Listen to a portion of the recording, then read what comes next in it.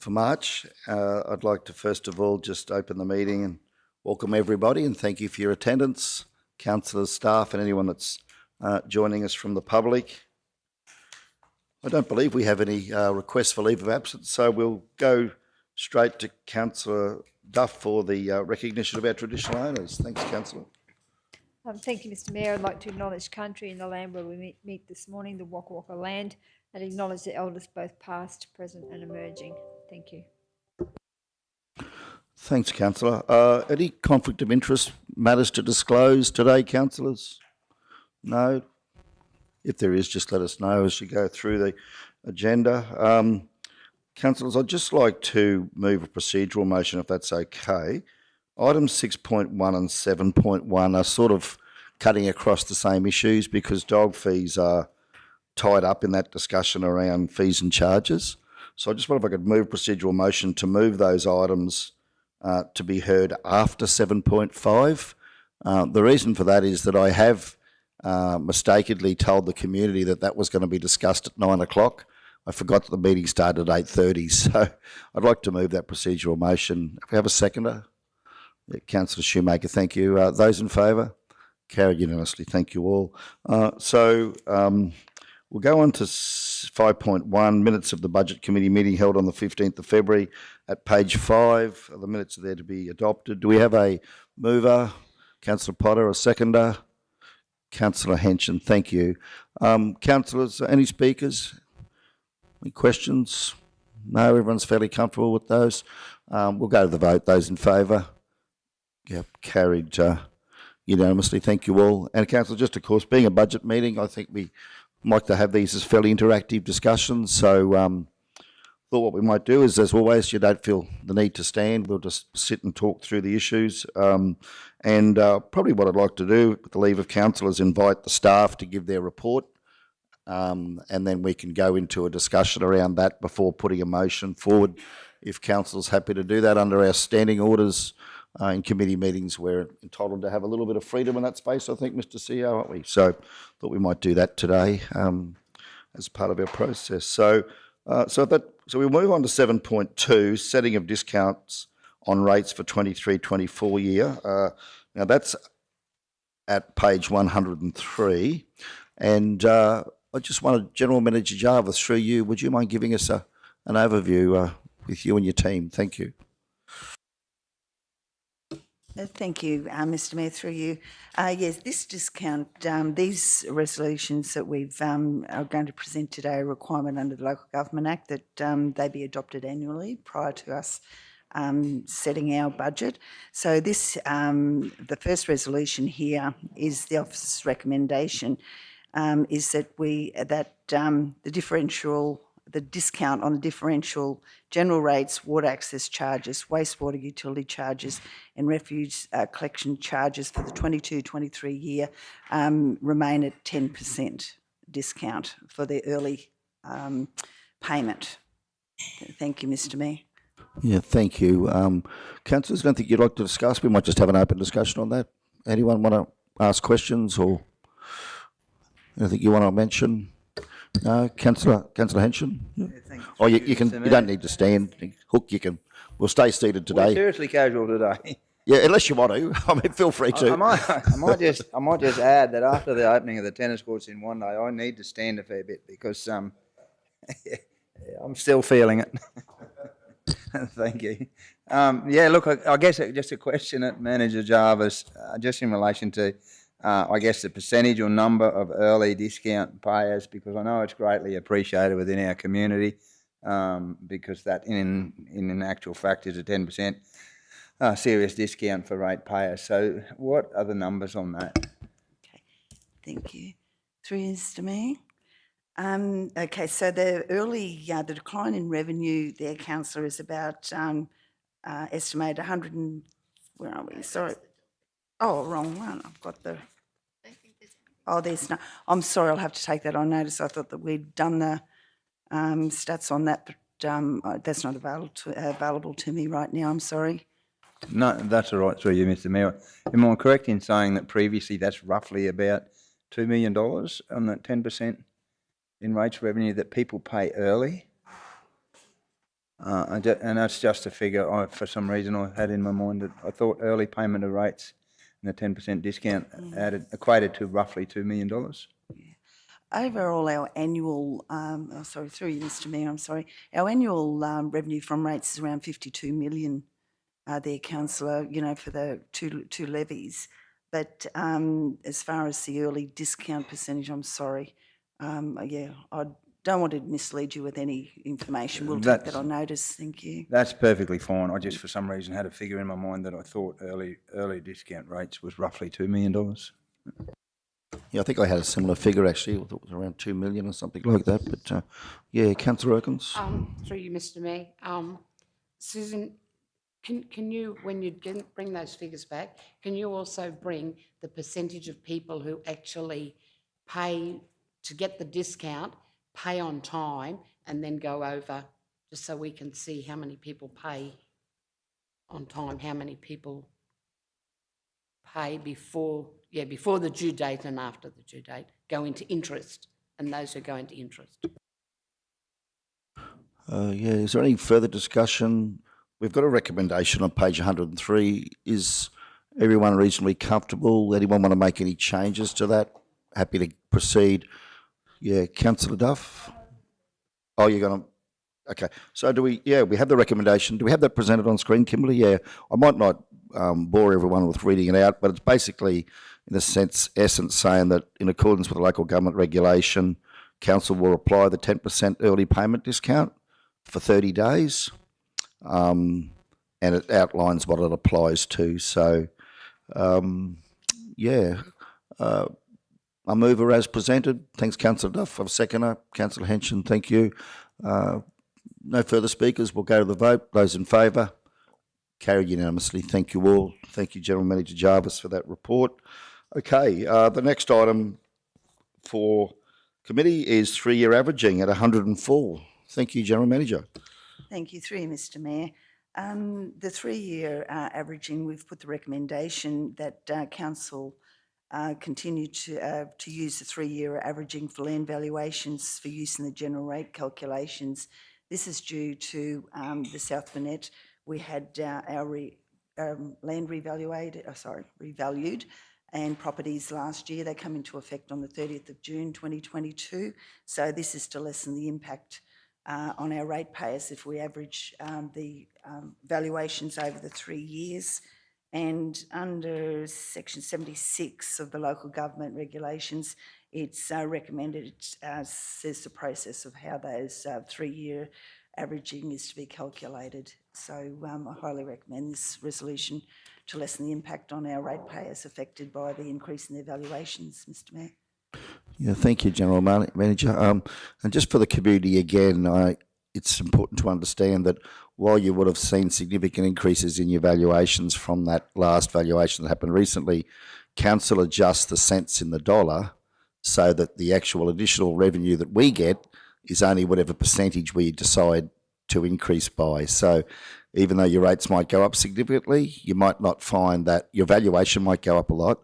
Doesn't necessarily mean your rates are going to go up a lot, because we use the 3-year averaging to smooth that, and we also adjust the rate in the dollar so that even though rates go up 50%, doesn't mean council asks you for an extra 50% or that we collect an extra 50%.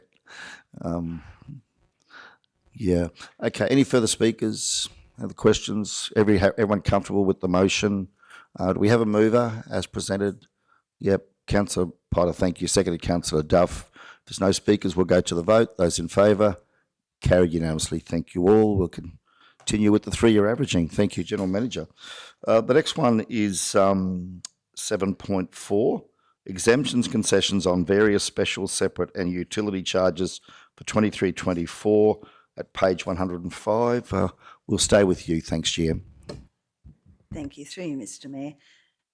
Yes, council very generously annually gives these exemptions to these various categories, concession categories under section 93 of the Local Government Act. The actual, it's to do with concessions for differential rates, general rates, separate rates, water access, sewage access and the waste bins. So it's listed there in a table, the categories that receive this concession from council. Council is required to adopt this again in line with your budget annually. And the loss of revenue through the generosity of council identifying these various community groups is $350,000 annually is what council gives back to the community or doesn't take from these groups. Yes, we might just go through the table and talk that through. Councillor Potter. Yeah, thank you, Mr. Mayor. Look, I think it's great that we do this, but I also think that we need to put this needs to be covered by media because this is not talked about. We always get slammed for not helping the community groups and things like that a lot of times. And I really think that we do this every single year, year in, year out, and we really need a proper media report to go out with this. And this is, as what Councillor Duff would say, this is a good news story and we need to get it out there. Yeah, thanks, Councillor Potter. I can see Mr. CEO making notes here, as he always does, to follow up on that. So we will make that a real focus point when we put out our media package on the budget after it's adopted. Mr. CEO, you're thinking that'll be the way to go? Yeah. Okay. Councillor Duff. Just wanting to know why we have no discount on water access for charitable organisations and community-owned halls, no discount for sewerage access, and the waste bin on those two groups. Does anyone have any background on that they wanted to share? Councillor Potter? Yeah, this was a discussion in council, I think even before CEO Mark came, I think it was Gary Wall that we sat through here and we went through all of these. If you remember that we decided that we were okay with the full rates and things like that, but we just felt that some of the groups should pay something, especially with regards to sewage and water access. And because, you know, there are certain community groups around that do raise funds, they do have an income stream, and I don't think it's fair in our community that that we don't charge some of those things. Thanks, Councillor Potter. Yeah. Anything further on that, Councillor Duff?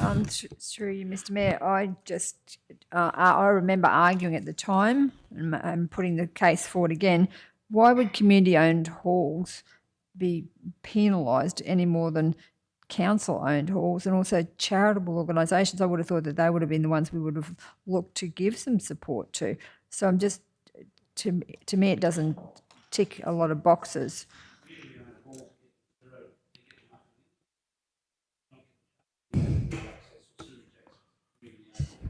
Oh, sorry. I just have to get you to use your mic there, Councillor Jones, but I think that's the discount, isn't it? I think that means they get 0%. We give no discount, reduction. 0%.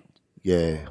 Yeah, and I think that's just... So charitable organisations and community-owned halls get zero discount. Discount. Along with race grounds, and I understand why we would have done that because they have they're making money, whereas I wouldn't have thought the community-owned halls or the charitable organisations were actually making significant money unless it was just through grants or... Yeah, sorry, Councillor. Just on that, Councillor, would you like to see a report come back on that, as that if we do give them a percentage, what that might cost, Council? Do you want to do some further digging into that and have another look at it, or what's the thought of the committee? Councillor Potter, what are your thoughts? I don't think there's that many community-owned halls, I think, within our within the South Burnett. I think the numbers would probably sit in almost single figures, I'm thinking, but maybe some thoughts around that as to what community-owned halls there are. I don't know whether General Manager O'May would actually have those numbers on hand. Yeah, through you, Mr. Mayor. Yeah, so you're probably looking at around, we do offer with the community owned halls. Remember, through our community grants program, we offer that hall insurance program, so where they can actually get up to $1,000 to support their insurance, which normally wouldn't be available through community grants for that type of purpose. So we do support them that way.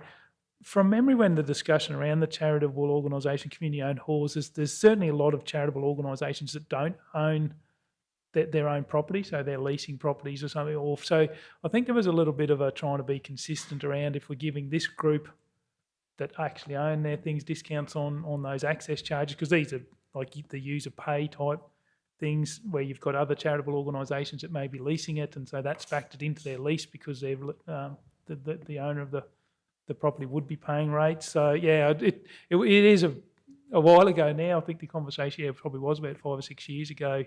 But yeah, I think there was discussion around those. You've got a number of other, say, halls or places that might have rooms for rent or that you might be competing against. So I think there was just with one eye on some equity across those community functions versus sort of private business thing. Just from memory from 5 or 6 years ago. Yeah, so if we've got those ones that are leased, they might be disadvantaged.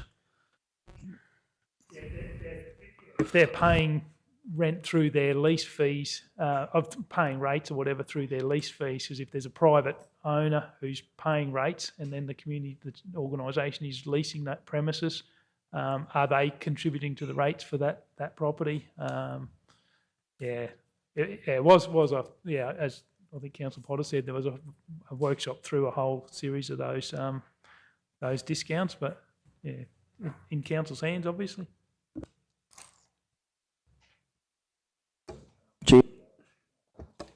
Thank you. Sorry, through you, Mr Mayor. I was just a bit remiss of me there not to draw council's attention there to the charitable organisations. That's been identified for several years there for 100% discount on the general rates and 100% on the separate rates.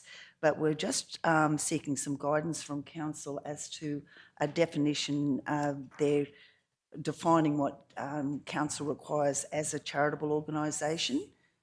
We've had several inquiries that, we really need some guidance from council in that category, please. Yeah, so that's tied up in this, isn't it? Yeah. Councillor Potty, why are you smiling at me? Have I got something on my face? Did I leave some breakfast on my forehead again? Yeah. Did you want to add anything to that? No, you're right. You're right. Okay. So just before we go to Councillor Erkins, Councillor Duff, is there anything you'd like to see us do in this space after what you've heard? It would be good to know the defined charitable organisations and also how many community-owned halls there are, if that's possible. Whether we could, Mr CEO, would we just bring that back to the next budget meeting, do you think? Or, yeah.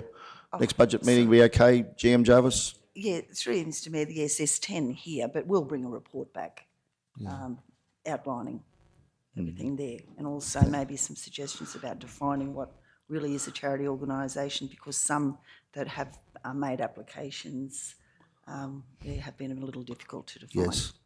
Councillor Potter, we'll go to you to get that off your chest before we go to Councillor Erkins. Thanks. Yes, so I think we should define that as basically a charitable organisation that helps that has a benefit to the South Bennett community, something along those lines. So it's really got to benefit members of our South Bennett people. So would that sort of align with our community grants criteria where it's got to benefit local? Okay, that's interesting. Yeah, Councillor Erkins. Thank you. Through you, Mr Mayor. Maybe some of these service clubs and some of the other organisations, when we said about them being money making, some of them are actually quite profitable. So I understand that some put back into their club, and that gives a benefit to those members.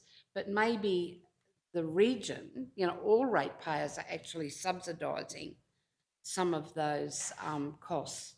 So, maybe we could, when you're looking at the charitable ones, maybe those that have put in for their rates, do we actually, because they got a discount last year, do they automatically get it this year, or do they have to apply again? Maybe if there's someone who's got, maybe they should be applying each year for their rate discount, because as I said, some are quite profitable organisations. I do understand they put it back in for their organisation, but some organisations are only small organisations but they put on things for other people, so they are quite profitable. They improve the facilities for their, as I said, their members, but not necessarily an improvement for people across. So just, I mean, I'm not against giving it, you know, by no means, but I do think maybe an application each time, so you could actually look at, you know, whether they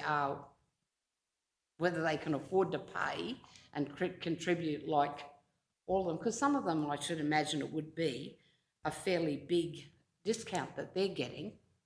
And, you know, I mean, we're trying to keep costs down across the board. Anyway, just a thought. Yeah, and I don't want to pick on the RSL, but just picking up your point there, Councillor. So an RSL club that runs, you know, a club and they got poker machines and rest meals and so forth, would they be picked up in that with the sewerage and water? Through you, Mr Mayor. Yes, they're identified there, Mr Mayor, where it says service and other clubs. Yep. So there's 100% general rates, So 100% separate. yeah, so those service clubs, we're not talking about the sub-branches now, we're talking about the service clubs that actually lease. So in Kingaroy and Murgon and Nango, we have RSL clubs that run on a commercial basis, don't they? I mean, they have meals and pokies and drinks that they sell, and then they have toilets and water, and we give them a 75% discount. I think it's an important issue to discuss. And not only that, Mr Mayor, the other thing is that they are actually competing with other commercial enterprises who are having to pay. So it's giving them an advantage over other commercial enterprises. So, as I said, I just don't know whether it's worth, I think it is worth just looking into. Yeah, it's something we probably haven't discussed before. I think Councillor Oaken's raised a really good point. General Manager Jarvis, if you don't mind sharing your thoughts, then we might go to Councillor Potter for your thoughts on this. Thank you, Mr Mayor. Through you, this, Councillor, this is the decision of council here. So we're just guided by the decision of council, and this is your opportunity to discuss these matters and instruct us how you want us to proceed. They're happy to go either way that council decides. And just in reference there, Councillor, about that annual re-registering of the charity groups, no,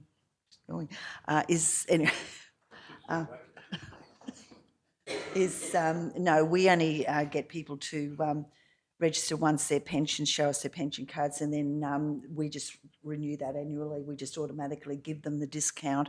But there is a provision there that says that if their pension card or the concession needs to be verified, that we have the capacity to ask for the verification, but we don't do it annually.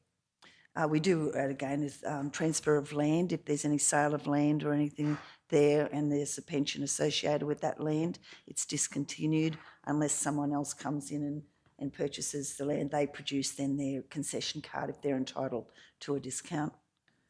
Thanks, GM. Councillor Potter, service clubs. I'm actually thinking, Mr Mayor, that if we could get a list of all the different groups and organisations that sit under each of these, I know, and I'm very sorry, it probably would be a report back to us, but I would really like to see a list. And I think, as Councillor Erkin said, you know, maybe it's something, you know, we did it 5 years ago, 6 years ago, that it's probably time we went through that list again, as, you know, Councillor Duff mentioned, but maybe it's time we sat here and actually went through it ourselves and did a bit of a meeting on it.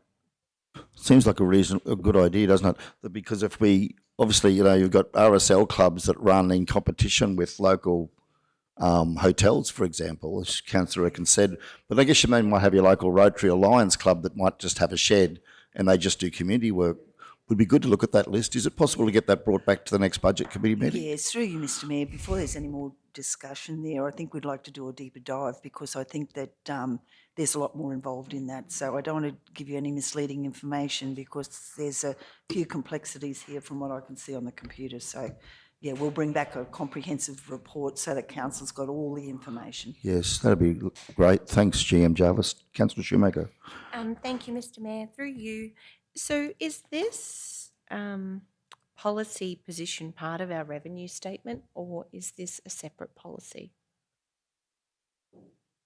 Yes, it is part of our revenue statement, Councillor. Thank you. And further to that, in that revenue statement, do we include a definition of what we consider as charitable organisation?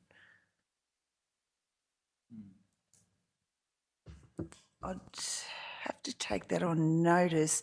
No, I'll take it on notice. I'm trying to think on my feet there, but the revenue statement outlines all of our rates and charges, the reason why we're giving discounts and categories there, but I'm just wondering if the definition is in there as well, councillor. I'd have to take that on notice. Sorry. Yeah, thank you. If that could come back. I'm a bit like you. I haven't got the revenue statement in front of me. I remember reading over this and just would like to clarify. I think if it's a policy position, and certainly agree, we've had some charitable organisations who run head offices in Brisbane who I don't think should be accepting these discounts.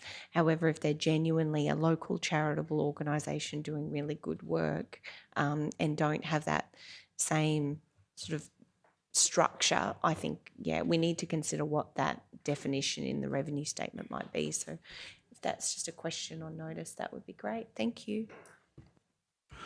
Okay. Yeah. Oh, Councillor Henson, thank you. Mr Mayor. And I guess that will be great to see that list come back, but the question I ask, and it's not defined there, is church groups. What about church groups? But do they come under that? And that's why I say that it'd be good to see this list come back, because there would be quite a number of them. So if we could get a list of the charitable organisations, the community-owned halls and the service clubs, a bit of a report around that, come back to the next budget committee meeting, that'd be great. Yeah, thanks, GM. The other one I just wanted to raise was, so with our sporting clubs, we give them 75%, and I've got no problem with that, but we give showgrounds 50%. Is there any background, or what are council's thoughts on that? Do we want to make those consistent, or is there a reason we would give showgrounds less than sporting clubs? Any thoughts on that? Councillor Potter? I keep going to you because I know you've had a lot of history in this space. Yeah, Thank no, you. that's all right. I think showgrounds they do have a lot of, and a lot of them are getting more and more toilets and facilities on their properties. And showgrounds seem to lately have a big income stream coming in. Mm-hmm. Yeah, because they're using as caravan parks and things like that with that income stream. So I think that to me, I think that's fair, because the sporting groups don't have that income stream, except, every 12 months people pay their fees basically. So I think that was some of the reasoning behind that, if I remember rightly, Councillor Duff. That was the reason, but the likes of the Proston show, they don't have the income from the caravan park, so it's not consistent. But I think that was the reason.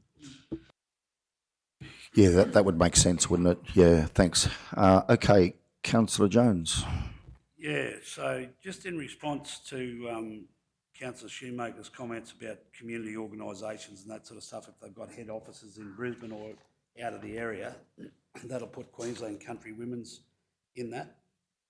Most of their stuff and organisations like that, we have groups right across the South Burnett, but their head office and everything else has got to go back to Brisbane. They're run by an office in Brisbane, so you just need to be careful of that. Showgrounds, that conversation was had around the fact that, and things have changed since we last looked at this, because they have got income streams and all that sort of stuff, and most of them Nanango is privately owned, and I don't know of any others. Some of them I think are council-owned facilities, and we give them that discount because they're maintaining and improving our facilities on a showgrounds to provide a service. You talk about the race clubs, they don't get any, but there's sporting organisations and everything else, they're struggling as well. And like Wandai, for instance, has how many races a year? They don't have a big income stream, but they're expected to pay full access and all that sort of stuff. Wandai has, Nanango has about 6 or 7 race meetings a year. They provide a service to the community as far as entertainment and all that sort of stuff. So it all ties in, and your charitable organisations, if I remember correctly, were including churches and all that sort of stuff. And when people are sitting in here saying, oh yeah, it'll be great to bring a list back, let me tell you, when you bring the list back, it won't be fun, I'm telling you, because we will argue and fight and squabble because I've been through this personally with Councillor Potter and Councillor Duff because we've all got different views on how it needs to be done. I'm not saying, but don't expect it to be something easy to walk through because there is a lot of things there that are contradictory to what we may think are charitable organisations and all that sort of stuff. And who makes the call on whether it is a proper charity organisation? Because if I'm running one and I write in the same as what is a renowned charitable organisation, who makes that call? Is it us in here? And how do you determine whether they do help one person in the community or not, or if there's a benefit? So it is a murky area that you're going into here and how you separate things. And at the time, that was our best breakup of what we thought was fair. You know, not 100%, but it was best at the time of what we thought because, you know, your race grounds, your sporting groups and associations get 75%. Like that includes your footy clubs and all that sort of stuff that run a bar and a canteen and all that sort of stuff, and they provide a service to the junior sports, which, in my view, drove my decision on giving them looking after the juniors, in particular the kids. And that's a lot to do with that conversation was we were trying to look after the elderly and the youth in most categories. But you can put sporting groups, race grounds, all that sort of stuff in sort of combined groups that they all tick a lot of boxes for the same thing, and yet one gets nothing and the other one gets 75%. So it is a murky area to discuss. Thank you, Councillor. Just now, Councillor Jones has just brought the issue of race grounds there. Just conflict of interest, Mr. CEO. I'm a member of the Nanango Race Club and have a horse that's trained over there. Do I need to leave the room if Council deals with this? Or sorry, now I just hadn't put much attention on race grounds, to be honest. But now that Councillor Jones has mentioned it, is that a problem?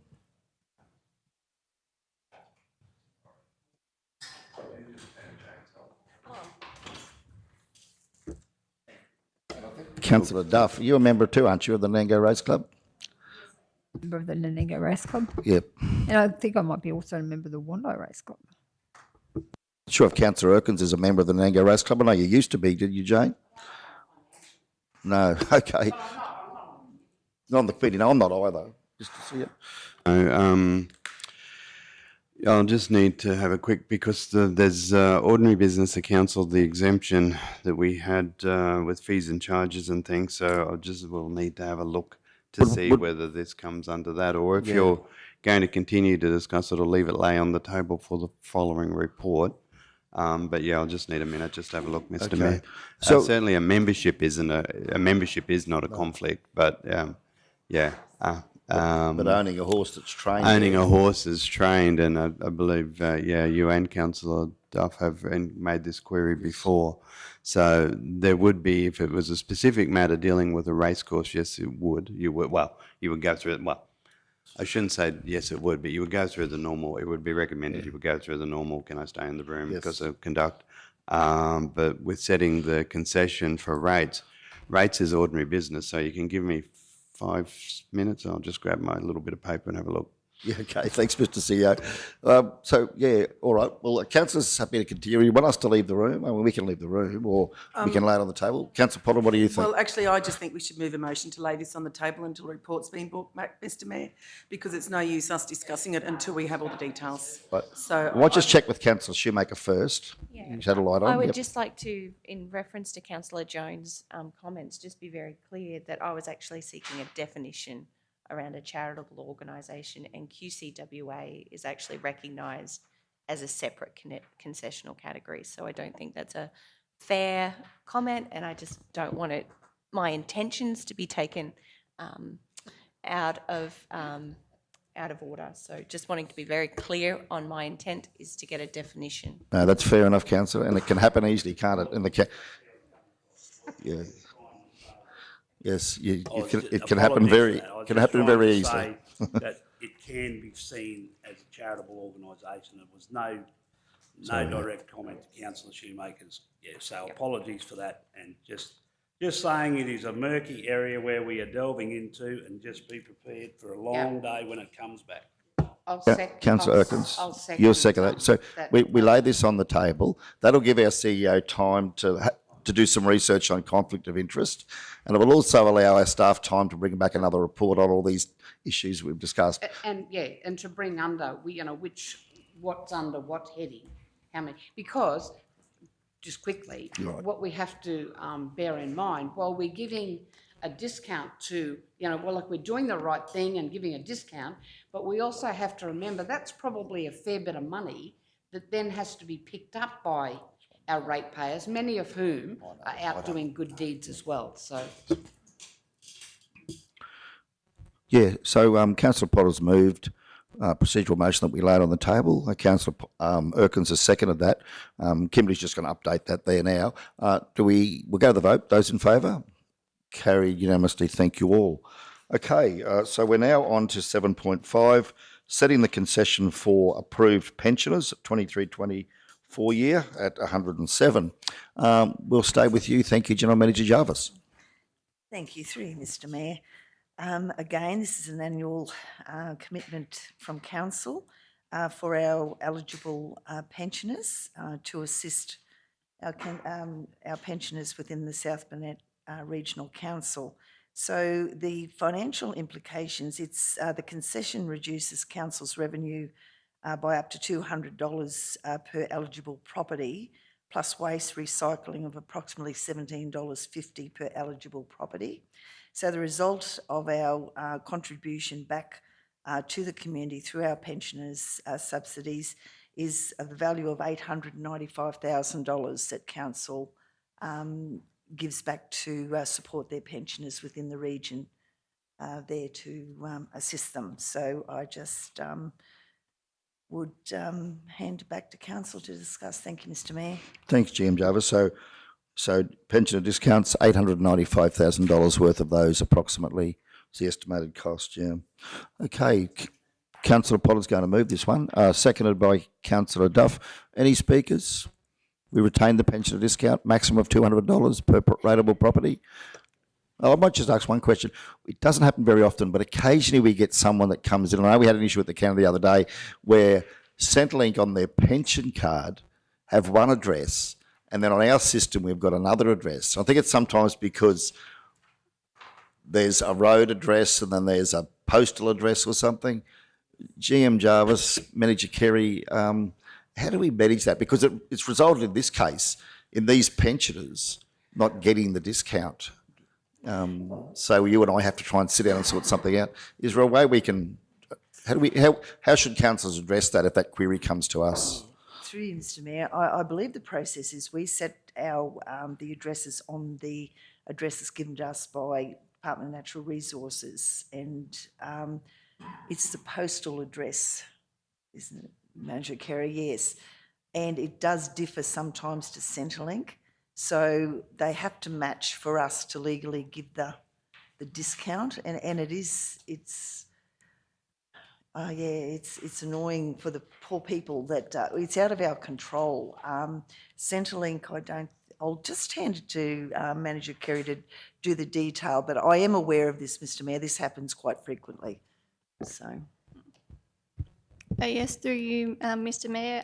What General Manager Jarvis has said is correct, is that for one of the criteria to be able to meet for this concession with the state and with us is that the address on the pension card must match the address of the property that they own. We have talked about, in the instance of the resident the other day, both addresses actually are the same property. So how we get around that is is for a discussion to have, because essentially in that instance, the service address or the address of the property and the address for the PO box where Australia Post will send to is just they're on a bit of a corner block. So they'll do it to one side where but the highway is actually property address. So whether we just have to try and work out how we get around that, whether because we can prove it's the same property, that can get around that. But yeah, that's for further discussion. Yeah, so just on that, we've got the local government regulation over here that says one thing for the state government, and then we've got the federal government over here that has another rule with Centrelink. I know these poor people go over to Centrelink, with all due respect to the hardworking staff in there. There's a massive queue over there, and they queue up, and then they get told, sorry, that's our system, you can't change your address on your card. So then these people just lose their discount. Is there any way, I wonder whether Mr. CEO Council can, and this is just grasping at straws, that we can provide a delegation to yourself to make an assessment on a case where you can be satisfied that it is the same address to grant approval? Is that something we could look into? The CEO can make that call under delegation, where he can be satisfied that it is the right property, that there's nothing untoward involved? Well, through you, Mr Mayor, we'll take that on notice to investigate it further. Like I said, it happens more frequently than not, and as you're very correct that it's a state government, it's a Centrelink rule, and it's also a local government rule. So we'd like to investigate that further to see if we can come up with some solution that's going to everyone will be satisfied with. But they obviously have their standards or guidelines to meet, and we have ours. So yeah, that would be a further discussion, I think, with Centrelink. Yeah, that'd be great. Thank you. Yeah, whether we can bring a report back on that, if that's possible. And I would be interested to see whether we could try and delegate that to the CEO. So if he looks at a map and says, oh, look, it is the same property, he can sign off on applying the concession, if that's possible under the regulations. Because I know going back to Centrelink and getting it changed can be like pulling teeth for some of these retired pensioners. That'd be great. Yeah, thank you. And I know I'm just in finishing. I know it affects our counter staff too, the men and women at the front counter. They're trying. They don't know what to do. They're caught between a rock and a hard place as well. So that'd be great. Thank you, Councillor Erkins. Because bearing in mind that some places do not have a mail delivery, so they have to have another address down. I mean, anyway, yeah. Yeah, look forward to that coming back for future discussion, perhaps at a future meeting. Okay, anything further to discuss on the pensioner discount? No? Happy to go to the vote? Those in favour? Okay, carried unanimously. Thank you all. Thanks, Mr. CEO. Just thanks, Mr. Mayor. Just to clarify, so I knew I had it. 150 EF, and it's just for interest for all councillors, because the query came up with the setting of fees the other day. Personal interest in ordinary business matters of a local government. The chapter does not apply in relation to a conflict of interest if the matter is, and this is the relevant one, is solely or relates solely to the making or levying of rates and charges or fixing a cost recovery fee. So the levying of rates and charges is not considered under the Act a conflict of interest. It's ordinary business. Ordinary business, so we'd be able to stay in the meeting. Thank you, Mr. CEO, for clarifying. I knew you'd have the answer there somewhere in your kit bag. Thank you. Okay, so we've passed that through. So I think we're now up to 6.1, dog registration fees, which I thought we might look at in conjunction with 7.1, council, because dog fees is a big part of the fees and charges schedule at 22. So if we can maybe get 19 and 22 out together. And I thought we might just have an open discussion on that around the table, get your thoughts on that. Look, I have put forward that notice of motion there with a table. Just a bit of background on that. That's really just, I think, to spark and prompt the debate. This is to put something forward as a suggestion. Really keen to hear from other councillors as to what your thoughts are around this. Do want to acknowledge the work that the RSPCA does in supporting council with managing animals in our region. And probably some feedback I've got from the community is that in this proposal, I've gone a bit hard on the impounding fees. So I think there was a bit of a thought that if you make those impounding fees and the fee to get your dog released, the fee to get it released, if you double that, we might end up with more dogs that actually don't get released as such, and then the RSPCA end up with a bigger problem with, does that make sense? So that's probably, we might need to just have a look at that. I might have gone a little bit over the top with that one. So keen to have a look at that, Council, and just keen to get your thoughts on this.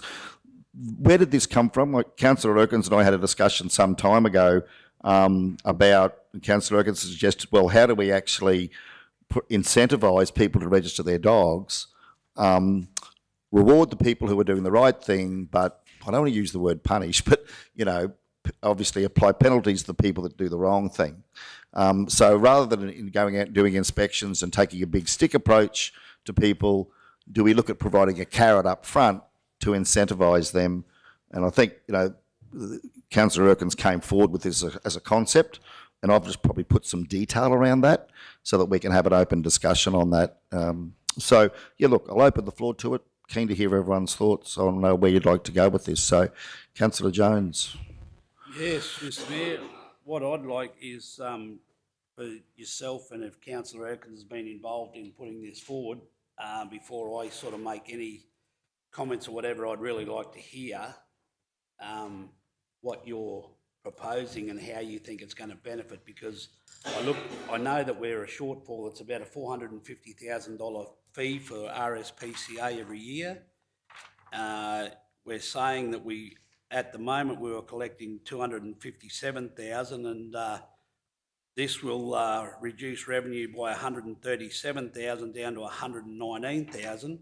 If you and Councillor Erkins can convince me that you're going to find that shortfall somewhere across the region and through the budget preparations that aren't going to be detrimental to all ratepayers, I'm more than happy to support your proposal. But at the moment, I'll say you've got a job to convince me how we're going to get that shortfall, and some of these fees that you're proposing here. In particular, I always thought that for farms, I didn't think that farmers had to pay registration. So that might be my poor performance as a councillor, that I was unaware that farmers were charged registration fees. So, yeah, I might respond to that. And thanks for bringing it up. So Councillor Jones has shared some figures there, and they're absolutely right in terms of the reduction in the income. It will cost a loss of income. I think it's shown on page 21 of 137,000. So that's spot on. It's a fair question. It's a fair challenge. But can I just say too, Councillor Erkins put this forward as a notion a few months back that, should we consider reducing the dog fees to incentivise more people to register their dogs? All these figures that are here on this report came from me. So Councillor Erkins didn't come up with these numbers. I came up with these.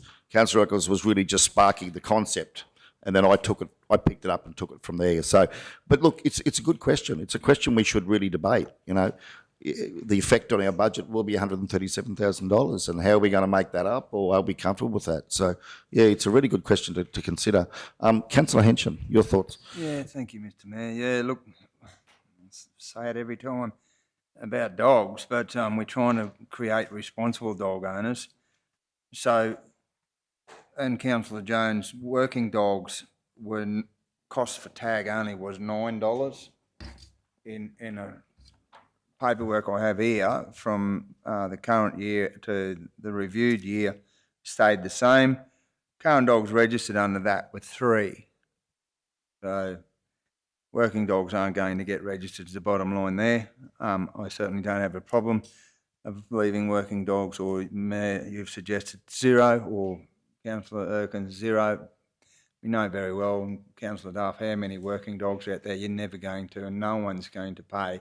I only had a conversation with a gentleman last night who has a huge amount of working dogs, and said that if working dog fees were to be charged, he said you can come back and find, you won't find, he had some 20 working dogs that he contract muster, and he said you can come back and you won't find a dog here because I'll shoot the lot of them. And that's the last thing we want to see happen. There's been some good questions asked about defined and non-defined areas in our rural residential areas, and that seems to be fairly complicated. And Councillor Jones is right. A RSPCA facility that's $450,000 odd to run, trying to look after, animals, not just dogs, of course, but animals. And we will get the conversation around cats. Nobody wants to register a cat now. We control cats. They seem to roam fairly freely, but yeah. And again, when this was implemented, there were 17 categories in this animal class. 7 went up, 2 went down, and 8 never changed. Yeah, there's some work to do in this space, but again, if there's $130,000+ shortfall, how do we manage that? The last thing I want to see is an increase in the RSPCA with dump dogs, so to speak, and we know that will happen, and we know then the cost of that. If people don't want animals or don't want to pay for them, but you know my stance on it. If you love your dogs enough, you'll look after them properly, and if you can't afford to look after them, well, you shouldn't have them. So that comes with some debate, though. Yeah, thanks, Councillor Hanson. I apologise, Councillor Jones, just to answer your question, I'm sure General Manager O'May will correct me quickly if I'm wrong here, but I think in the current year, the farm dogs, the working dogs on the farms, it's $10, unless it's in an entire dog, I think there, which is 28, or non-defined area entire dogs is 28. Did you want to clarify? So the proposal was to take those $10, $28 fees out and make it that all farm dogs, there'd be no charge for working dogs on farms. But yeah, I just better check that because I might have that wrong. GMO, mate, what's our current charges for farm working dogs? Yeah, it is $10 currently. The $9 was the previous year, I think, and when we were discussing it. So it's currently $10 per working dog. The proposal here was to take that to $0. So I guess that's another issue we can consider. But yeah, Councillor Erkins. Thank you. Through you, Mr. Mayor. So one of my main concerns when we changed this was the fact of making it even across the town and across acreage. And I think that those on small acreage, and I'm not talking the ones that border the town, so maybe I'm thinking there could be a division as in how far away you are from residential properties, but it was more people who are out of town, a long way out of town. I felt the cost of policing that costs more than the fee that you're getting in. And a lot of those people, I know, they're just not going, if it's too expensive for them, they just won't register their dogs. So I think that was where I was really coming from. But one of the things on whether you have a dog and whether you can afford to have it, just for everyone's information, if you didn't see it, there was a post up on Facebook where a gentleman was asking if anyone knew of a vet who would allow him to pay off the fact that he had to have his old dog put down. You know, this was a man who obviously loved his animal and he could not afford to go and pay to have it put down. So, you know, people are struggling, and that was such a sad thing. There are so many people, made me really proud to be a member of my community, that people came forward to offer to help him, and someone, in fact, went to the vet and paid for it. But, you know, I just don't think that we can say if someone doesn't register their dog. There are people I know who are hiding their dog so that you can't see it, and because they can't afford it. And there's lots and lots of studies that tell you how important owning an animal, especially for people who have mental illness, people who are elderly, you know, it's very, very important to their well-being. And I know that it's a income. I know it's to police it and to maintain the register. I know it's important to have them registered, but I would rather see, rather than us going out and policing it, make the registration at such a fee that people will come in and do it. I mean, it's good that we have a pension, a discount, but there's some people, they're not on a pension, they're on a very low wage and they can't afford it. But that was a pretty, you know, it was a very, very sad thing to see. And he would not be the only one in that position. So that's, I mean, I think it's a very, you know, to some, if you're not a dog lover and you don't have animals, you think dog registration, bloody dog next door's barking, should be registered, should be got rid of. But they are a very, very important part of people's lives. And I just hate to think we've got people out there who cannot afford to register their dog or even to pay for to have the dog put to sleep. You know, it's terrible. Yeah, thanks, Councillor Erkins. Yeah, and can I just say, for the community's benefit, I don't think, to my knowledge, there's a councillor in the room here that doesn't have a dog. I think we all have dogs, so please don't think that we're not dog lovers, because I think, well, I know Councillor Jones has got dogs, but I'm pretty sure we've all got dogs. So please, we all understand the importance of our dogs. But yeah, okay, Councillor Duff. So, I agree with what Councillor Erkins is saying, but it's also more as well, it's about the desexing of the dogs, because a lot of those older pensioners have got dogs that are, sorry, a lot of the pensioners have got older dogs that are non-desexed, are struggling to pay that non-desexed fee because of they can't afford to actually have their dog desexed, because I think it's $300 or $400 to have that happen. So that's an issue as well. But the question I wanted to ask was, that RSPCA, what's our lifespan of that contract, and if there's something we can do about changing that, because that $450,000 is a massive impost on our, the cost of our budget, and just how long is that going for, and is there an option to negotiate that? Yeah, through you, Mr. Mayor, I'd just probably seek some advice probably from yourself or the CEO, is if we're starting to talk into commercial contracts where this meeting should be closed. I'm just not comfortable talking about contracts with external parties in open meeting. Is it possible just to find out, sorry, through you, Mr. Mayor, just the length of time that contract goes for? Yeah, thanks, Mayor. The information can be provided through councillors through our normal request process, but I actually was, it was funny, we were thinking the same thing. I was just starting to make a note of RSPCA, and it is a commercial and contract tender, and I would be a little bit more uncomfortable into going anywhere more in that space, Mayor. It's an arrangement between council and a vendor, and it's been a very good arrangement over a period of time, and I just think unless council's willing to close the meeting, I don't think it's a public discussion. Thanks, Mayor. Yeah, thanks, Mr. CEO. The local government regulation makes it very clear that anything of a commercial nature should go into a closed meeting. So I think our CEO's definitely got us on the right track there. Yeah, so Councillor Duff, you could certainly put a request in, or you could have this discussed at another closed meeting if you wanted to, or we could close out and discuss it. How would you like to go with that? Yeah, I'd also like Take it on notice? take it on notice, and also like to know the cost of the dog inspection program. Like, I know we're going out inspecting who has and who hasn't got their dogs registered. What's that costing our council? So that's another one I'd like to be put on notice as well. Okay, so that's been noted. We'll go to Councillor Potter, then back to Councillor Erkins. Yeah, thank you. Reading through this, there are a few things sort of I'd like to change in this, but on the whole, I actually do like the proposal from the notice of motion put forward, Mr. Mayor.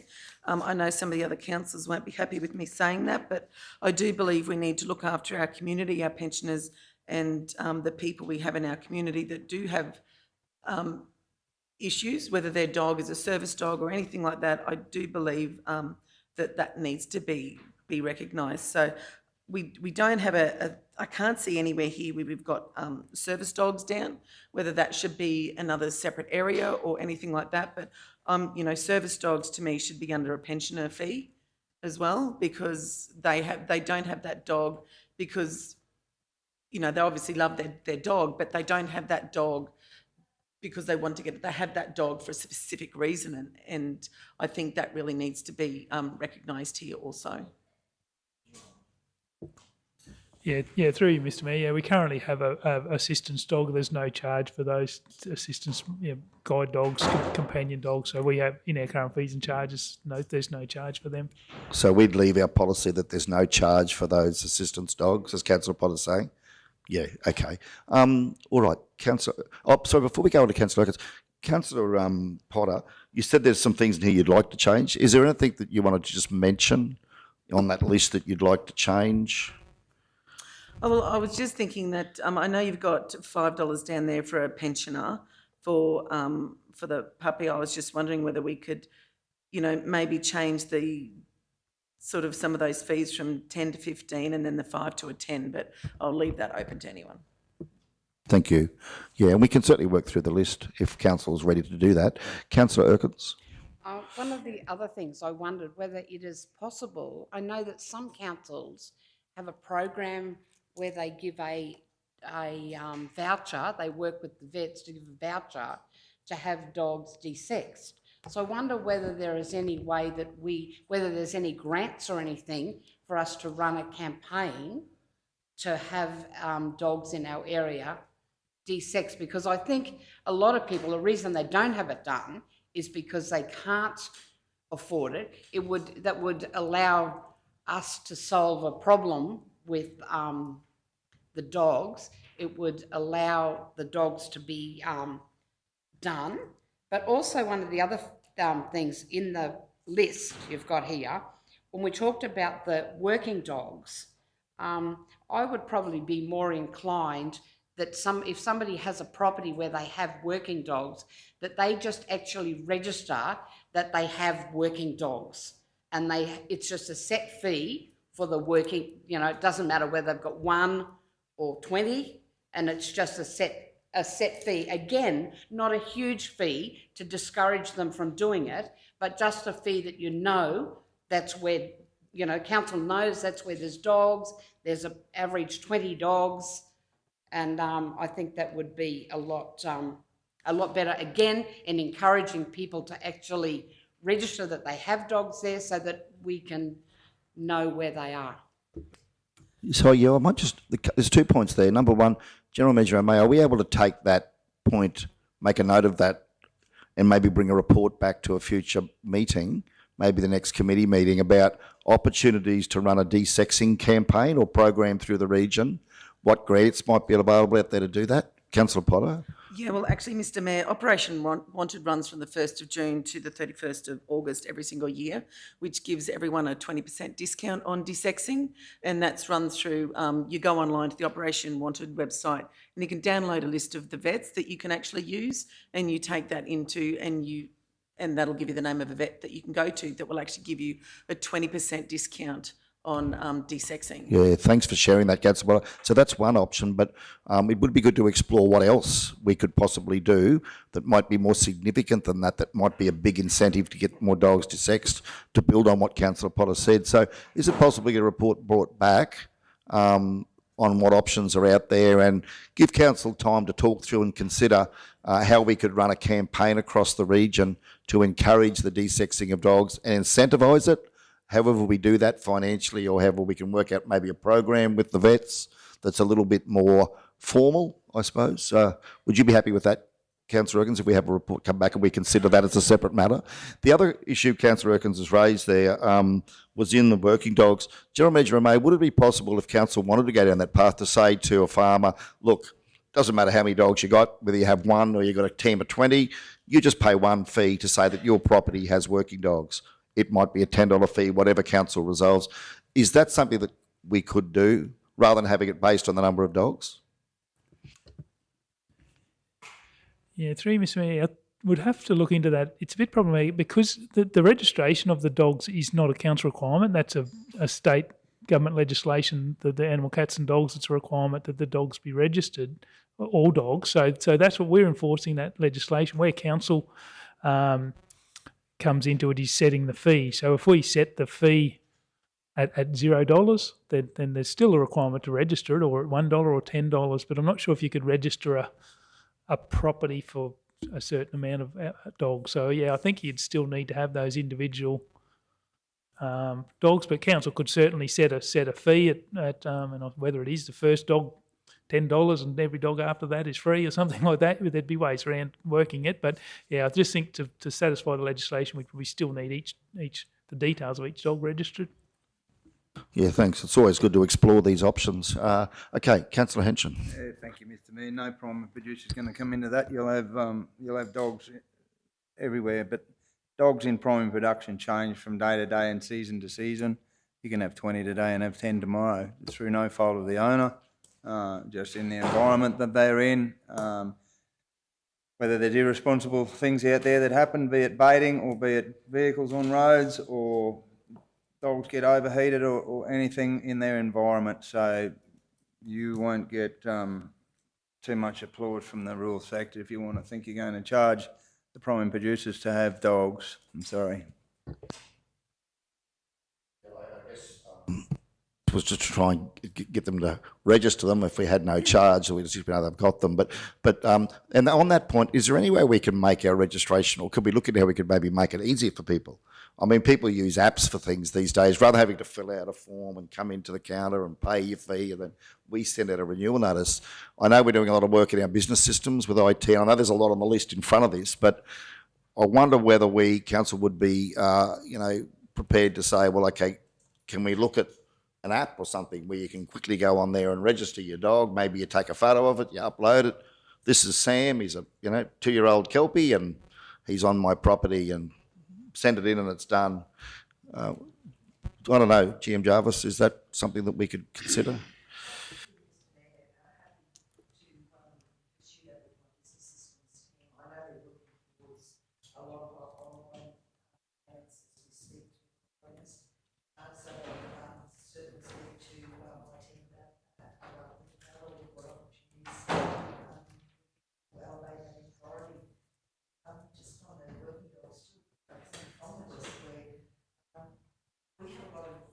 Drovers coming through our region, and also a lot of the working dogs were contractors, and they're valuable, very, very valuable to the owners.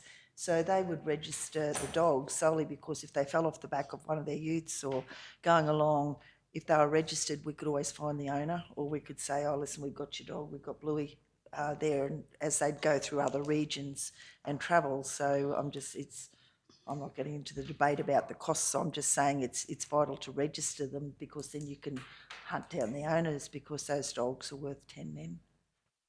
Yeah, so the easier we can make it for the farmers to do that, then the better it would be, isn't it, for everybody concerned? The only other thing, just before we go back to Councillor Erkins, is just full disclosure here at the bottom of page 19. In that motion, there is also, and again, this is all up for, this is only a draft, declared restricted dogs from 200 up to 300, declared menacing dogs from 200 to 300, and declared dangerous dogs from 200 to 400. So just wanted to bring that to everyone's attention. That's a significant increase.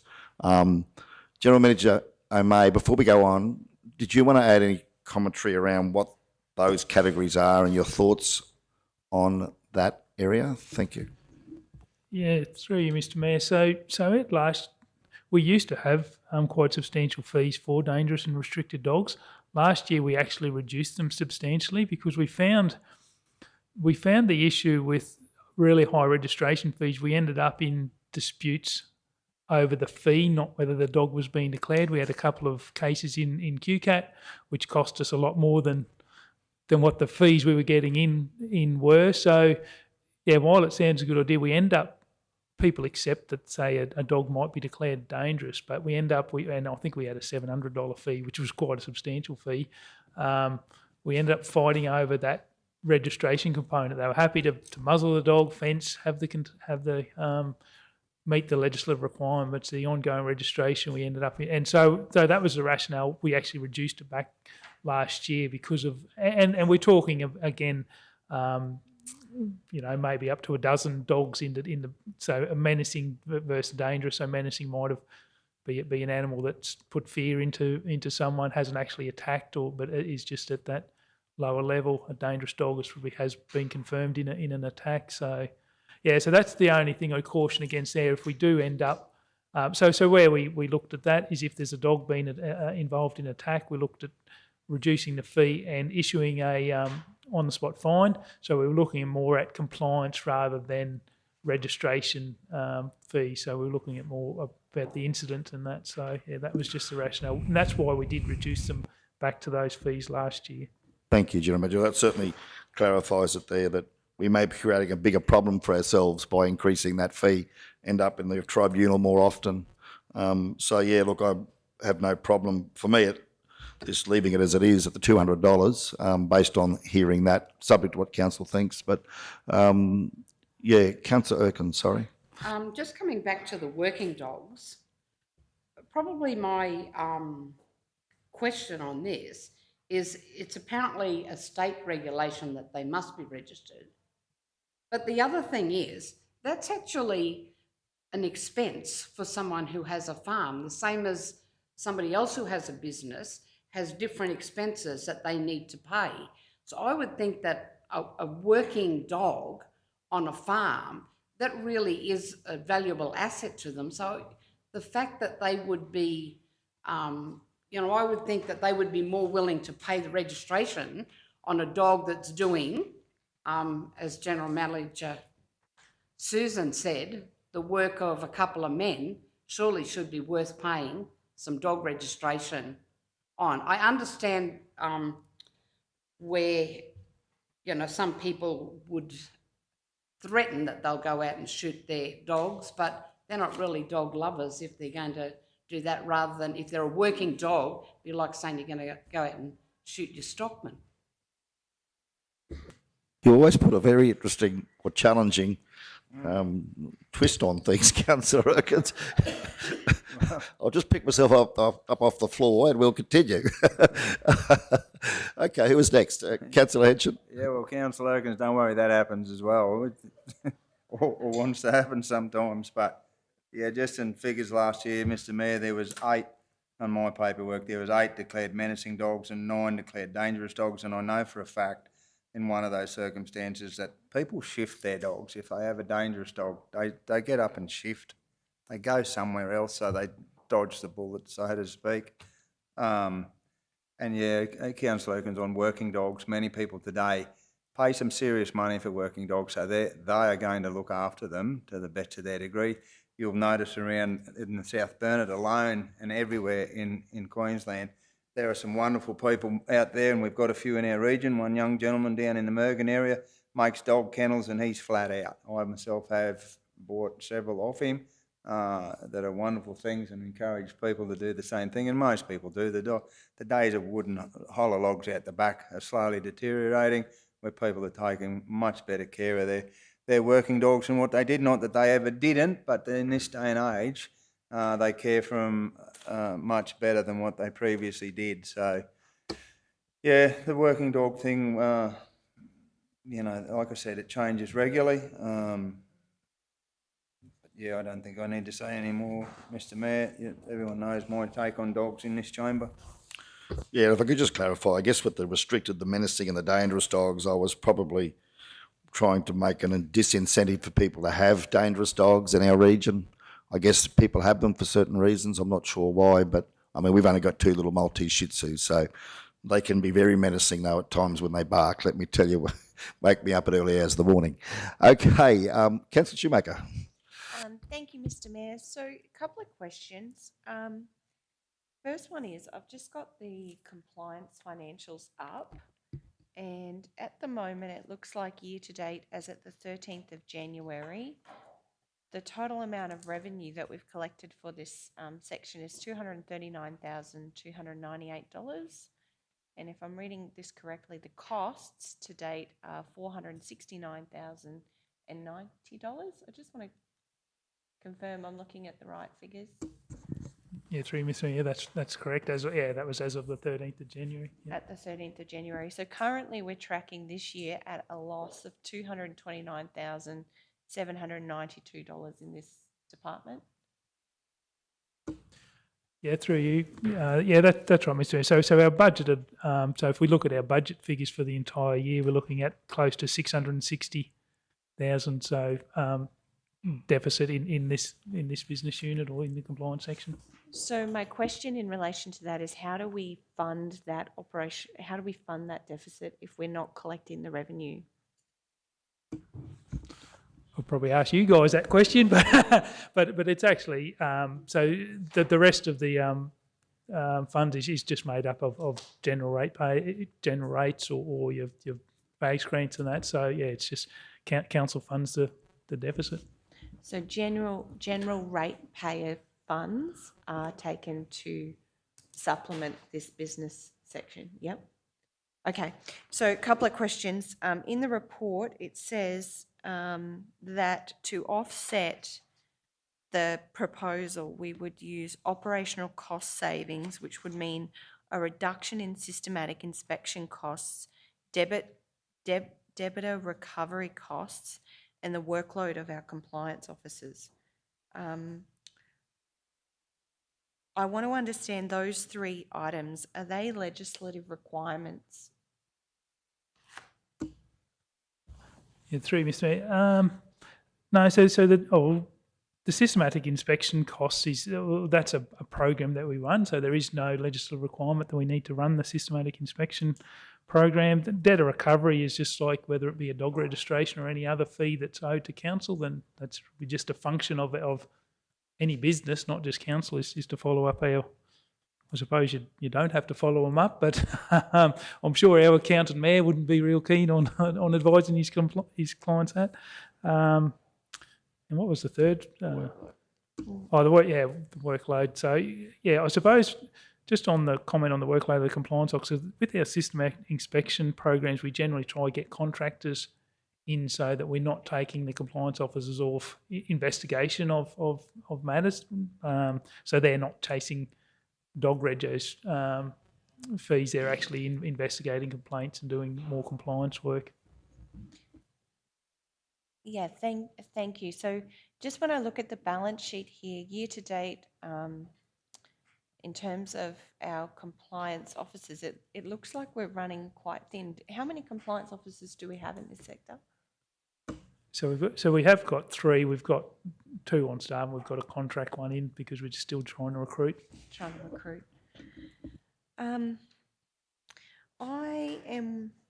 got to think about this. I don't think we can I'm nervous about making this decision in isolation of our budget.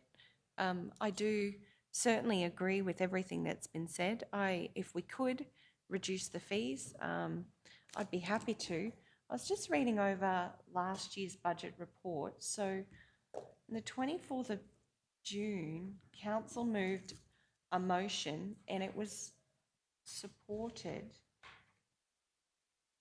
unanimously that council adopt the option 3 fees and charges schedule for dog registration with a 2-year phase-in period on non-defined and entire dogs, such that in year 1 the fee be set at $79.50 and year 2 the fee be set at $131, and that a targeted campaign be undertaken to promote desexing of dogs across the region in July 2022. I know we had some issues with the communication piece of this. I guess I'm thinking we had budgeted based on these figures, whether you agree with them or not. And to be honest, I certainly think we should always review every fee and charge. I'm not comfortable in making any decision like this unless I can actually see, unless we've been over the actual operational budget for this department and so that we can better understand in this financial implications of the report here, there's actually no actual final. It's saying that we're going to lose $137 worth of, reducing revenue from approximately $57,000 to $119,000. But there's no figures here in terms of what those operational cost savings are to offset that. And when we're already running in a deficit, and with what I understand about what percentage of rate increase we need to cover some of this cost, I'm a bit nervous about making this decision in isolation of our budget. Yes, Councillor Erkins. I would be also interested if we reduce the cost of dog registration for those, as I said earlier, a certain distance from town, if we make it affordable for those people to do, I would think that we would be able to save on our compliance officers from going out there and checking it. At the moment, it's worth it probably to go out there because those people's dogs are probably not registered. And I'd also be interested to know, since we put the price up, how many dogs weren't registered. And as I said, I would think if we made, I would be more inclined to push for more affordable registration and less compliance, hoping that the incentive of making it affordable to have their dogs registered would counteract the cost of compliancing. And also, if they're not registered then, and they are picked up by the council, then a higher fee. And that, you know, as you said, a penalty fee if you don't register, and bearing in mind that a percentage of those they'll just leave there. Councillor Schumacher. I just want to confirm, in terms of fees and what we've collected for impounding and for compliance, so in terms of people who have been issued a fine, can we confirm, if I'm reading here, the year-to-date actuals for impounding fees, council's been paid $10,672.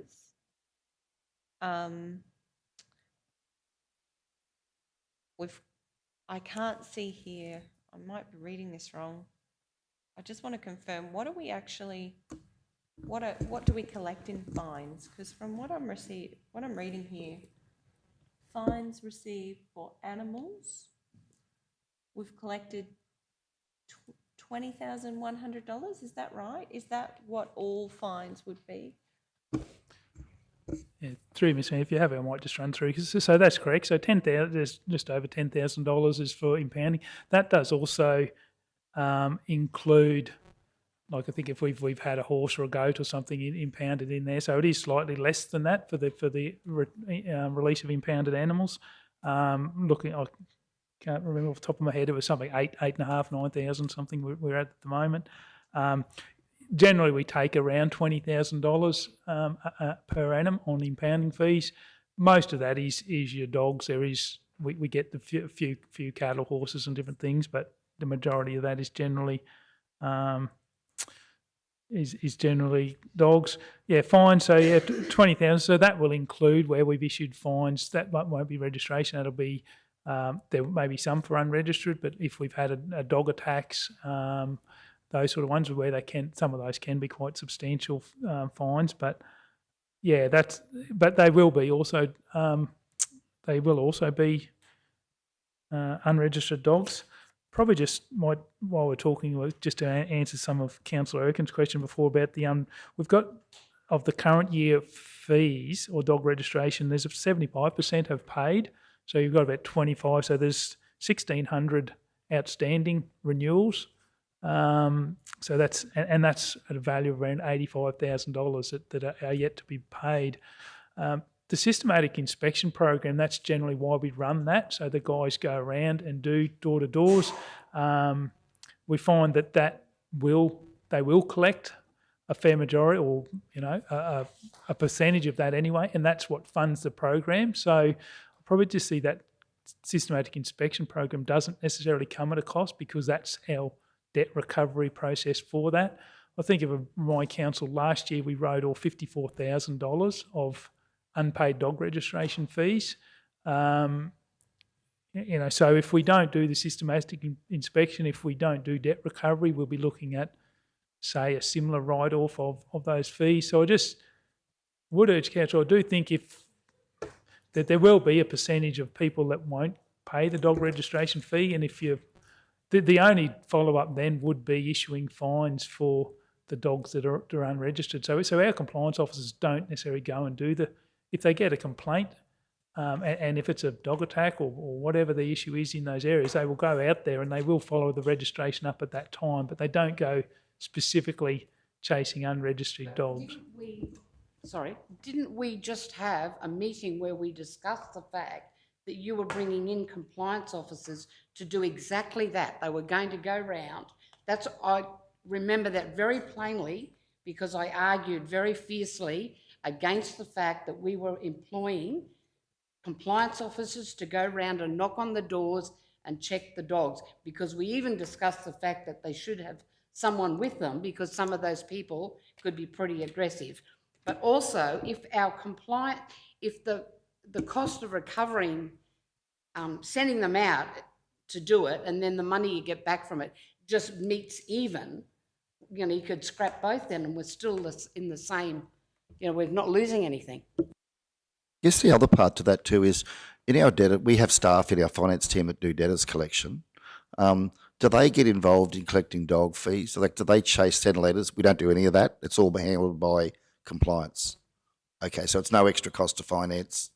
That's fine. Thank you. Yeah. So yeah, any response to that, GMMA, in terms of the inspection program, how you're managing the unregistered dogs? Oh, you know, Councillor Atkins is correct. That's what we did talk about, bringing the compliance officers in to do that inspection program, and yeah, that would be, and yeah, that's how it is funded. Is generally those additional fees you do get. We do issue a lot more fines when we do that, because you do have the people that they are reminded they have got registration. They're given a period of time to update that, and then they may be issued an on-the-spot fine for not registering. So, yeah, totally agree. But it's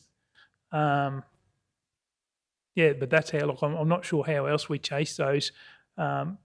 If we don't have the inspection officers go out there, would it be our intention to issue like 1,600 on-the-spot fines to people who are on the system that haven't paid? And a lot of those are legitimately, they have, the dogs have moved or whatever. So without going out and checking, it's difficult to just say, well, you haven't renewed your dog registration, here's a fine. So that's why we run the inspection program rather than, so yeah. Yeah, but some of that 1,600, some of those $1,600 dogs, the reason they wouldn't be paying it, again, coming back to they're probably not paying it because that's a cost that they haven't budgeted into. I mean, that's, you know, probably why. That's my whole point, is if it's more affordable, hopefully the point is that we have the dogs registered. It's not we don't want it to be income producing.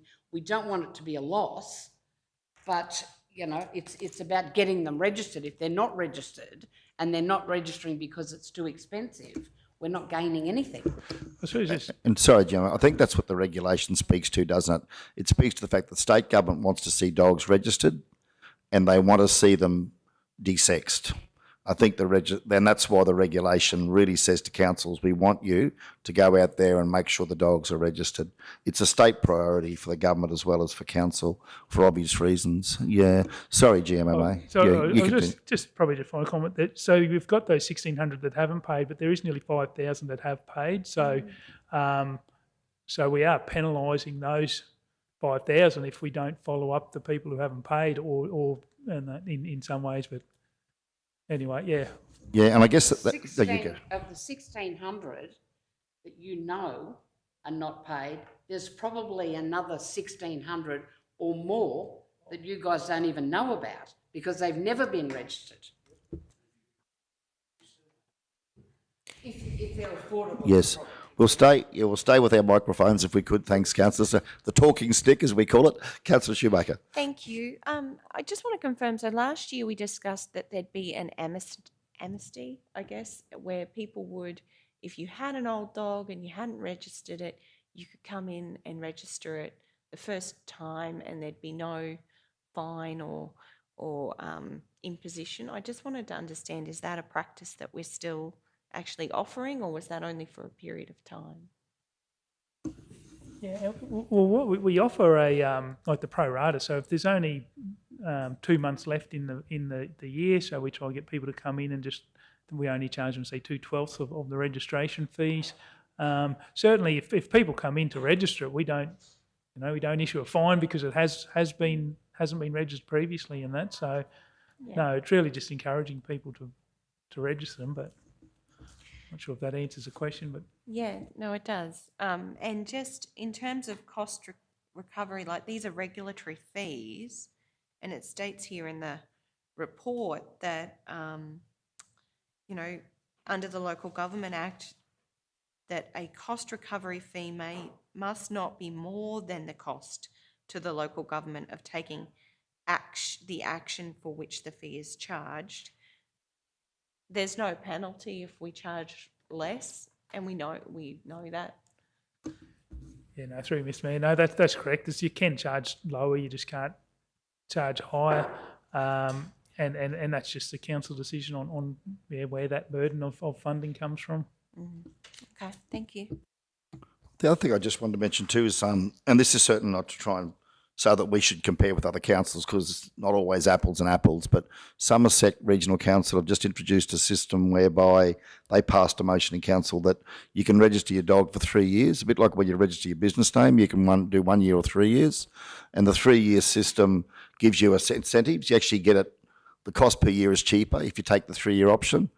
I guess that's something I probably thought might have value in terms of the workload too for our staff, to have to follow up every year, because we send out that 6,500 renewal notices in the mail. That must be a massive job for us to have to do. Should we consider something like that as well inside this policy? Keen to hear your thoughts on that from Peter or Darryl. Yeah, I might go to Manager Brooks, but yeah, I certainly think it is something we could look at, because there are councils that look at something like lifetime registration or extended periods. So there certainly are probably pros and cons on them. But Yeah, through you, Mr. Mayor. I know a number of councils do have that 3-year registration period. I mean, there's a bit of setup initially to make sure that is set up correctly, so we don't send renewals out to them, 12 months after they've paid. But it seems to be effective for those councils that have implemented it. The other thing was, I think in their narrative, I read some of the commentary around this from the Somerset Council. They did talk about cost of living pressures at the moment for people, that, everyone's struggling with cost of living pressures. And I think we all acknowledge, I think everyone in the room acknowledges that most people have dogs, if you're a farmer, because they're a working dog, or a companion, probably often both. But for many people, it is their companion, and we have got a high percentage of people, we got double the state average of people who are retirees. I think a lot of those people are now widowers, or they're by themselves, and the dog is their companionship. And there is the mental health issues. And research shows, we have 2 dogs in our office, because it is scientifically demonstrated that they reduce stress levels. People can actually be more productive, believe it or not, by having a dog sit beside them in a high-stress work environment. So I think we should encourage people to have dogs. There's plenty of mental health reasons for it, but we've got to also encourage them to register them. I'm not saying this is the answer. I think we all want the same thing. It's about finding how do we do it with balancing the cost. Councillor Erkin, Jim. So I know that Councillor Jones is keen to get up and tell me why they should be dearer. But one of the things that I believe is, we all talk about rates and services, and whether if you don't want the rates to go up, you've got to bring the services down. And we talked earlier about medium. And I think this is probably one of the things that, we need to tell our community that we're here agonising. And, that's true. I don't think anybody wants to put these prices up. So for us to keep these prices down, some of these residents should think about that when they complain about, their gutters not cleaned out properly, or the streets weren't swept, or something else. I mean, there are a lot of expenses and a lot of services that we give, and sometimes some things have to give to allow something else to proceed. And I don't think it hurts if we publicise that we do our best to try and make sure that, it is to bring costs down, to make it more affordable for those who have, for example, pets. Who was next? Councillor Jones, then Councillor Potter, then we'll come back to Councillor Shoemaker. Yeah, Thanks, Councillor Jones. Thanks, Mayor.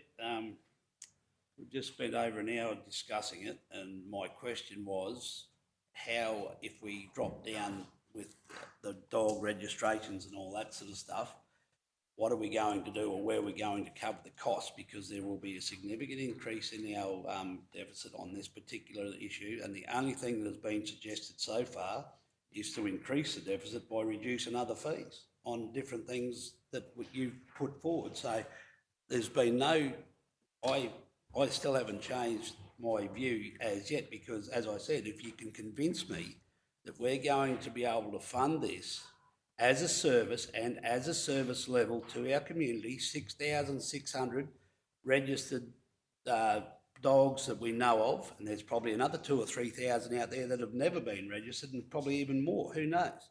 And you'll never know about them.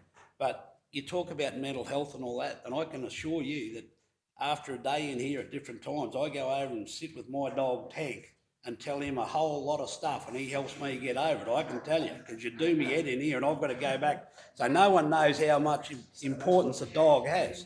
So let me tell you, and for like Danita or Councillor Potter there before saying that, you know, people won't be happy with what I'm going to say, it's not about sitting here, and I'm not wanting to jump down Councillor Erkin's throat.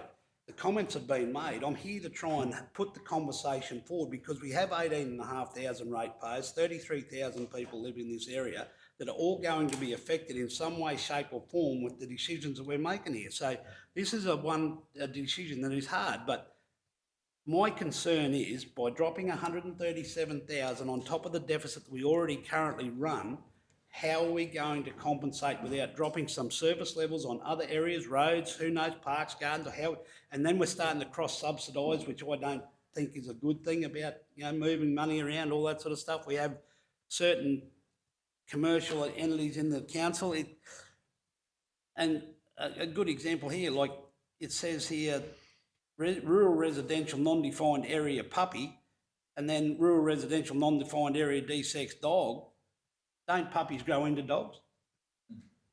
Like, why have we even got that in there? Just for an example, like, you know, that puppies eventually turn into dogs as babies turn into adults, is my view on that. But, you know, like, seriously, and I don't disagree, like, it's just the fact where I'm coming from in this whole conversation is, if we are delivering a service and, you know, when this contract expires, I don't expect any deductions or anything like that, because the costs of running an organisation that delivers our service is not going to be any cheaper than what. So we're going further, and when we do discuss a new contract with whoever takes over this role, I can't see it being any cheaper or reducing the amount that they're going to charge us unless we require less service level from the organisation that does this. So we're in a hard spot here, and it's all good and well saying, yeah, but no one can tell me how we're going to fill the void of what we're proposing here. And as far as the dog registrations and all that being contributing, I'll guarantee you, like, I think, Pete, correct me if I'm wrong, you said we're $85,000 lower than last year or whatever, and it was 54,000 we wrote off last year, so there's 31,000. I don't believe you can contribute that whole shortfall to just our registration. It's everything in this, the way we live life and the expenses that are put on us from state and federal governments and every other organisation, insurances and cost of living.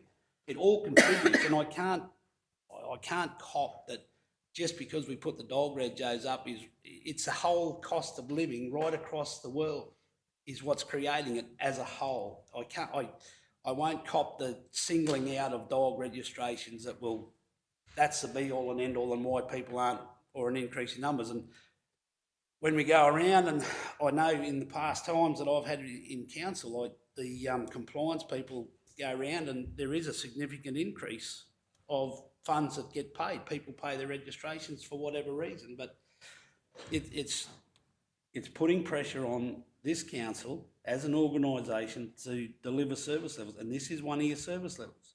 So if you want to increase your deficit, I can guarantee you I don't believe your compliance costs will lower. If anything, they'll stay the same and increase, because you'll still have your same issues that you still have to go out and sort. There's 6,600 dogs identified.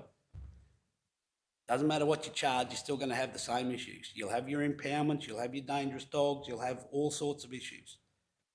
And like the Mayor said, there's not one of us in this room that don't appreciate the fact of what dogs mean to people. So how you get to that significant balance of keeping everybody, yeah, and I've always said it, when you talk rates, budgets and all that sort of stuff, it's the most difficult thing that we set and do as a councillor. We can go out, get abused, make decisions, whatever. When we're talking budgets and trying to be fair to 18,500 ratepayers and 33,000 people that live in this region, it is the most difficult thing you will do as a councillor. Okay, Councillor Jones has put up obviously a very good point there. It's $137,000 that we're going to have to try and find in savings or somewhere else. Keen to hear what other councillors are thinking in response to that. Councillor Potter, that and other issues on this? Yeah. There is something that we've all not discussed yet in this meeting with regards to animals. We've talked about dog registrations. I know this council years ago had cat registrations when it was brought in as a government regulation, but I think then before I got into council, they took that one away. But considering the amount of people that have come up to me and told me about all the cats that are around the area that aren't being looked after, that are being neglected, and I really am starting to think that maybe we should start looking at cats as well, at cat registration. So, you know, I'm open to that discussion also. I don't know whether people will agree with me on that one, but I think this is something we really need to start talking about as well. I think you're speaking for the community, Councillor Potter. I think there are people out in the community saying, what are we doing about cats? And I think they'd like council to explore this area further. Yeah. Councillor Jones, sorry, just...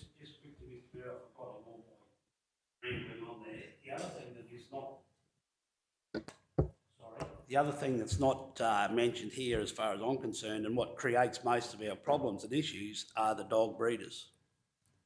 There's no mention on what fees they're being charged, or is there?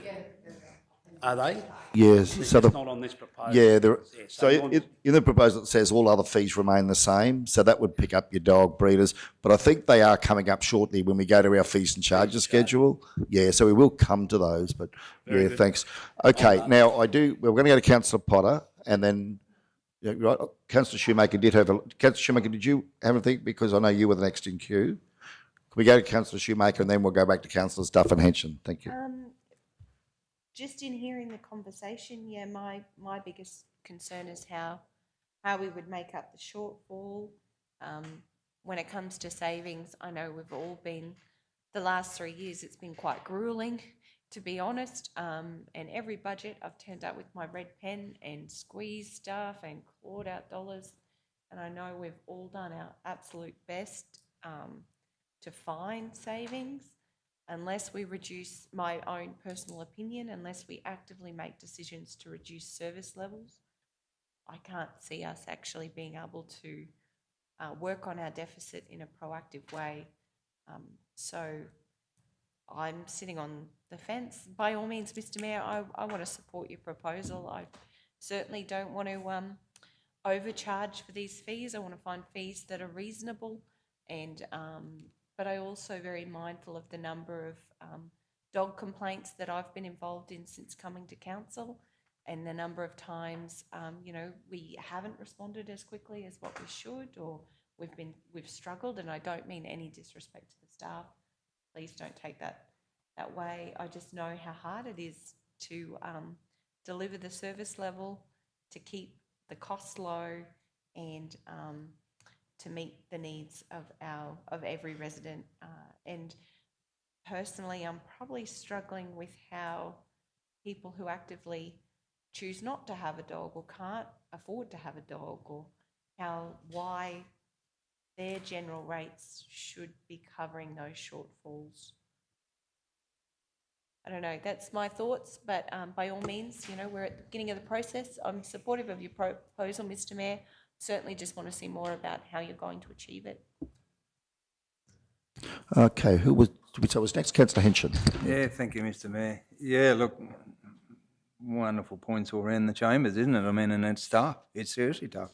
People love their animals, and I know the minute you mentioned cat registrations, and I saw it in this room, there was a shudder from everybody, because there's serious conversations had with that, because they'll get this hand say, my cat never gets off the couch, and the others claim, you know, they're outside killing the birds and doing this. You can't tie a cat up.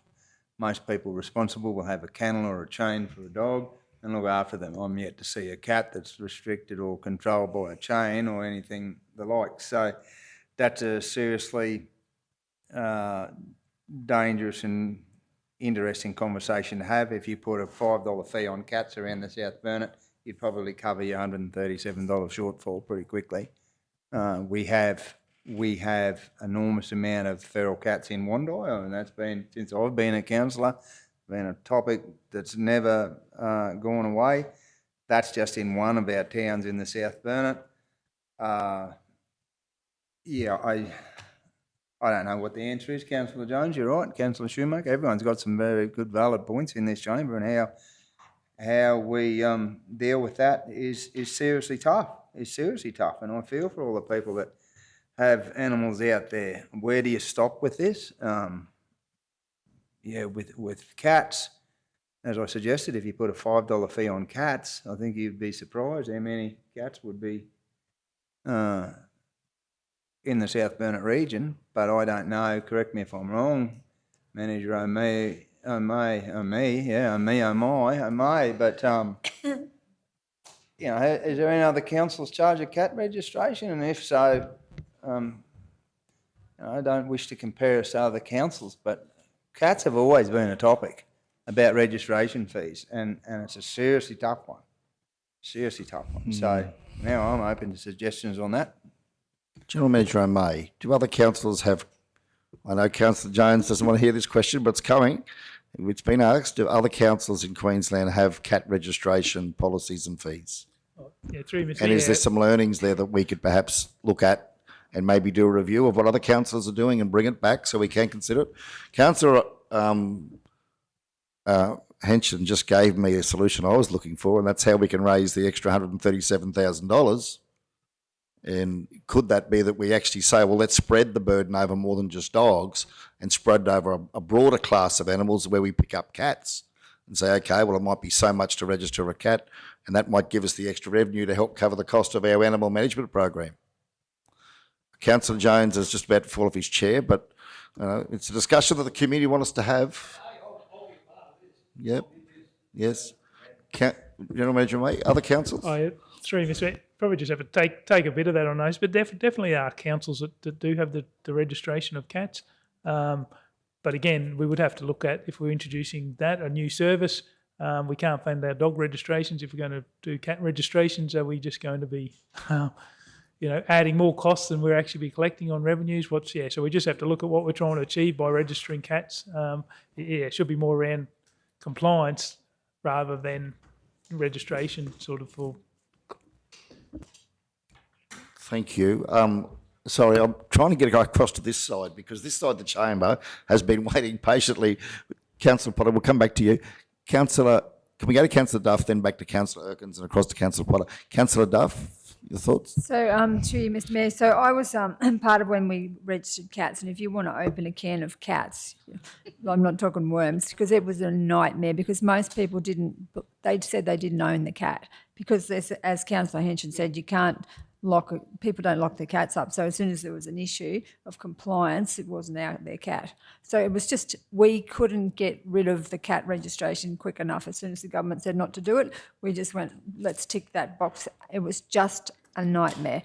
So whether you want to go down that, like I say, the can of cats, we'll see where that lands. But my suggestion was to have a look at what other councils do as far as dogs go. I'd like to, because this is it's a big debate about what other councils do around some councils register the dogs for the whole of life, some do it for 3 years, to look at what other councils do in their models, and also have a look at what we're doing with regards to the RSPCA and the cost of the compliance, and maybe discuss that in a closed meeting. But I'd like to see that come back as all options about whether we can, look at whole of life, 3 years, what other councils do, and also where we are at with the RSPCA and our the cost of the contractors with compliance, and maybe even have a workshop on it. But I just think, to me that cat registration would be a nightmare. But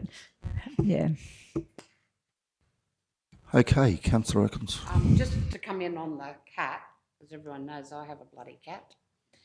But I do know that lots of people have issues with stray cats.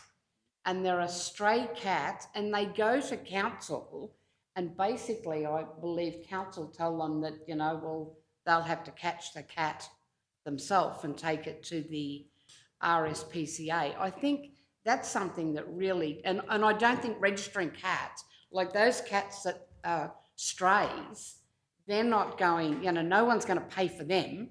So then you're going to say, well, okay, then we've got to clean up those cats.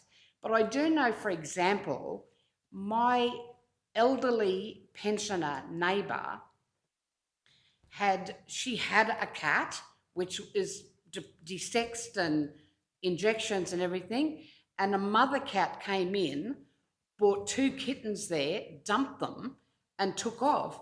So my neighbour took from her superannuation money to go and have the 2 cats desexed and injections and everything. So she now has 3 cats, and she just seems to be that every cat in the neighbourhood that's looking for a feed pops up to her place. But they're not her, she'll tell you she owns 3 cats now, but the others that come up there, she feeds them because, you know, people move into a house, it seems they move and leave their cat there. Perhaps, you know, like that's a problem, but it's not, I don't think it's actually so much people who own the cats, because most of them try and keep their cat inside, because trying to find it when it gets out is not easy. But we do have you know, I'm not denying that we have a stray cat problem, but I don't think registrations will solve that. But I also agree with Councillor Duff. We really can't make there's more information that we need before we can set on these figures. And I'd like to see the other information. I'd like to know how much it actually costs us to employ those 2 contractors to go out and do the compliance checks. I'd like to know the other fees we're talking about, and then I think we can talk about, but we're only sitting here with half a story and we're going round and round, all giving our reasons, but, you know, probably better to, you know, get that other information and make our decisions then. And we all know we've got to make hard decisions, Councillor Jones, I acknowledge that. I think the other thing is, Councillor Shoemaker said, we do have to see this in the whole context of the full budget. It's like everything, isn't it? We've got to go, and that's a really good point. You know, we've got to see the whole budget. What's our bottom line going to look like? Let's get the full picture. I'm probably leaning towards saying that we look to lay this on the table till next month's budget meeting. We've had a good debate today. It's been a good kickstart. It'll be an opportunity for us to come back in a month's time with a more complete picture, as Councillor Erkins talks about. Consider things. We can get some more information, GMMA, around the costs. We might have to go into a closed session in relation to the contracts. Perhaps we can bring this back in a month's time, but it's been a good start today. Before we do go to that, though, anything to wrap up? Councillor Potter, Councillor Erkins? Yes. Councillor Hench. Yeah, thank you, Mr Mayor. Look, I just, with regards to the question before about who else registers cats, so Logan Council and the Sunshine Coast, you have to register your cats. Brisbane City Council, if you've got over 3 cats, you need a permit. Thank you. Yeah. Interesting statistics. Thank you, Mr Mayor. Just, you know, on the feral cat things, that's a different issue to registering cats, but anyone knows if you want to try and take on a feral cat, you're risking life and limb to try and do that. But, yeah, I'd make a comment, and in no way is this derogatory to the owners of dogs, but I honestly believe the people that own cats, a huge majority of them have them desexed. Because if they weren't, and you know what cats are like? They're like rabbits. And if you've just stated, you know, they turn up with kittens left, right and centre, and the gestation period of a cat no sooner finishes and they have another litter, or can do. But, yeah, I do believe people are very responsible with their cats, and I certainly wasn't having a go at anybody by suggesting cat registrations, but they are, most people, and they turn them into beautiful animals. A desexed cat becomes a beautiful animal. A tomcat, we all know, and a mature or entire female cat creates some serious issues. So I just think, as a comment, I think cat owners, majority of them are really responsible and do desex their animals. Just quickly, to me, if we had registration for cats, then you're going to have everyone complaining and demanding that we do something about the stray cats in town. And I do know that a lot of those, I mean, they're not sexed, you know, that's for sure, and they are breeding like rabbits. You can see them everywhere at night time in Nanango. But I do know a lot of people. We used to have a lady in Nanango who used to go around and feed all those cats. And I know a lot of businesses in the business section, they put the cat, not me, our staff might, put food out of a night time because, you know, you don't want to see them starving or out killing birds. Councillor Schumacher. Yes, thank you, Mr. Mayor. Certainly, I don't wish to engage in whether we love cats or we don't love cats, or whether we love dogs or we don't love dogs. Or I think just to bring everybody back, what we're discussing here is dog registration fees and trying to set a fee for the year ahead and give our staff some guidance. From the discussion that we've had, from the figures I've done with our financials, I don't see this. Certainly, I see the intent and the sentiment, and I don't disagree. My concern is I actually don't know how we're going to fund this. I don't see a solution here. By all means, I'm happy to support the idea. However, I guess I'm looking to you, Mr. Mayor, for some direction here because certainly we've got a large agenda today, and if we continue down this path, I'm worried there's going to be an all-out war over who loves dogs and who loves cats more. So probably looking to you for some direction here, Mr. Mayor. I don't see this as a solution. Yeah, I think you're right. There's been a lot of good points made here about, you know, this has to be seen in the full context, as you said before, Councillor Schumacher, of the full budget too. I don't think we are in a position to make a decision on this today. We need the full picture as to what the costs are. There's a lot of information that still councillors haven't been able to get their hands on at this stage to make this decision in a fully informed way. So, look, I don't have really an answer as to where we can find the extra $137,000. There may not be a simple answer, but I'd probably like to move that we just lay it on the table now to next budget meeting, Mr. CEO, until April, and then we get further information brought back to council around the issues and questions that have been raised today. We reconsider it then. That might give us a bit of time too over the next month just to think about what some of the solutions might be as to how we can find a compromise here between the budget and the registration issue. So happy to move that. Is there a seconder?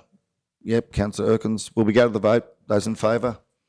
Carried unanimously. Thank you all. We can continue the debate next month, Mr. CEO. Okay, Councillor Henson, shall we move morning tea? Those in favour? Carried unanimously. Thank you all. Thanks, Councillor Henson, seconds. Moved by Mayor Otto, seconded Councillor Henson, that we resume the meeting. And then I'd like to hand over to our, to the vote. Those in favour that we resume? Okay, that's carried 6-0. Now I'd like to hand over to our finance team to give us a presentation in terms of the draft fees and charges schedule to be considered for 23-24 through you, General Manager Jarvis, to our finance team. Thank you. Thank you, Mr. Mayor.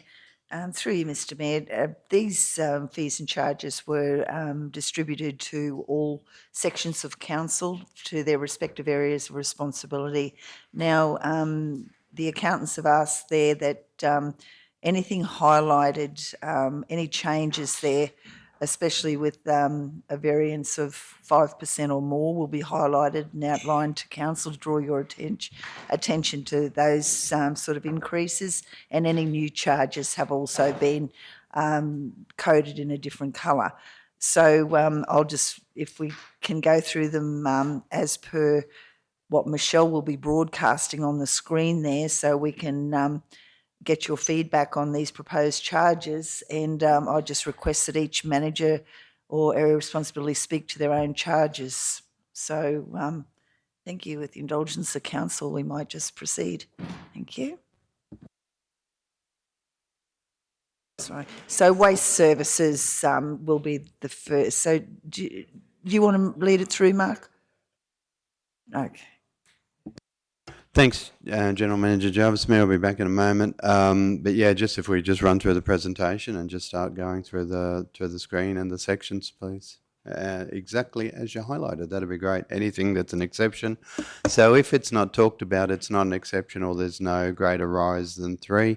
Councillors, if there's anything, so the draft report will come back again. Well, this is a draft today. Get initial thoughts. It'll come back in April. The conversation before about dog fees as well, you'll have a holistic look at what fees and charges we'll do. So when we come back in April, we'll have a plus or minus on total of fees and charges. So that'll help also inform as to where you're going with the dog debate.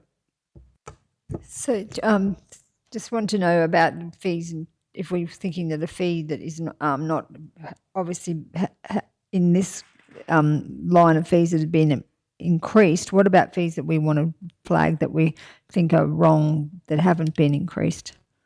When do we do that? When you get to each of the sections, just holler. Okay, And righto, then we thank can you. talk to them as we go through. Thanks, Councillor.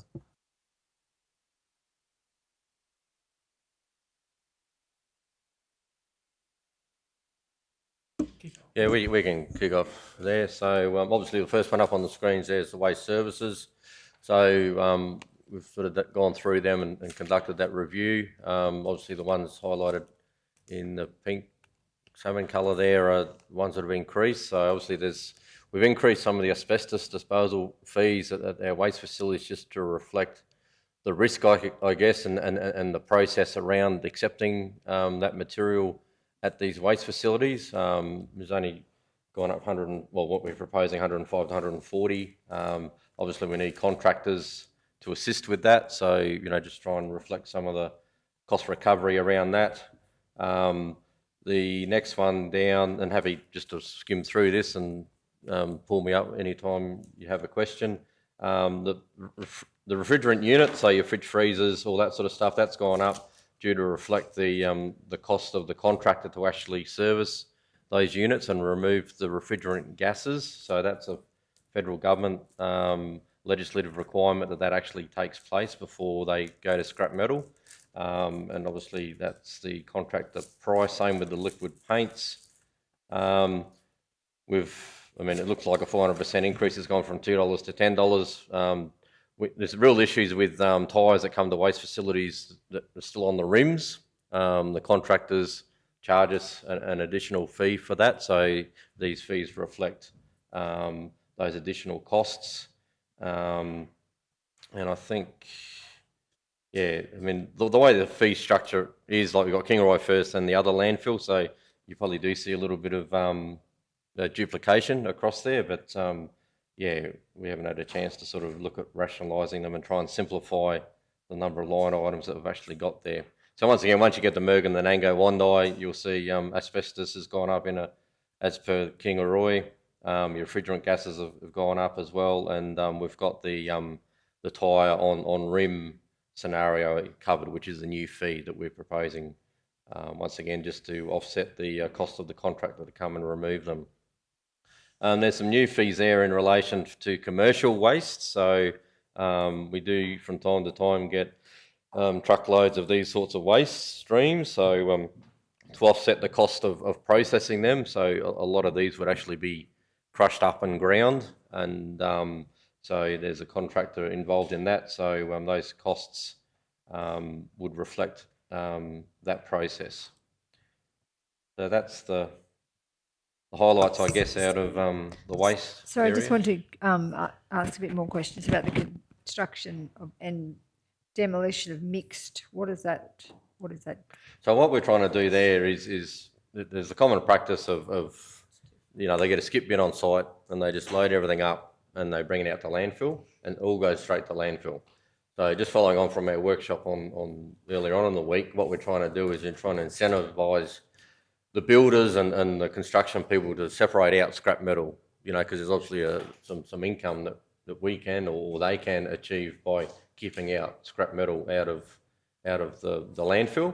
So that's the intent of, that's the intent of that increase in fee, is to try and get builders, and obviously the problem here is the builders just pass those costs on to their clients. So really it's the clients that are paying for it, it's not the builders that are paying for it. So we're just trying to change behaviours, I guess, and we'd love to be able to do some education around that as well.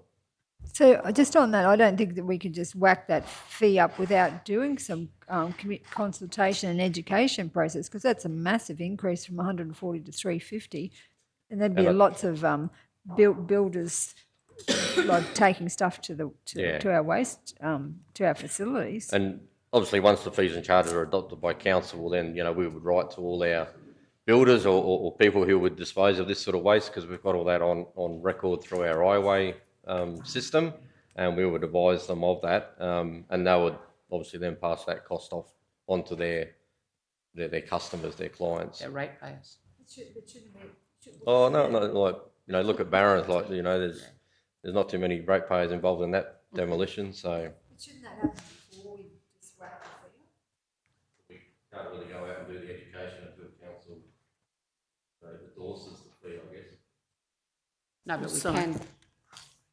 we can seek community consultation first. I'm not saying I'm against it, but, if we pass it, then what's no point in consulting after we've already done it. You've got to consult. I'm actually finding this a bit hard. It just went through too fast for me to really, it wasn't a hand, was it attached to our minutes? I couldn't see that one. Oh my God, yeah, sorry.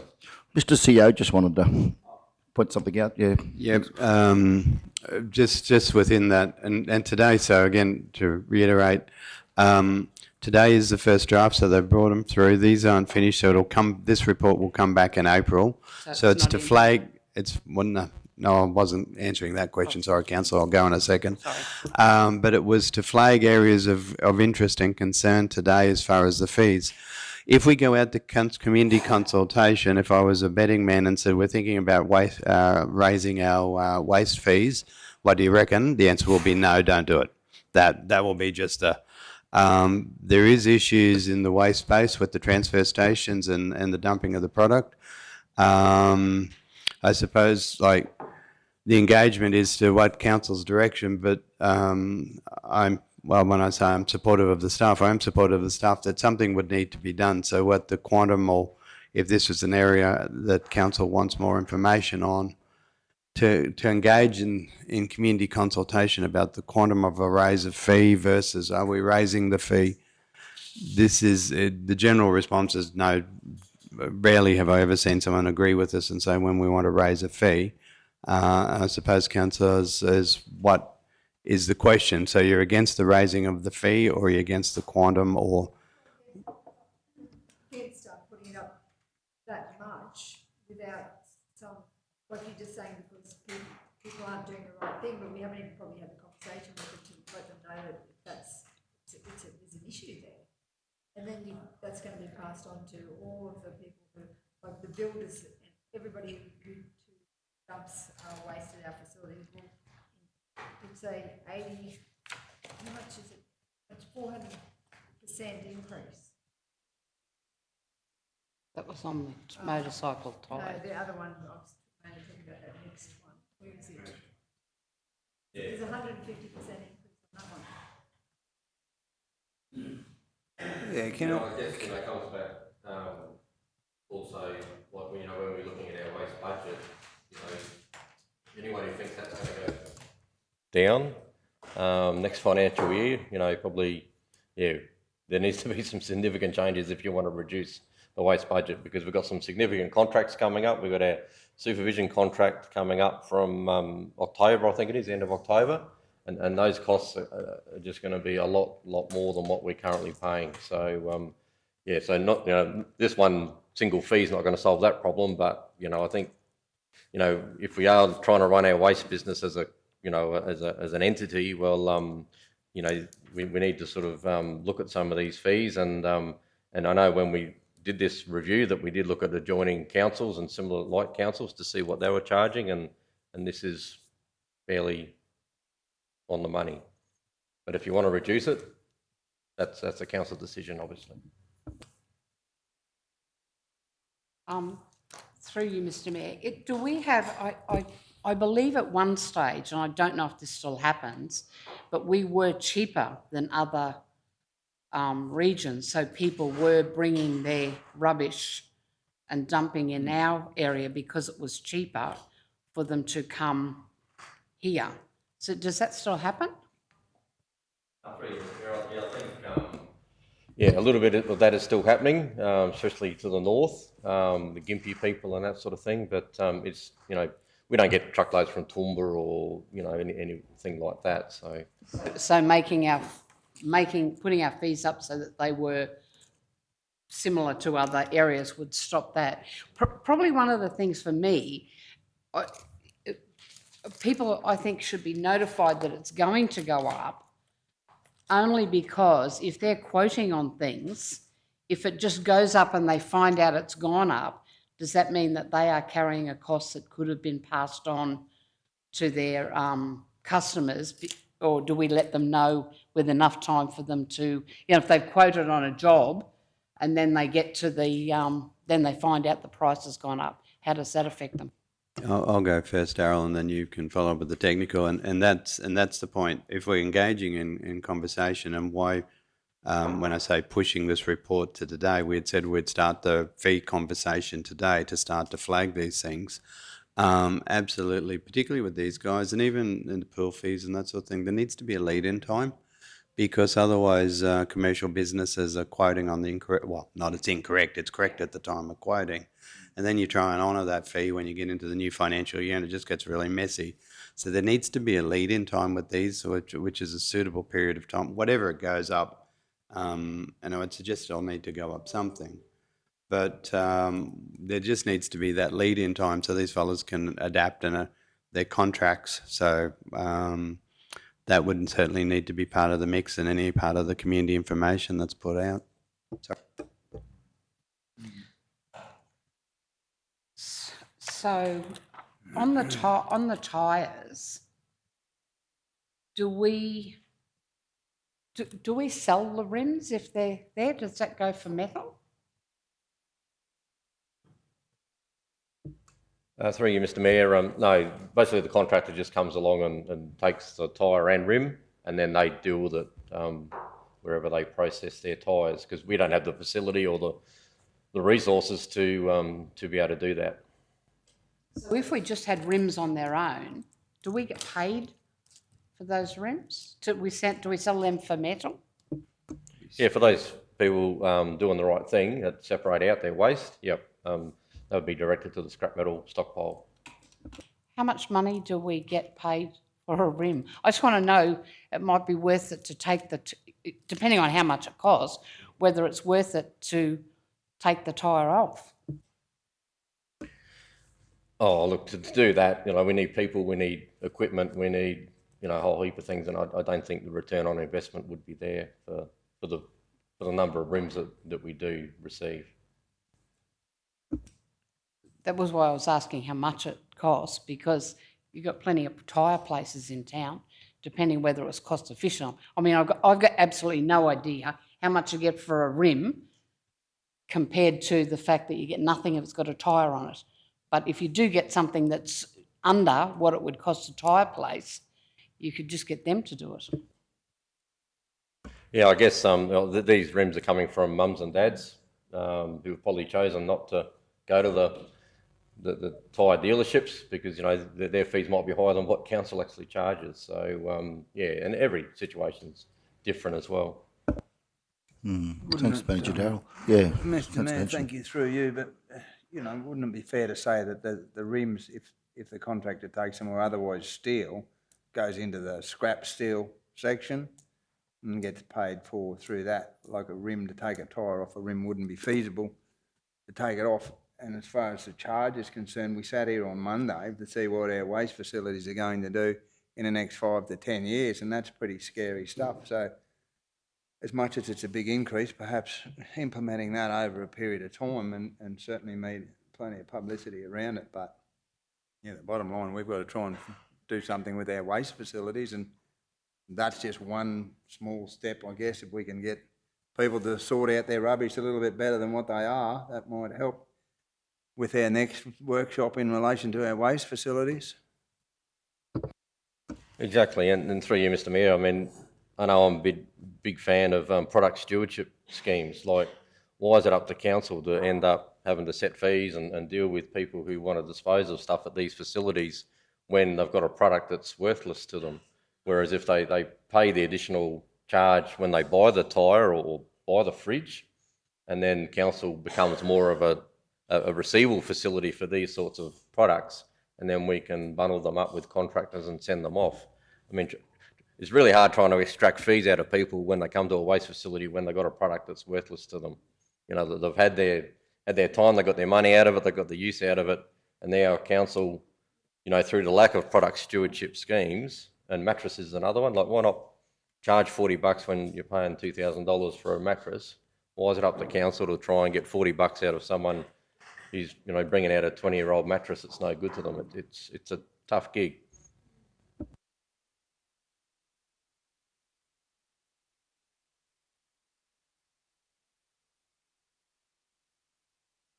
So is it an option? Obviously, it would be an option to not go so drastic with some of these fees. Go from, instead of going from 140 to 350, to take it up to, you know, I don't know, 240 and then 350 the next year or something like that, rather than just jumping all these fees up 100%, 400%.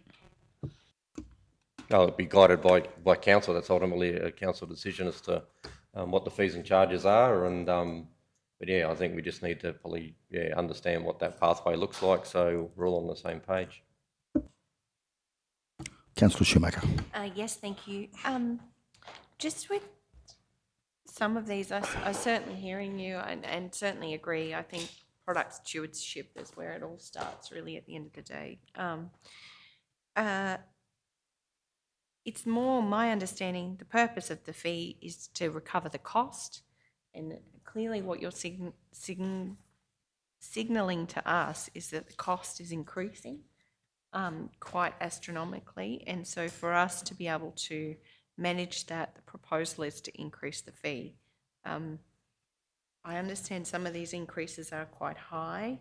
I guess some of them, though, in the context of the fee, it's not, from what I'm viewing, you know, unreasonable. For instance, the one that's gone up 400%, the tyre fee, we're talking about a fee from $8 or from $6 or from $2 to $10. So I know everyone's doing it tough, but some of these things I can certainly understand the sentiment of the staff. Probably my question more than anything is around these construction and demolition fees. They are, it is quite a cost. I understand people factor that in when they are pulling things down or alike. It's probably more for me just better understanding what that cost is to council so that I could communicate that better to when this comes back. If council's to adopt this, I'm probably just chasing it. It's a question on notice. My apologies for my commentary, but my question on notice is what is actually, in terms of the cost of these construction and demolition waste fees, you would have done some calculations to make this recommendation. I'm probably very keen to see what those calculations are, if that's my question. Yeah, through you, Mr. Mayor, obviously we need to go back and just revisit those, you know, the rationale behind coming up with this number, and we can provide that to the next budget meeting if you so wish. Perfect. You summed up what I was thinking. Perfect. Thank you. Okay. Is there anything else on the waste area for Darryl? Oh, sorry, Councillor Potter. Sorry. Thank you. So before, through you, Mr. Mayor, to Manager Darryl, before this, the waste, the construction and demolition was only getting charged the mixed or the general waste fee, I'm gathering, as before we brought in these separate fees for the different items. Is that correct? Yeah, that is correct, yeah. Okay, so, and that was the 140, which we've taken up. So that's, for those separate ones, if they separate it out, they're actually not getting charged any more, or $10 more than what they would charge if they separate it out for us. Yeah, that's correct. Okay. So there is trying to encourage some Yep. some better practices. Yep. Yep.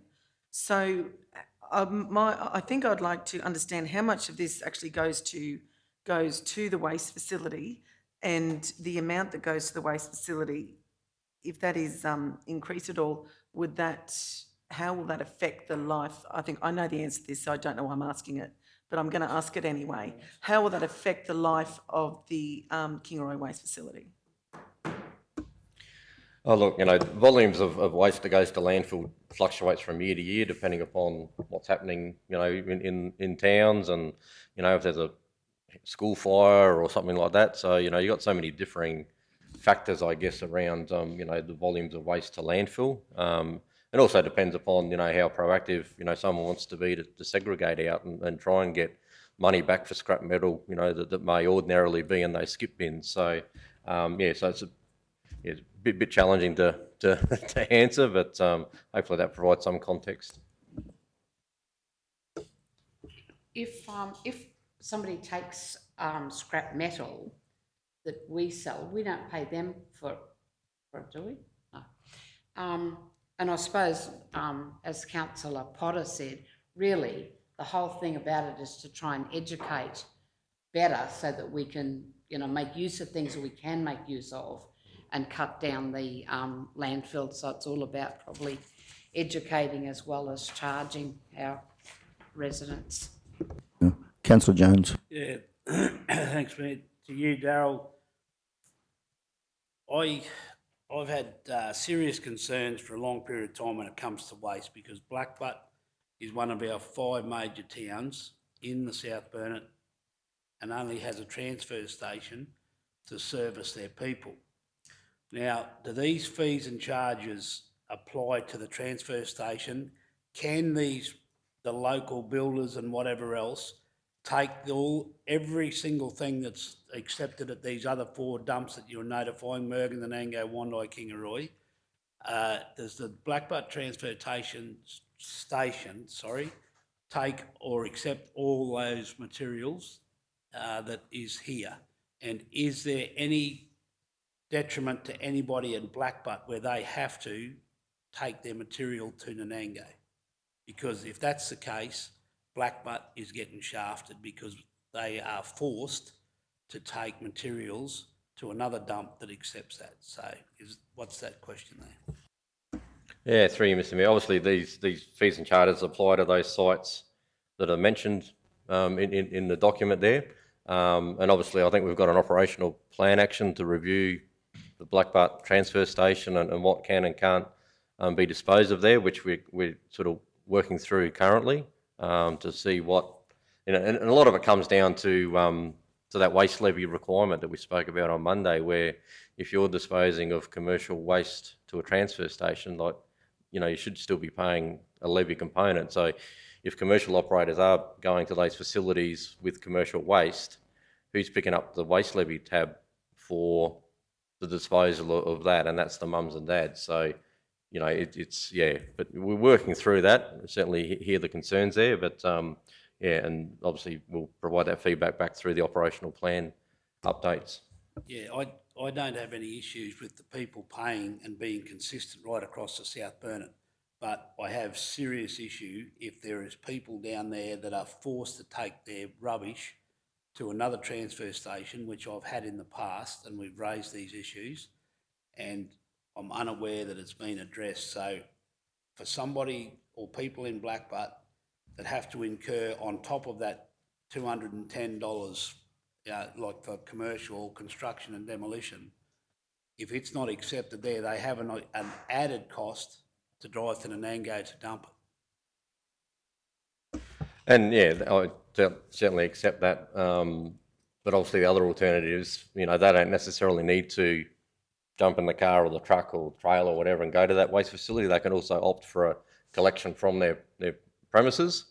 So I guess it just depends on how they value their time, going to the Nanango to dispose of it, all that sort of stuff, versus, having a JJ's or whatever bin there that can be serviced on a weekly basis. And they obviously pay for that too. They just need, obviously, that's the other alternative, and they just need to do the economics around where it best fits in for them. And so, Major Darrell, just in terms of the operational plan for 23-24, you referenced that. So the waste strategy, we are seriously looking at the services that are provided to Blackbutt, because I think Councillor Jones raised a good point, doesn't he? I mean, it's one of our fastest growing communities. It's becoming a very vibrant town. There's a lot of construction work going on around Blackbutt. It's a real issue for that community. We are having a serious look at that as a council in terms of, their facilities compared to other towns. There are other towns that have got waste, that have got dumps that probably haven't got the level of activity that Blackbutt's got, I would expect. Yeah. Yeah, through you, Mr Mayor, and obviously, we can provide the service just as long as you're prepared to fund it and provide that capital infrastructure to make sure that we comply with the state government waste levy requirements. That's how big a pot of money do we have in waste? And we probably... Yeah, I suppose it's probably a discussion too around, where's the greatest need and where's the priority from a regional perspective that we need to have a look at as a council. Yeah. Thanks, Jake. I don't disregard those comments, Darryl, but is there any other major town in the South Burnett that is forced currently to take their rubbish from their own town to another dump? Because the dump that they have, the service we have, and you're dead right, if we fund it and all that sort of stuff, but the people in Blackbutt and that southern end have been penalised for a number of years now, and we've still done nothing about it. And I don't think it's fair, because I like to operate on fair and consistent. To me, it's not fair and consistent across the region, because all the other major towns do not and are not forced. Wandai can still dump in Wandai, Mergen can dump in Mergen, Kingaroy dump in Kingaroy, Nanango dump in Nanango. Blackbutt, for certain aspects and commercial stuff, has to drive to Nanango. Just through you, Mayor, why is that? Well, I guess the other towns that you mentioned have got landfills and they're supervised, they've got restricted hours, all that sort of thing, whereas Blackbutt's obviously only got the transfer station. And obviously trying to accept commercial industrial waste at a transfer station is a lot more problematic than accepting domestic waste. So I think don't know probably the total history of it, but Sorry, that's probably the context of it. I probably think, Councillor, this goes back to a Shire Council day, doesn't it? But I mean, we have to face reality that Blackbutt has grown significantly since the old Nanango Shire Council days. It's a different community now in terms of the level of residential, commercial activity that's going on down there, and it's going to continue to grow. It's probably our fastest growing community in the South Burnett right now, I would have thought, in percentage terms at least. Yeah. Certainly an issue we're going to have to address. Yeah. Sorry, Councillor Erkins. Through you, Mr Mayor. So for the commercial waste, we're not only talking truckloads of it, are we? We're talking smaller things as well. They have to travel up. Yeah. Bridge. Yeah. One of the things that I just wondered, the fines for illegal dumping, do we set those fines? Through you, Mr Mayor, those fines are in legislation as per penalty units. So if you breach a certain legislation, there's a penalty unit depending upon the severity of the offence, and then each year the state reviews what that penalty unit is actually worth, and then we apply that penalty unit depending upon the offence. So we can't set our own fines? Not for illegal dumping, because that's already covered under legislation. So unless you want to do something completely different that's not already covered by legislation, we'd be guided by what the state law stipulates. It would be good to look into that, because, like, how disappointing is it when you drive down a nice little country road and someone's, thought it's a quiet little spot and they've dumped all their rubbish down there. It would be nice if we could look at how.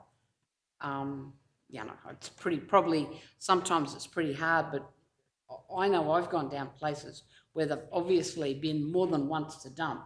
So you would think that, someone would have seen it.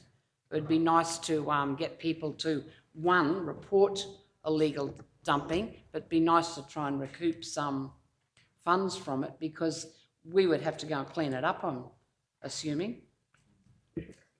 Gerald, could we have a quick look at that in terms of what the legislation says with those fines and whether there's scope for us to maybe put something additional in there from a council point of view and maybe bring that back at some stage before the end of June, if possible?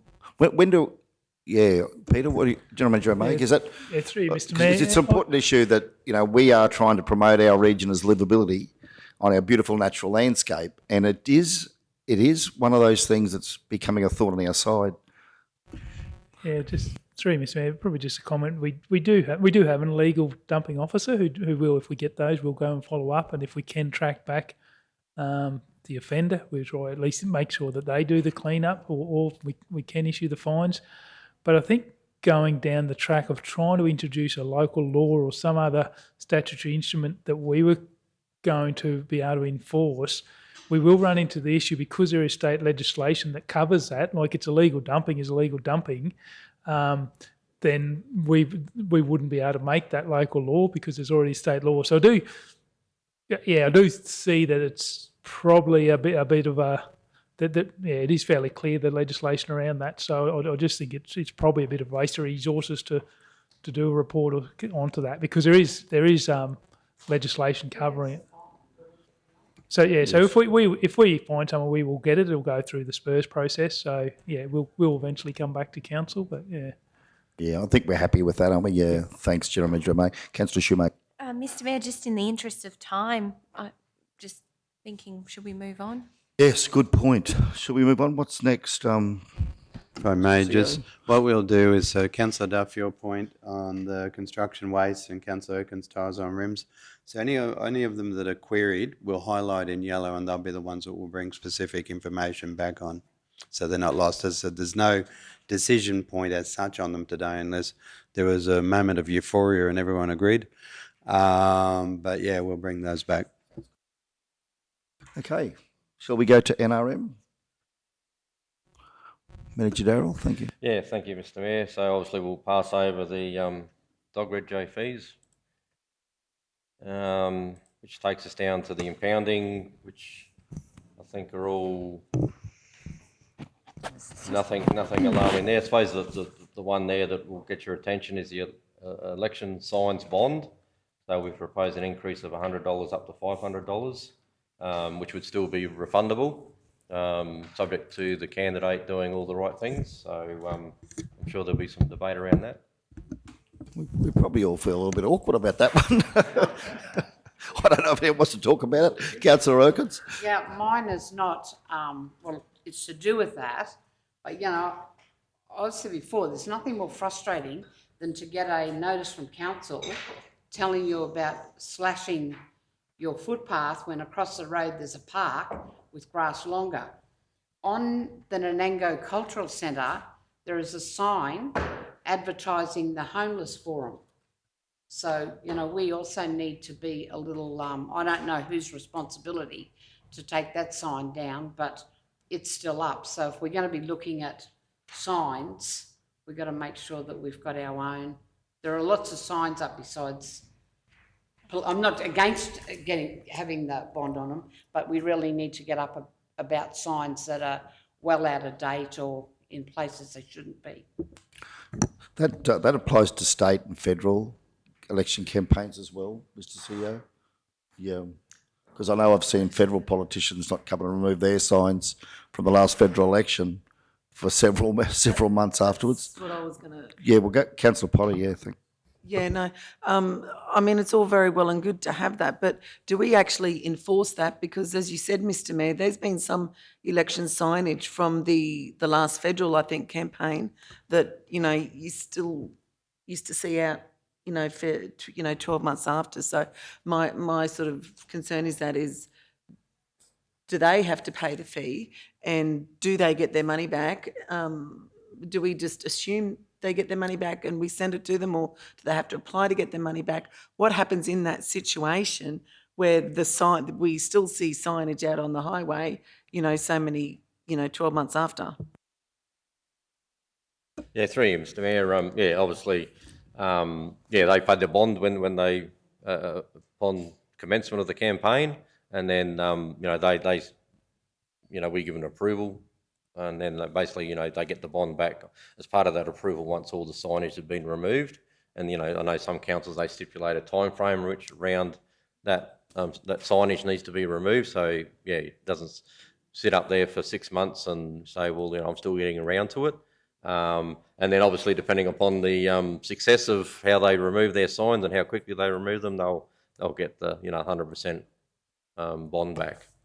I suppose as a follow on that, do we have a time frame here at South Burnett Regional Council for removal of those election signage? Yeah, I'd need to go back and refresh. I've obviously been involved in an election here, but I'd need to go back and have a look at the local law and what any policies may be on that. Yeah, we're just going to have a check at that now, actually. Mr.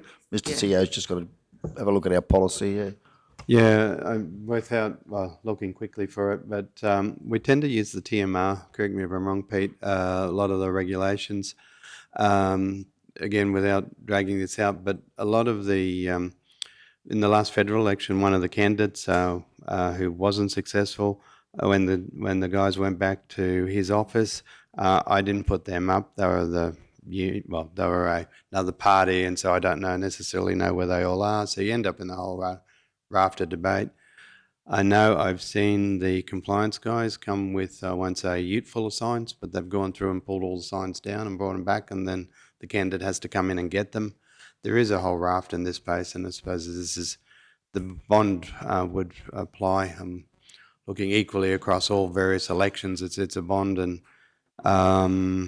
it's one of those common sense approaches. We have the guidelines and the fact. Well, I think it's a fact sheet we do, don't we? Yeah, we do that. We supply to all candidates, and when they get their permit and put in their bond, they get the fact sheet, and then it's followed up through compliance officers. But generally, you don't necessarily know where they all are until even the candidates don't know where they all are until someone complains. Is a practical reality. Thank you, Mr. CEO. Yeah, Councillor Hench. Yeah, look, just on experience, I had 2 pages where it had to be registered where all my signage went at the previous election. That's a massive amount of paperwork, and appreciate there was some miles done in that, and I missed a couple, and the guys in compliance at the back had them there stacked up against the wall, which I greatly appreciated. So yeah, the job was done and is being done. So if you want to do the right thing and comply and go back and get them all, I don't have a problem with that. It was my circumstance. It was greatly appreciated. Okay, we might let you continue. Thanks, Darryl. Oh, sorry, Councillor Duff. So, no, sorry, I had my light on prior to that when I was trying to get with on the cats, I think with the cat traps. Is that in the dog section? Because I was just talking to the lady from the RSPCA, and she was saying there's a real issue around what we're charging for cat traps and also the bond on cat traps, because they're actually put with the RSPCA and no one is using them because it's too high a fee, and council doesn't give them out anymore like we used to. So I want to flag that one. Yeah, through you, Mr. Mayor. Yeah, traps are in there. So the cat trap bond is $100, and the cat trap hire is proposing to go from $40 to $41.50. So what I think as Bonnie said was that nobody is hiring cat traps because of that fee is too high and the bond is too high. And people like neighbours having issues with feral cats trying to stop the spread of feline AIDS and things like that. It's a real deterrent if they could catch that cat, that would make such a difference. But they can't afford that fee. So I would like to suggest that we make that free like it used to be, or even a bond that's less than that and a free to hire. Yeah. We might let Manager Darryl speak to that first. If we were to reduce that fee, Darryl, that $100, obviously there's a cost of that trap if they choose not to return it, though. Yeah. Any thoughts around that? We might just let Darryl go, and then we'll come back to Councillor Henson and Councillor Erkins. Anything you want to add to that? General Manager Romain? Yeah, through you, Mr. Yeah, so that was a fee that was increased last year for that exact purpose, that we hire the trap out and they don't come back, and the bond was a lot less than the trap. So I think we proposed $200 and we must have set it at $100 last year, but that's exactly why the bond was set, is the traps are more than, and so they'd be lent out but not come back. A percentage of them, obviously. And the probably problem with the bond also, Mr Mayor, is, there's an administrative cost to administer that. So, some people submit the bond, then they, because I think the hire period's for 2 weeks, so $40 for 2 weeks. And sometimes, some people forget to actually apply for have their bond returned, and then it's sitting on council's books. So that's the other. Thank you. Yeah. We'll go to Councillor Erkins, then back to Councillor Henson. I was under the impression it wasn't so much the bond, I didn't think, but I think what she said a lot of people object to is paying $40 for actually addressing what a lot of people feel is a council responsibility to get rid of the cats. So that was, from my conversation with her, that's what I took out of it. So I don't see any issue. It's not so much, because if they take it back, they're going to get their money back. So that's not really an expense for them. But if they've got to pay $40 to catch the cat, which is not their cat, I think that's probably, maybe we should look at that charge rather than keep the bond up to pay for the... Through Mr Mayor, we might bring that one back as part of the animal discussions with the dogs, so you can keep moving. Yeah, thank you. Councillor Henson. Yeah, thanks, Mr Mayor. Just quickly, I know, and I touched on Wandai earlier on, smashed with people down there wanting cat traps, and none were returned, and council didn't have any at that particular time, and that was probably some 12, 18 months ago. They would be, one person would get them, and then Joe Blow would, oh yeah, I need that trap, can I have that trap? So it'd go from there to there and would get lost in the system, and then all of a sudden council had no traps. And then you have people, as I mentioned in the morning tea break, have a different opinion on trapping cats and wish to let them out. So, yeah. Look forward to that at our next discussion on our dogs and cats. Okay. We'll scroll through the fees here for environment NRM. Moving And forward. just be mindful too, Mr Mayor, that due to our sort of resourcing constraints that we got at the moment, there's probably still a little bit of tweaking to be done with some of these fees and charges, and especially in relation to various amendments and that sort of stuff that have happened in state or federal legislation. So, we're still a bit of work in progress. Yeah. Manager Darrell, just on overground allotments, correct me if I'm wrong, councillors, but seems to be we have serial offenders. Would that be fair to say, Manager Darrell? Our staff are constantly dealing with these serial offenders. Those fees, I guess there's two issues here. We can charge a fee, but then do they pay it? Because we have to pay the contractor and the fee. We have to then try and collect that. Does that give us a real debtors problem with collecting these fees where we actually pay the bill to have the slashing done? Manager Carey, thank you. Through you, Mr Mayor. So the slashing fees can actually go on the property. So even if, because we do have quite a few where they never pay, however, once the property is eventually sold, they are able to be collected as part of the settlement. So they go on our rate search as a charge to be collected at that point in time if they haven't been paid prior to that. Oh, well, that's excellent. Thank you for the update, Manager Carey. And in that, if we have the administration cost, the authority to slash or the no authority to slash fee there built into that, does that get included in that?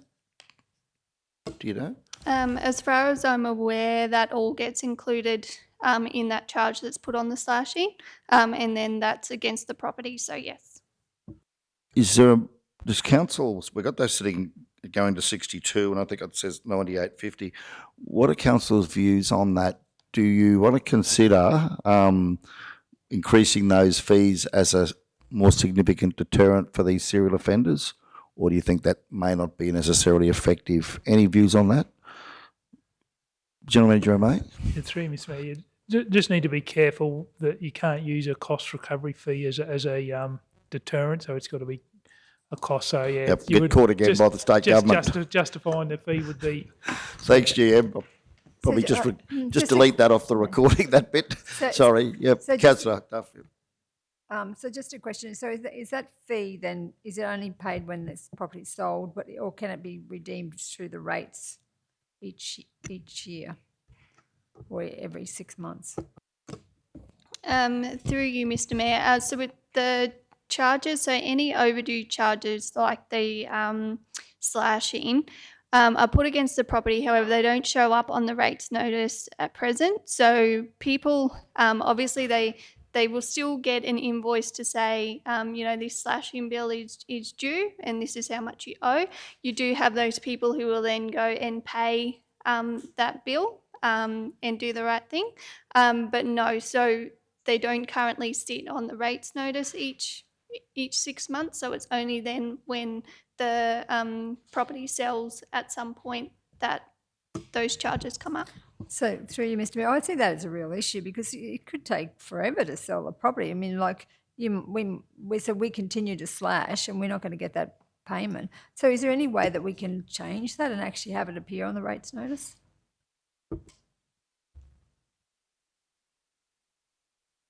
I think that's a work in progress, General Manager Jarvis, is it not? Thank you. Through you, Mr. Mayor. Councillor, we looked at it. It's actually a technical issue that we can't associate the two programs there to identify it.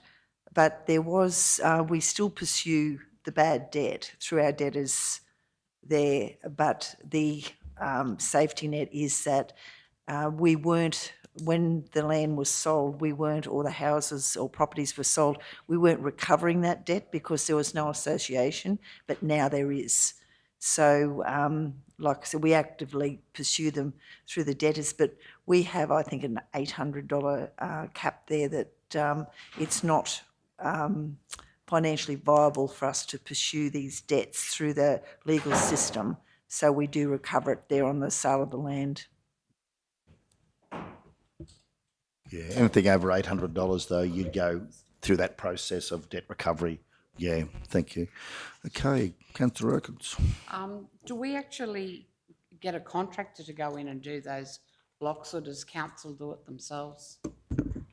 Yeah, we get a contractor to undertake those works for us.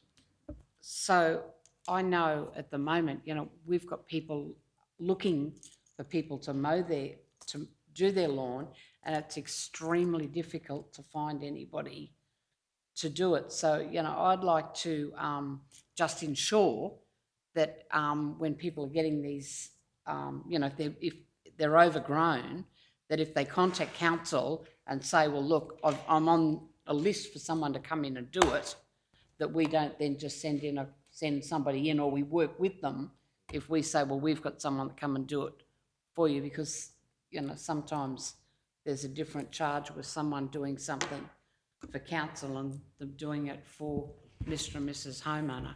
Yeah, no, we certainly, if the landowner contacts us and, says they've got issues, that's, we're happy to work with them, but we're also mindful that we're probably dealing with 3 adjoining neighbours who are actually complaining about that allotment too. So it's a bit of a fine line sometimes. Are we happy to move on to development services now? Okay. Up to development services. Yeah, thank you, Mr. Plumbing Mayor. and building. And this is probably one area, there have been a few changes there, but I'd probably just seek some feedback, I guess, on how it's looking at the moment. There's probably more work to be done in this particular area, but yeah, happy to talk about any sort of thing there that's burning you or Daryl, do you want to concern. just hone in on the big ones, the big ticket, whether it's I was about to say massive, where there are significant increases that council needs to be aware of, and give us some explanation around those? Because I know some of them have gone up quite a bit. We Yeah, get and some of them rationale around the behind that. plumbing area in particular, and probably doesn't get picked up here. But yeah, I mean, I'm happy. I said this is probably one area that I need to invest a bit more time into to see where the staff have actually done those increases and the justification for. So yeah, I'm probably not in a great position at the moment to sort of provide accurate commentary on it, but I'm happy to come back and provide that context as to the reason why. Because as you say, yeah, some of them have increased, but I'm happy to come back as to the justification for that. Yeah, if we could have that brought back, that'd be great. Yeah, Councillor. Yeah, through you, Mr. Mayor. I'd just like to ask What is building form 19 requisition? Is that a certificate application or something? General Manager O'May? Building form requisition 19. I saw that one too. Yeah, it's gone up. I think it's on. Yes, that's your final inspection certificate. Yeah, well, on page 75, there are a few there, aren't they, Manager Darrell? 75 through to 75 particularly, there's some significant increases there. So I'd expect, as you've anticipated, council will want to see some rationale behind those proposed increases before we're in a position to make any decision on those. Yeah, thank you. And I'm more than happy to come back and provide that justification to council. Just a quick question. Building certifiers and building inspections and all that, is that all tied up in there? The question I ask, I've had builders approach me and say they've heard and been told that public certifiers, everything has to be approved. And I spoke to Darryl about this, and yeah, I'm just looking for some clarity around using public certifiers and all that sort of stuff, enabling the building industry to move a little bit quicker sometimes than what they do. So how do we, is there anything in there that covers off on that, Darryl, fees, charges, or what's incurred there? Yeah, through Mr. Mayor, I'm just trying to find, because obviously if you're doing any building works, you've got the option of going to a private certifier, or you can come to council, and people make that choice. At the end of the day, all records sort of lead back to council for safekeeping, because if that property sells, someone wants to do a building search, well, we're the sort of gatekeeper for that information. But I'm just trying to see in here where we've actually got a, generally there is a fee for the lodgement of private certification drawings and approvals. I'm just trying to see where that is. Actually, while you look at that one, I think that Form 19 you're talking about, I think that one is where the private certifiers request information of us. So if a private certifier is requesting, is there planning approvals and different things, so we've got certain information that they can tick that we can supply. And I think talking to the certifier, that was one there where the amount of time we're spending on it, that was why he was looking at increasing that one. So that's where, yeah, they might say, is there a planning approval, is there overlays that they need to be aware of if a private certifier is certifying. So yeah, I'll just trigger my memory on what that Form 19 actually was.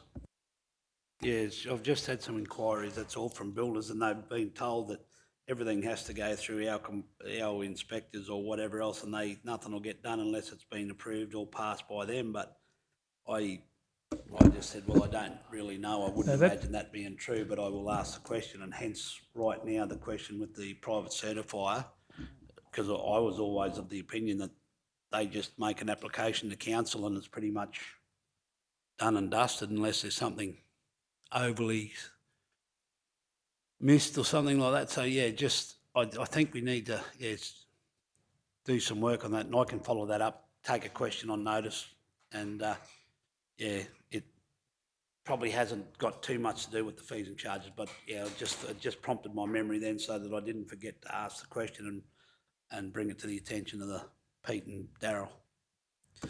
Through you, Mr. Mayor, the only one would be plumbing. So plumbing approval needs to come through council, but people do have the opportunity to go through a private certifier, and it is just they just have the private certifiers has got a legislative requirement to lodge with council. So that's just lodging those plans, but they do the certification. So yeah, people can use. Yeah, we currently have probably, say 50% of the work is done by private certifiers, 50% by our certifier, but all plumbing approval. So there isn't a private certifier in the plumbing game. So it could be they're talking about plumbing approvals. Anything further on development services? No? We're happy to move then on to the Works Department for General Manager Meehan. Okay, thank you. Okay, General Manager Meehan, what page should we go to here? Guys, we're on page...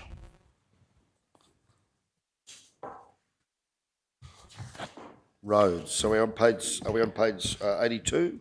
Yeah, I'm just on the spreadsheet, Mr. Mayor. Just for a way of overview for council, all the fees and charges for water and wastewater works and infrastructure planning are the minimum increase, Mr. Mayor. So they're the stock, average around 3.6 to 3.7%. We have no extraordinary increases on cost outside of the previous charges which we apply, which are basically cost recovery.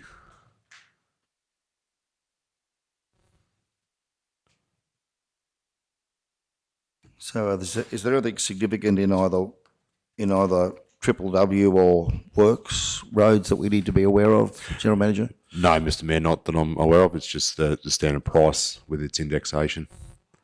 It's indexation. Okay. Any questions, councillors, before we move on to the next section? No, we're comfortable with that. So thank you, General Manager Mayor. You made it nice and easy for us. So shall we invite Manager Jennifer up to talk about communities, lifestyle and property fees? Thank you, Manager.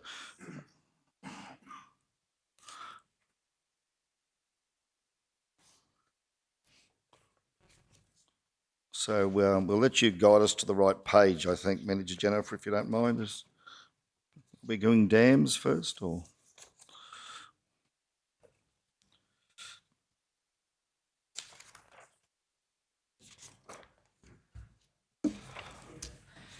Good morning and thank you, Mr. Mayor. So I think with regards to accommodation at both tourist parks, there was minimal, if no increases. There was just a few adjustments made from memory in the... Sorry, page 31, councillors, yes. Thank you, Manager. So there was just some minimal changes in the bunkhouse accommodation at Bundooma Dam, and that was more around balancing a bulk booking price and giving a relative discount for someone who's bringing 32 people into the facility versus someone just hiring a room, and just making sure that was proportionate. There's been an increase in the cleaning fee for cabins and villas. We've had a few incidents where people have brought dogs into the cabins, which is, unless they're a serviceability dog, is not allowed. And therefore we've had to do a deep clean, because obviously if the next guest comes in and has an allergy or something like that, we're just finding that our original costing wasn't really covering the true cost of that cleaning. So I think that's the biggest probably changes for those two sections. Councillor Duff. Through you, Mr. Mayor, do we actually, does the manager then, I thought the managers were in charge of cleaning, and then and that's included in the overall package. So we're cleaning separately for the dams, is that right? Or? So yes, you're correct. Part of the manager's entitlements is to complete or employ staff to do the cleaning. So obviously when under the contract, one could make some assumptions of, I guess, what the value of that is, and this is about cost recovery for when this clean is above and beyond a standard of service. So council, as part of, I guess, of balancing that expense accurately, and to balance that cost accurately, is to incur that additional fee, or ask the customer to incur that additional fee. So if the manager is in charge of cleaning, so then what you're saying is that sometimes we require an additional cleaner. So it's then he coming back, the other managers then coming back and saying, well, we're not going to cover that cost. Now council's putting a fee on. Like, why is there a fee for cleaning if the managers are just meant to be cleaning it? Yeah, through Mr. Mayor. So this is an additional clean. So if you've got someone, when they've booked out of a cabin, you expect that you need to come in and say we might budget an hour or something, or to clean that room. So this is where they have just left the place in in a disaster zone, mud everywhere and that. So this is that additional, and it doesn't, I'm not sure how often it happens, but it's not for that standard clean. It's where we need to pull someone in over and above what would normally be expected. When you book out of a motel room or something, you're expected to leave things in a used state, but not irreasonable. So this is that additional clean where it is over and above what would be normally expected. Thank you. Councillor Wilkins. When you're saying about the, for example, things like where people have got a dog, do you think it could be a possibility that we could maybe have some of those cabins that dogs are allowable, but they pay extra for the fact that we know it's going to have a clean afterwards, so that, it costs them extra because they've got a little dog or something like that? Because realistically, as a landlord, I know that quite often the dog doesn't do anywhere near as much damage as the kids. So I just wonder whether that could be looked at. Also, just looking at the fees, for an unpowered site and a powered site, I think we worked out, and I'm not really that good at adding up, but for overnight, so somebody with, Councillor Potter's gone, can't remember whether we worked out with 2 children or 3 children, that it was $80 for a powered site and $75 for an unpowered. So we thought that was just asking about that. But the other thing, there doesn't appear to be any fee in there for somebody who is travelling alone. And I know a lot of people do travel alone. There's a lot of those singles groups that go, and I know a lot of caravan parks, if there's one person, it's a charge, and then here we've got up to 2 people. It's not only 2 people. Just wonder whether we could look at that.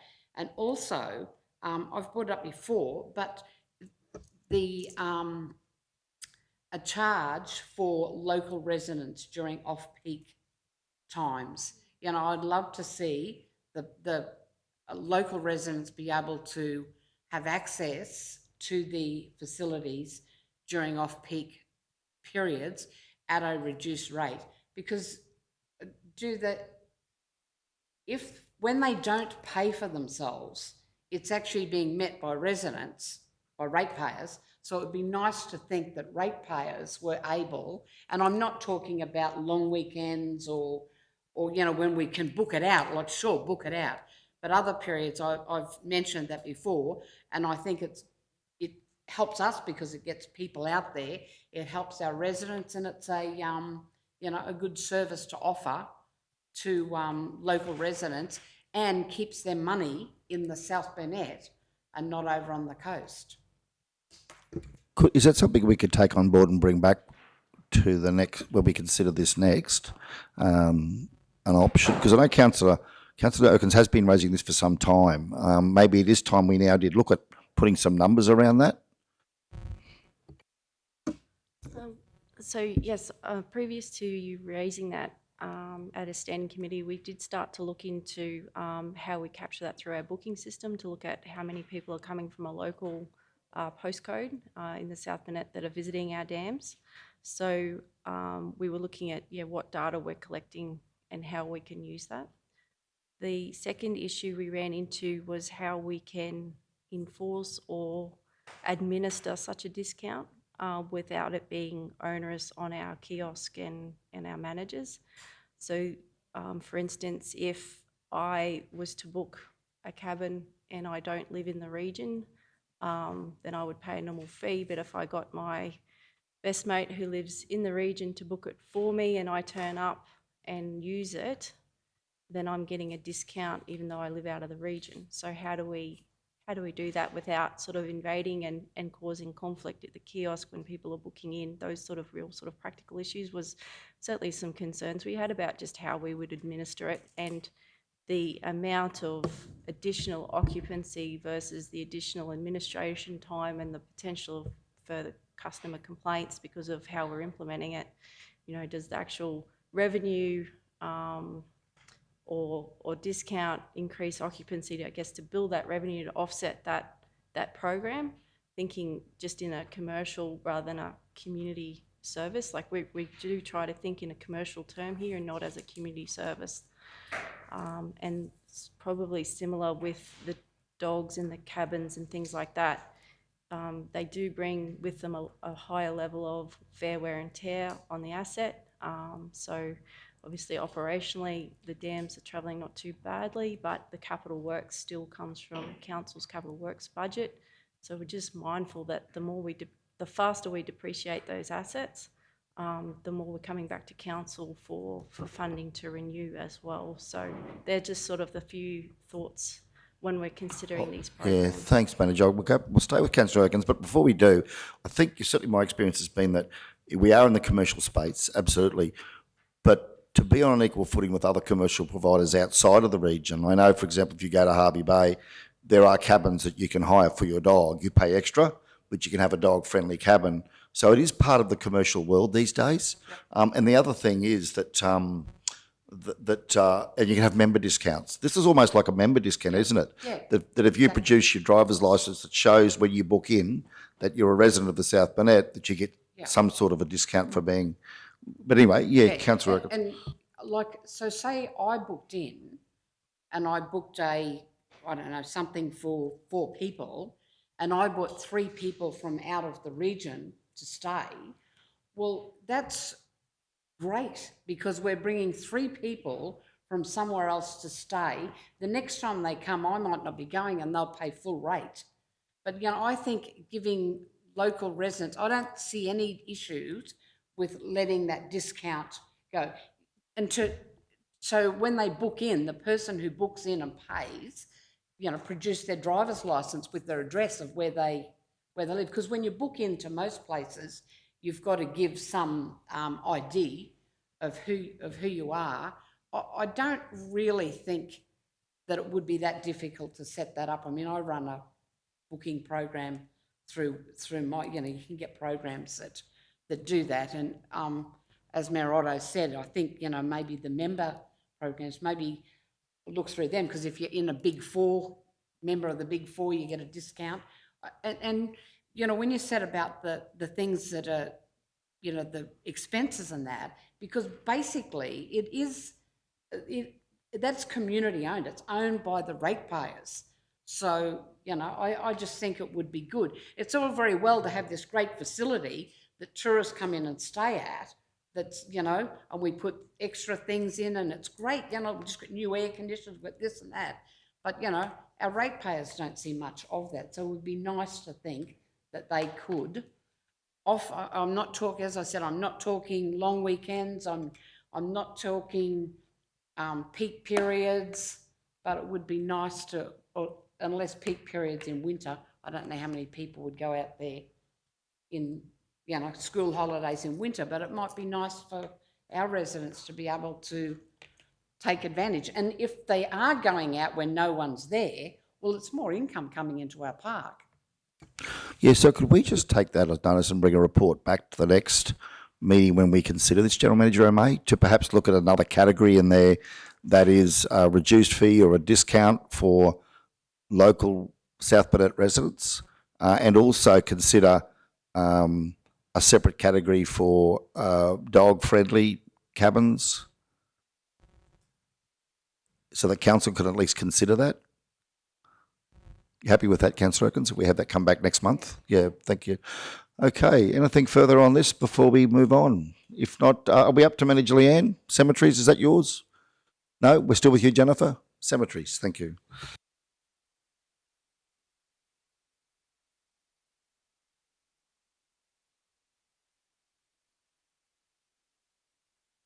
Can I just go back to that? I think one of the other things was I thought the price for en-suites was quite cheap compared to just the ordinary camping. So maybe the en-suites, maybe that's a fee that could be lifted a little bit, because that's quite a, you'd have to have cleaning and everything done in there. Well, it might be nice to increase that a little. Okay, so we'll take duly noted. Okay, Manager Jennifer, cemeteries, thank you. I think that's page 47.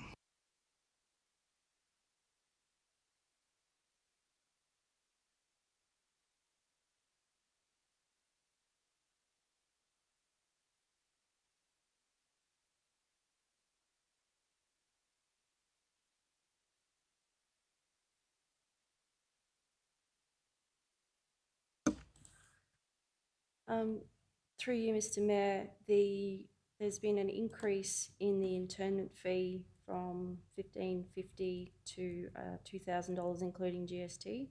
Probably that and the additional charge for out of service are the two probably largest fee increases. The reason for the increase of fee, I believe, under the previous manager, there was discussion about a rather large increase in one financial year, and it was the decision of council to implement that over 2 financial years. So this is essentially the other half of that increase. It is still underneath our surrounding councils, charge a lot more when we try to compare apples with apples as well. So it just sort of does depend on what's in that service. So, yeah, as I said, we benchmarked last year, that was our fee, and then to avoid that massive increase in one financial year, that was council's decision back then, is to stage it over the 2 years, so. Okay, so this would be the stage 2. This is the final increase. Right, what are councillors thinking about those increases there in pink on screen? Any feedback, thoughts? Where do we want to go with those? Councillor Jones? Yeah, no, I'm reasonably happy with it. There was a discussion that we had last year, and it's just the incrementation being put into play. Had a question asked of me this morning coming in regards to creating another cemetery in another town that doesn't have one. Does that ever happen, or do we just get buried where the cemeteries are? Because I was coming around the corner, coming into work from Maidenville, and the bloke pulled me up and he said, we're talking, and then all of a sudden he said, what's the chance of getting a cemetery in Maidenville? I said, probably none. But I said, I'll ask the question, and then blow me down. Here's an opportunity. So how does that pan out? He said, well, we come here when we're spending money and we, got businesses in town. He said, we like the place, we'd like to be buried here. And I said, well, I don't really know. So how do you create a new cemetery?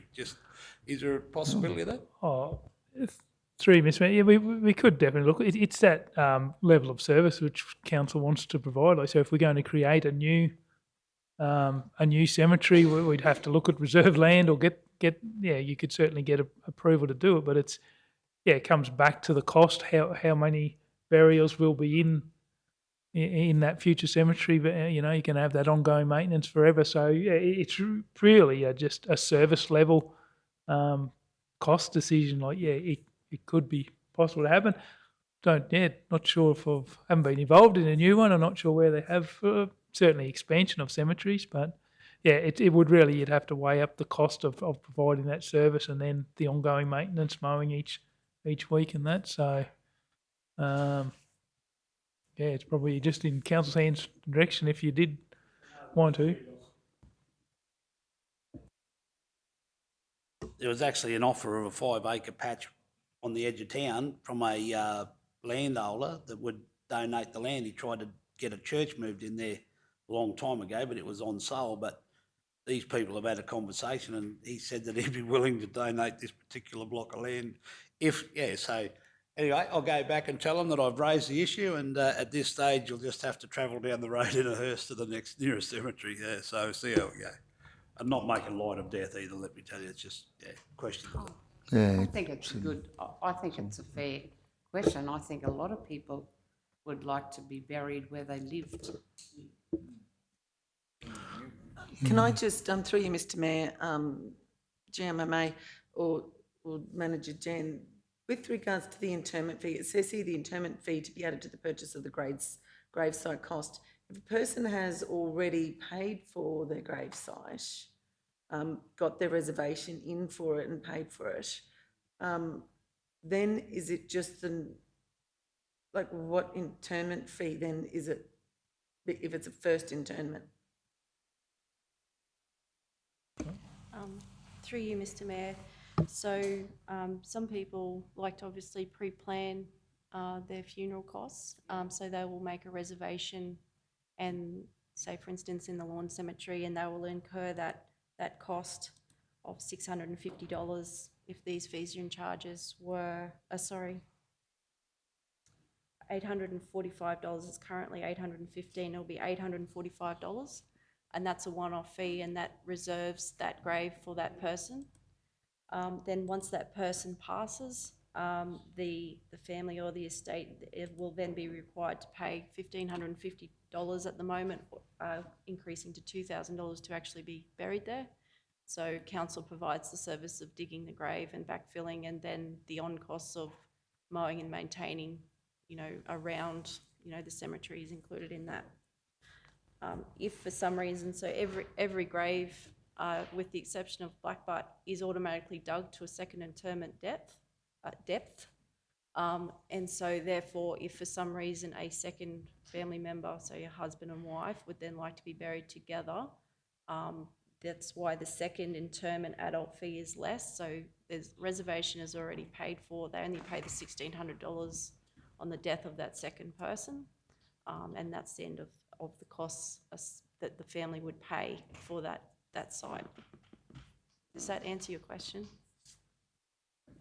Thank you, Manager Jennifer.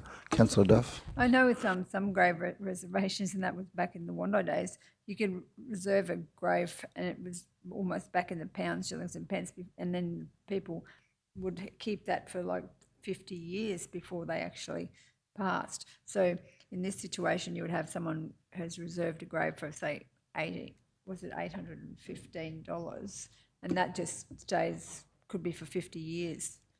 Yeah, no, that's fair. It's just as long as everyone understands that that's just a one-off, and you could, yeah. Yes, essentially we did change. You used to have the issue where people would try to reserve a grave next door for $20 and then never use it, or they'd reserve five graves, and so we're continually expanding the cemetery because you've got a lot of plots that aren't being used. So you actually buy the parcel of land now, and you keep that in perpetuity.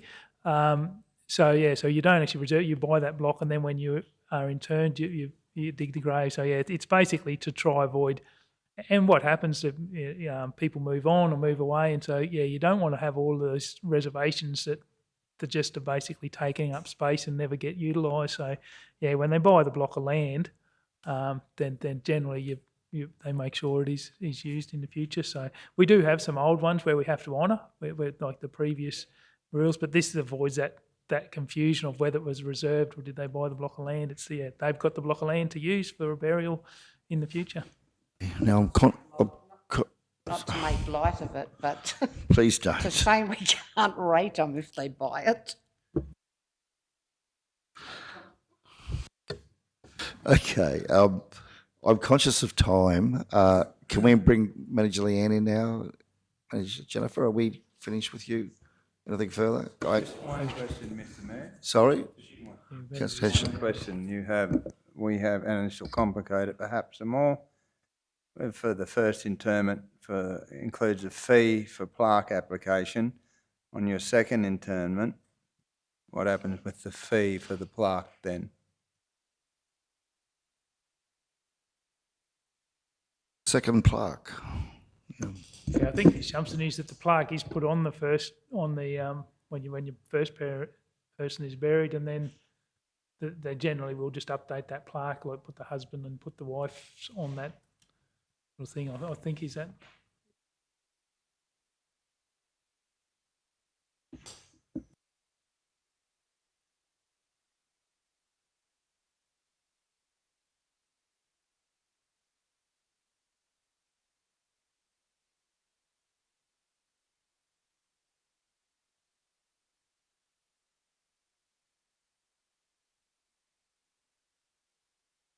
Jennifer, I know that sale yards is yours as well, but will we take that on notice of the plaque fee? Have we clarified that? The plaque fee. So we're going to move into museums and visitor centres and sale yards, and there's a new fee for the Wando Heritage Museum. Thank you, Manager Jennifer. Page is on our printout.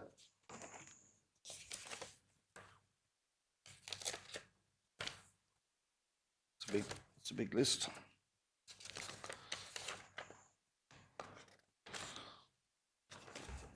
Oh, here we are, page 67. Thank you, Manager Jennifer. Thank you, Mr. Mayor. So this suggested fee was brought forward by the volunteers at the Heritage Museum. So as it is now, it's a donation, and it's up to whoever the customer who's visiting their discretion to make a donation. And the visitors were looking at how they could just, I guess, make that a little bit more formal. And being that that's a council facility, they've suggested a $5 admission fee to walk through the museum. So you can come as long as you like, it's just $5. Just one question. I know this is independent of council, but the Roy Emerson Museum, do they, committee down there, charge a fee to go through Roy Emerson? Councillor Jones? They have a donation box and have a sign on the wall to encourage people for donations to improve the facilities, yes. Right, councillors, what are your thoughts around a $5 fee to go into the Wandai Heritage Museum? Councillor Duff? I think that if that's what the volunteers have come forward with, that they're the ones with skin in the game, that I think we should listen to them and implement that fee. Okay. All right. I think you should maybe trial it, because I don't know that everyone will. If you want people to go there, if you want people, so maybe you ought to look at, so say someone lives in Wandai and they have visitors coming and they say, come on, I'll take you down and show you the museum. They might have been there, a dozen times or so themselves, and taking their visitors down, especially if they're going to take them down and pay for them. And they might think, oh, well, I'll take you out to something else that we don't have to pay for. So, you don't want to see the numbers drop. You want people to go in there. And if they're not going to put the donation in, they'll probably decide not to go. And I guess that's per person, it's not, Councillor Potter, what are your thoughts? My thought of this is then you've got the Kingaroy Museum that doesn't charge. They do have your donation box as well. So, they're two council-owned entities, two council-owned things. So what happens in that situation if we don't charge at Kingaroy yet we charge at Wandai? What happens to that money? Does it stay strictly in the Wandai Heritage Museum, which I personally believe it should, so any monies that they raise there should be spent there. But yeah, so that's probably my concern in this one. Maybe It's a valid point. Sorry, maybe we could look at a thing up that says what their donation goes to. Your donation helps us look after and improve our museum, rather than just donation appreciate. I think Roy Emerson have got a good system. It sounds as though, Councillor Jones, where they put that up.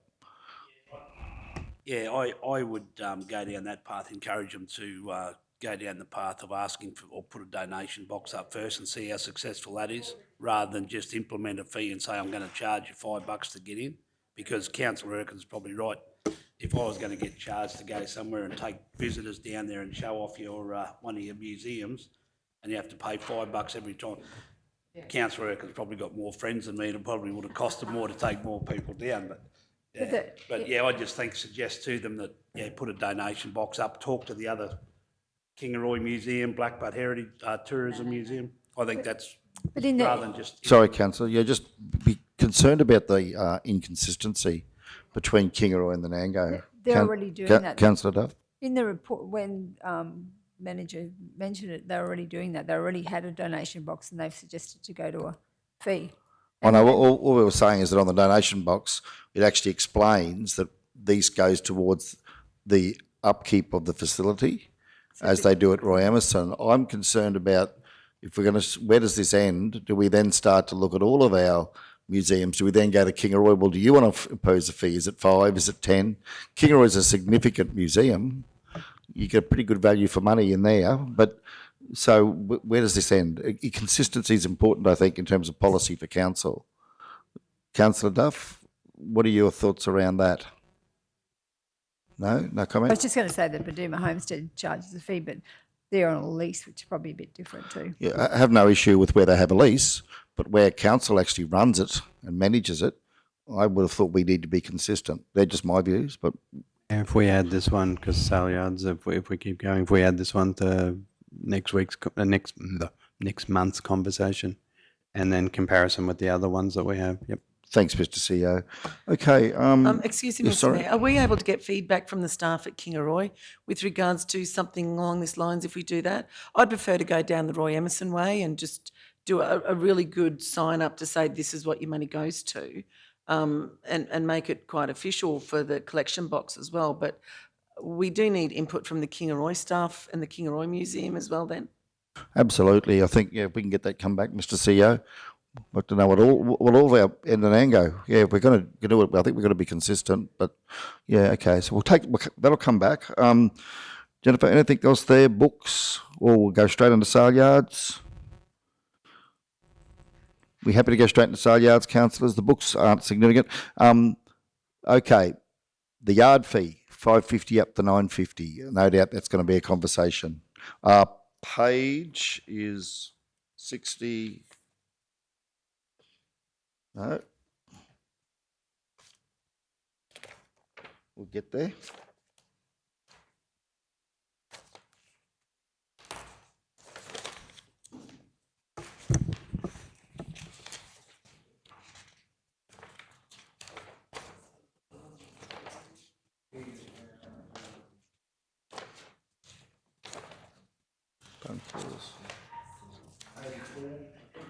Page 84. Okay. Right, page 84, Manager Jennifer, the yard fee and the chicken and llamas fee. I think it's probably the two big ones. 84, sorry, councillors. Yeah. Okay, rationale behind the 550 to 950. Thanks, Manager Jennifer. Thank you, Mr. Mayor. So the rationale behind the rise of the fees, as you're aware, we now have 2 agents operating at the yards, and with that has come additional resourcing.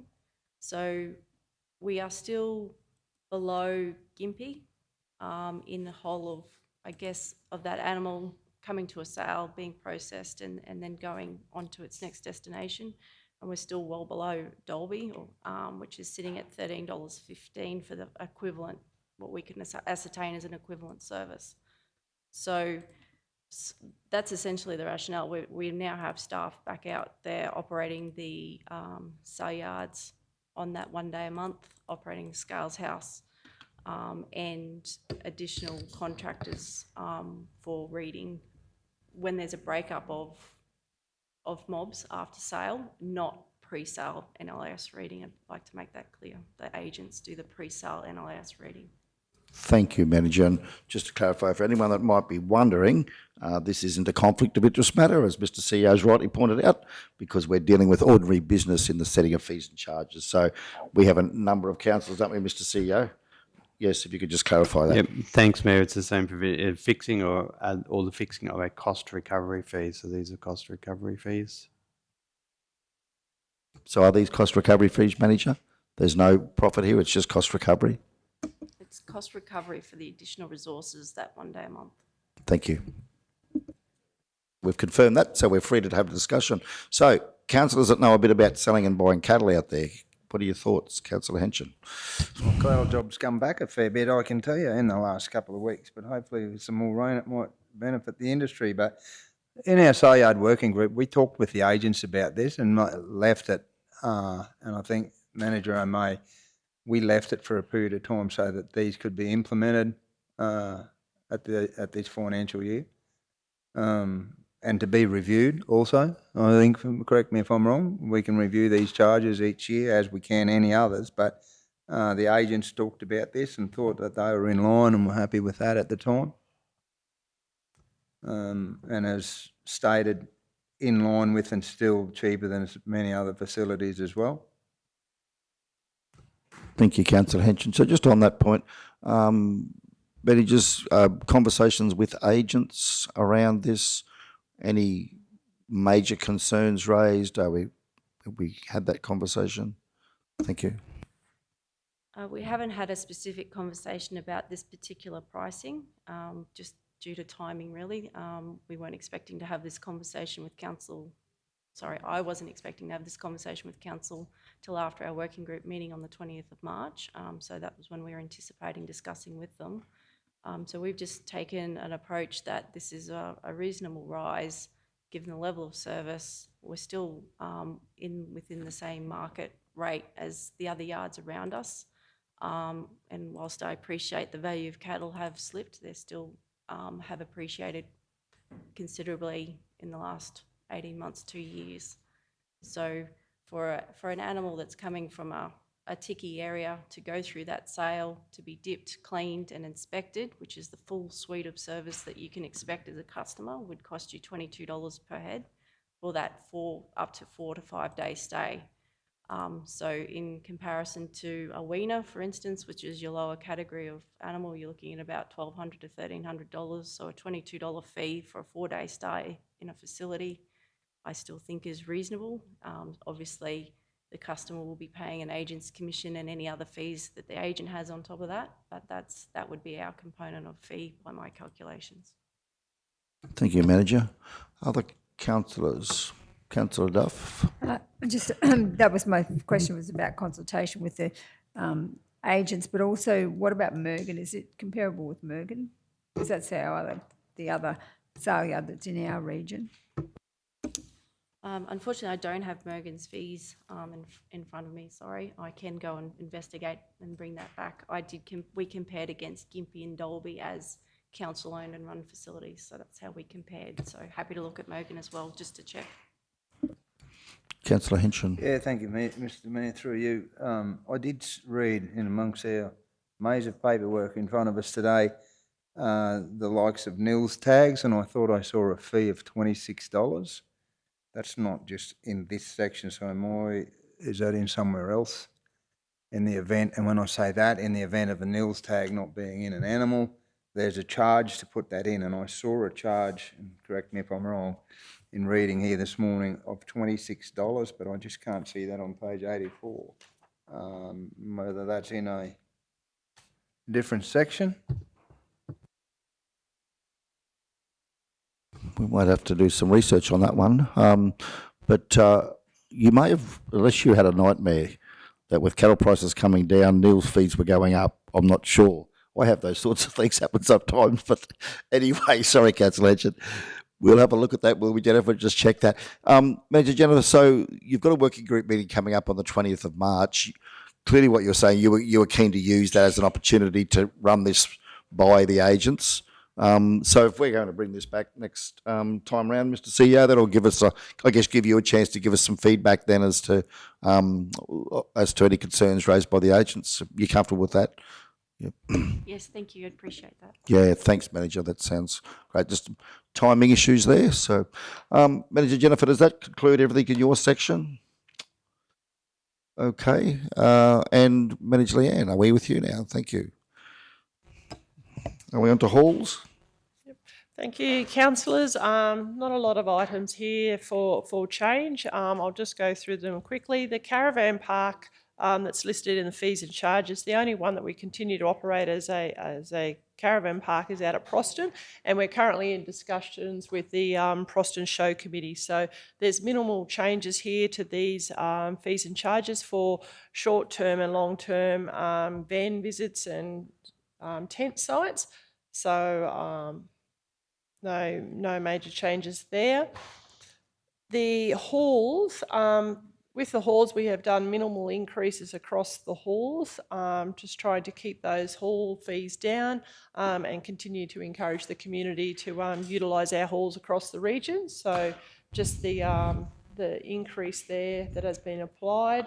So sorry, but if we move on from halls, if one wants to hire the Kingaroy Town Hall and you're a charitable organisation and you want to have a meeting there or just have a group of people come in, it's not some major commercial function, is that caught under that level 2, is it? Where do we pick that up? What's it cost to hire the hall for a day, the Yes. Kingaroy Town Hall? So if you were to go to, for the Kingaroy Town Hall, you would go to the not-for-profit community organisations in the South Burnett, and there's a level 1, level 2 fee structure. The level 1 is for the larger events like speech nights, concerts, Stedford, major community luncheons. But if you went to the level 2 type of fee, which is the minor meetings, like you're suggesting, a small meeting in the town hall. Now, if you wanted to use the main hall, you're looking at a community group would be $45.50, but if you just want to use the reception room, you would be looking at $27. That's fair and reasonable. Thank you. Sorry, yeah. Does anyone know what page we're on? Page 60. Thank you. The only thing with it, Leanne, is with that one, and actually having been mystery shopper now, the level 1 with the community hall, the main hall, reception room, barbecue, it doesn't, if you're only using a bit of it, you get hit the whole hog. So if you're using the supper room, you get whacked at fill 234 or whatever it's going up to now. So you might as well book the whole complex out for the 234. In the not-for-profit section. Anyway, it just doesn't, you don't have a sliding, can go back to the level 1 not-for-profit, you don't have a sliding scale, and so like some of the events are, so if you've only got 50 people coming for an event for a dinner, or 60 people coming for an event for a dinner, it's $234. If you've got 150 people coming for an event for a dinner, and you've got the whole complex, it's $234. And just, you could break up that component. As I said, very much mystery shopper, having gone through the process of booking the hall and for the community groups, like for that scale, the same as what you've got in the level 2, you've got it broken up into a scale. It just a thought. It's not going to die in a ditch, but it certainly would be, particularly if you're only using the reception room or the or the barbecue area at the back. You're paying. You might as well just book out the whole hole, and then that stops anyone else using it. Sure, we can take that on board and just have a look at that actual fee. Yep, and break it down a little bit there. Thank you. The category B halls, so that's the Nango Cultural Centre, the Proston and Mergen and Wandai Town Halls. Your Kingaroy Town Common Hall is still in a lease arrangement with SB Care. But you can see there they've got the different fee structures. There's nothing proposed, any additional fees are not proposed there, or any major changes to the hall fees. Unless anyone's got any specific questions, we'll move on to, I think it's swimming pools is next.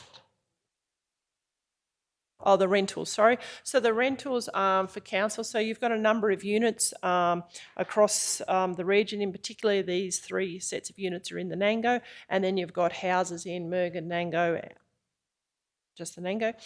So with the houses, we actually get a commercial market value from the real estate agent that's looking after those houses, and we just do that per annum. We request for that market value, and then we set the fee at the market. With the houses, as you can appreciate, the tenancy agreements are all different dates, so we wait till that tenancy agreement expires. So say that someone's got it for a 12-month period, so we'll wait to that 12-month period, and then we'll actually do the increase. And you can see there the units. We set the unit rate here. Our recommendation, we go out to a commercial market value from the real estate agent, and then we have a look here to see that our prices are very close to that commercial market value. So in this case, definitely for the Nango and the Drayton units, we're very close or within the market value that has been provided by the real estate agents. But the Brighthaven units is probably just down a little bit, and we've had a look at this. I mean, this is a difficult set of units for us to increase, dramatic increases, just because of the clientele that's in there. So this is your aged care units, and they're fully occupied. There's pretty much a waiting list of people trying to get into these units. Yeah, so they're probably just a little bit under market value, but I think, those units haven't had any major upgrades in them for some time. So yeah, we have recommended a $4.50 increase there, but open for discussion if council think otherwise. Councillor Urquhart, your thoughts on that? Surprising as it may seem. Yes. Actually, I think there has been an increase in the rental subsidy. Oh, yes. I'd have to confirm that, but I think you'll find that while I am all for keeping, especially for Brighthaven, I think you may find that there is an increase in that. So possibly if you check that and you can see, sometimes when you put the rent up, sometimes it actually works out that the tenant pays less money because of the increase they get on the rent subsidy. Oh, right. So. All right, well, we'll take that on board and just have a little look at that. But yes, we have proposed that increase there on the rental properties. The swimming pools, you'll see there that this year we've actually suggested no increases to the fees and charges for swimming pools. We are trying to encourage our community to use the swimming pools as much as possible. And yeah, we just think, we've had a couple of increases over the past couple of years. Attendance levels are always on the decline in swimming pools, and we have made some major investment into the swimming pools. It's all about utilisation at the moment, so we've proposed no increases there to the swimming pools, and that is in consultation with our pool managers. We always go out to the pool managers and get a little bit of feedback from them. And certainly, some of these pool managers operate pools in other regions, and they felt that our prices are very competitive. And they are at the front line. They're receiving the feedback from the customer all the time, where people are actually talking about the fees and charges and how expensive it is to have their children swim at the swimming pools, and that occurs across all pools in the region.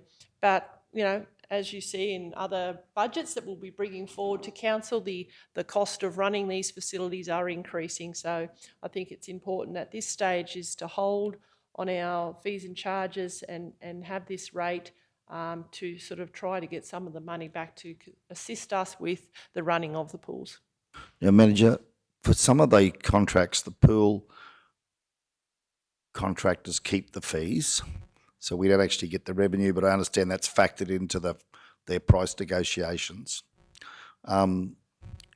Just want to flag this for council, a left field thought about making our pools across the region free entry. Right, Maranoa Council have adopted that policy to address the declining utilisation of the pools, and I believe as a healthy active lifestyle initiative to encourage their community to get out of the indoors and get out and use the swimming pool. So, look, I'm not going to be pushing that upon council, putting that on council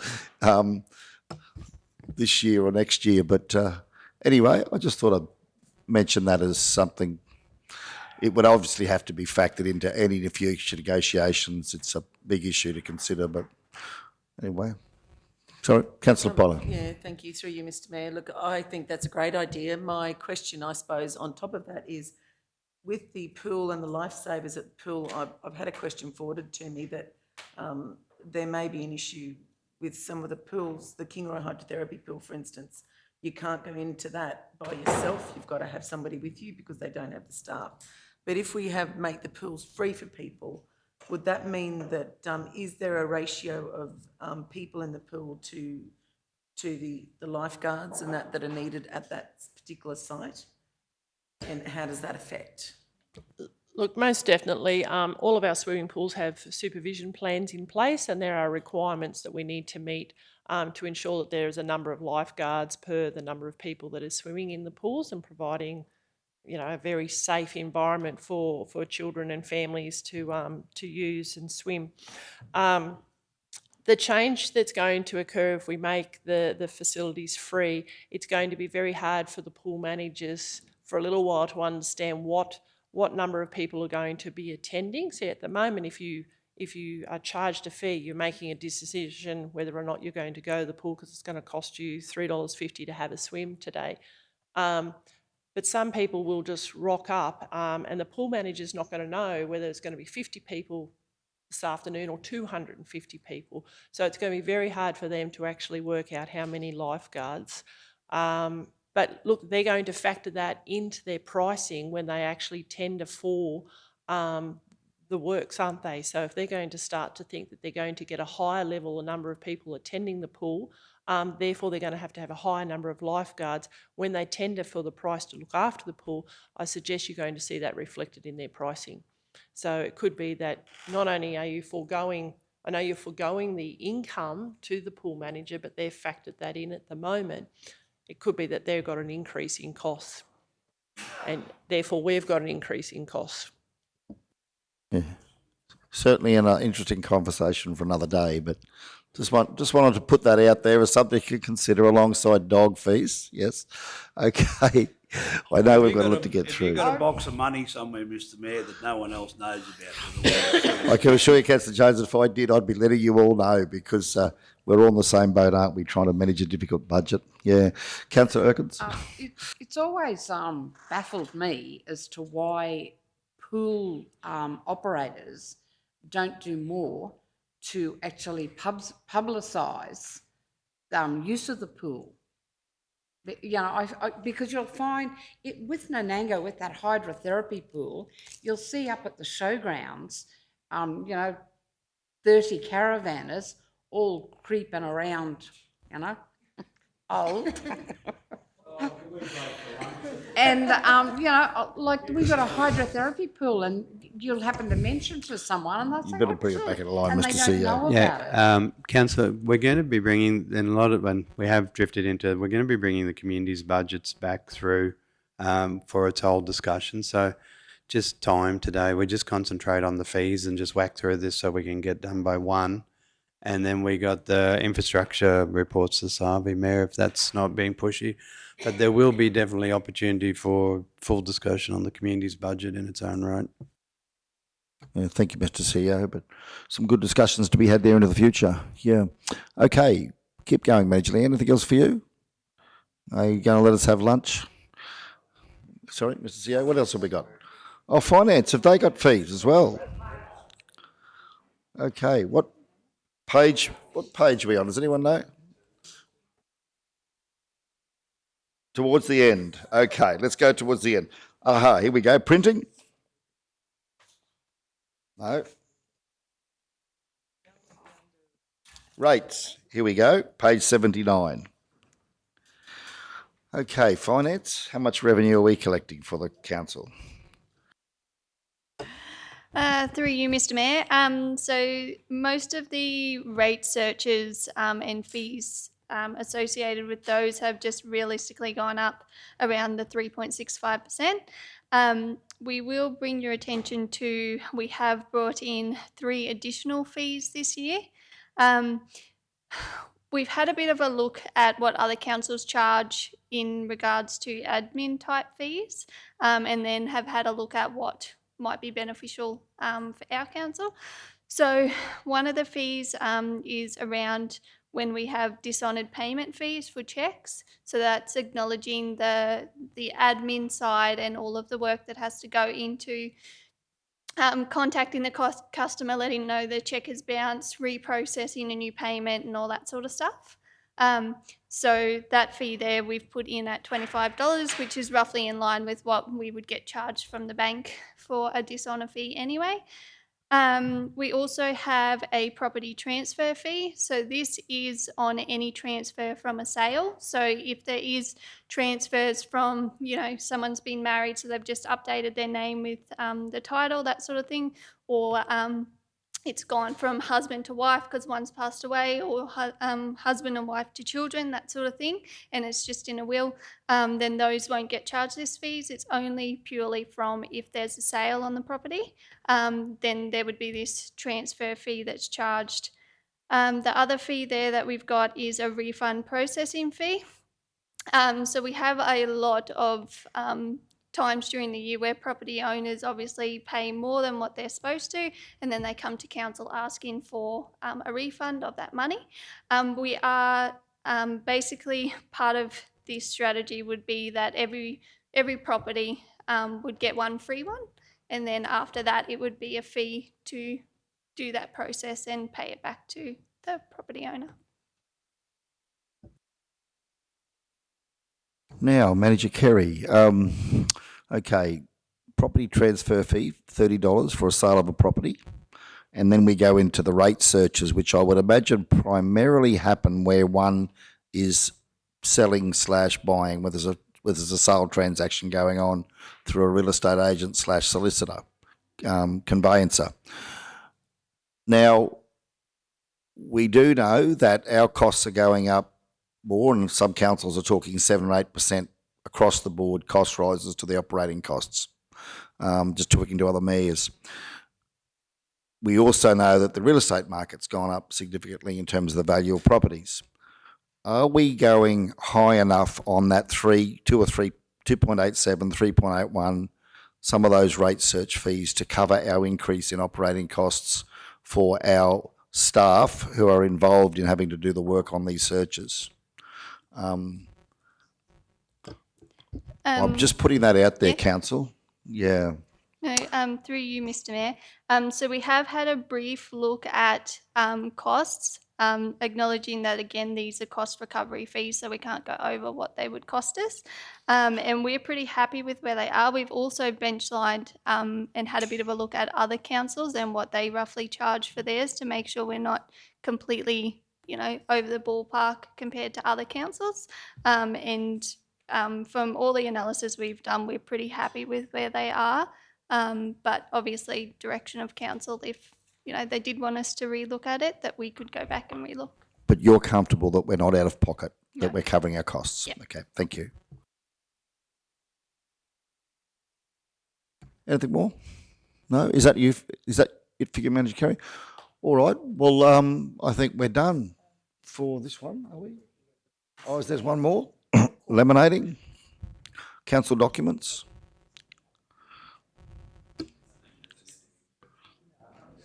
Nothing exciting in there? Okay. All right. All the RTI fees for the community are all set by state government regulation. So we only pass on what we're told to by the government if you do put in a right to information or privacy request. So thank you. Okay. Mr. CEO, how would you suggest we proceed to wrap this one up? We've got the recommendation that the committee provide guidance on any changes consideration be included in the draft fees. Final draft be presented to the June ordinary meeting for adoption. With that, there would be, I would suggest we just add on a little bit that the areas identified be report back as a report to the April Budget Committee.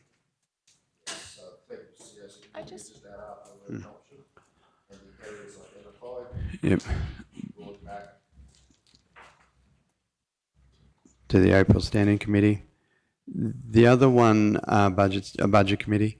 The other one is, without creating havoc for colleagues in finance, when I asked for this to come the other day, I would actually really like the fees and charge of at least the final drafts of them to come to the May, because we do have that lead-in time and budget. By the time we get to the budget June ordinary, it's going to be right on July. So if possible, if we could change June ordinary without being too pushy to May ordinary council. And then that way, I mean, if there is something that's identified as still an issue, it can be pulled out, but we can start to inform people what the fees are, particularly for all those things that are basically less than inflation rises. They can just be pumped through so people are aware of them before the end of the financial year. Yes, I think we'd all agree. Mr. CEO, that's a good move to give us time to give everyone notice before July. Thank you. Okay, June becomes May. We'll bring this to the May ordinary meeting for decision of council, and that will have given us a good 2 months anyway to consider all the issues. Okay, so we have as presented. Do we have a mover? Councillor Potter, thank you. A seconder? Councillor Henson, as we can see there. We'll go to the vote on that if there's no speakers. Sorry, Councillor Schumacher. Sorry, I missed your line. Just had one more item to add, just to the conversation that we've had, just in relation to the request for information fees. I just would like to better understand how many requests for information we've actually received this year, and on average, what it costs to respond to some of those. Councillor, oh yeah, I was going to say, all in the same way, are you referring to the fee is for the external right to information? Or are you asking about the internal right for request for information? No, sorry, my apologies, the right to information. So I'd like to better understand, we receive quite a lot of inquiries, and some of them are it's mind-boggling how much time must go into actually responding to them, and I'd like to better understand how we set that fee, what it costs us as an organisation, and what we charge. So certainly GM Susan. Yeah. That's your department. Yeah, through you, Mr Mayor, that the Mayor was correct, councillor, that we are, it's legislated, the fees are set, and what we charge, years ago it used to be $39, but we also have the capacity there that we can charge back to the customer or the applicant for printing costs, or if we were to provide that, we do have the capacity to charge back what it does cost us. But as far as how many, we report that annually in our annual report, but I can certainly just bring a report back, but that's pretty well how it works. But I'll bring back a comprehensive report for you.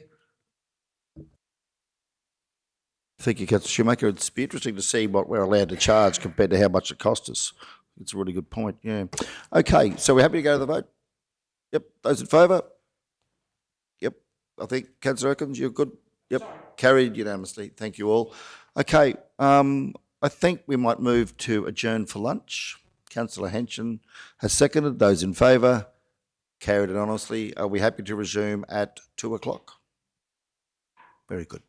Thank you all. Have all those in favour, sorry? Yes, we have everybody. Carried unanimously. Thank you all. Okay, General Manager Meehan, thank you for your report. Item 7.6, we're in your hands. No worries. Thank you, Mr Mayor. Yeah, good afternoon, councillors. We've got a couple of items to get through, and just mindful of councillors' time and some of those heavy.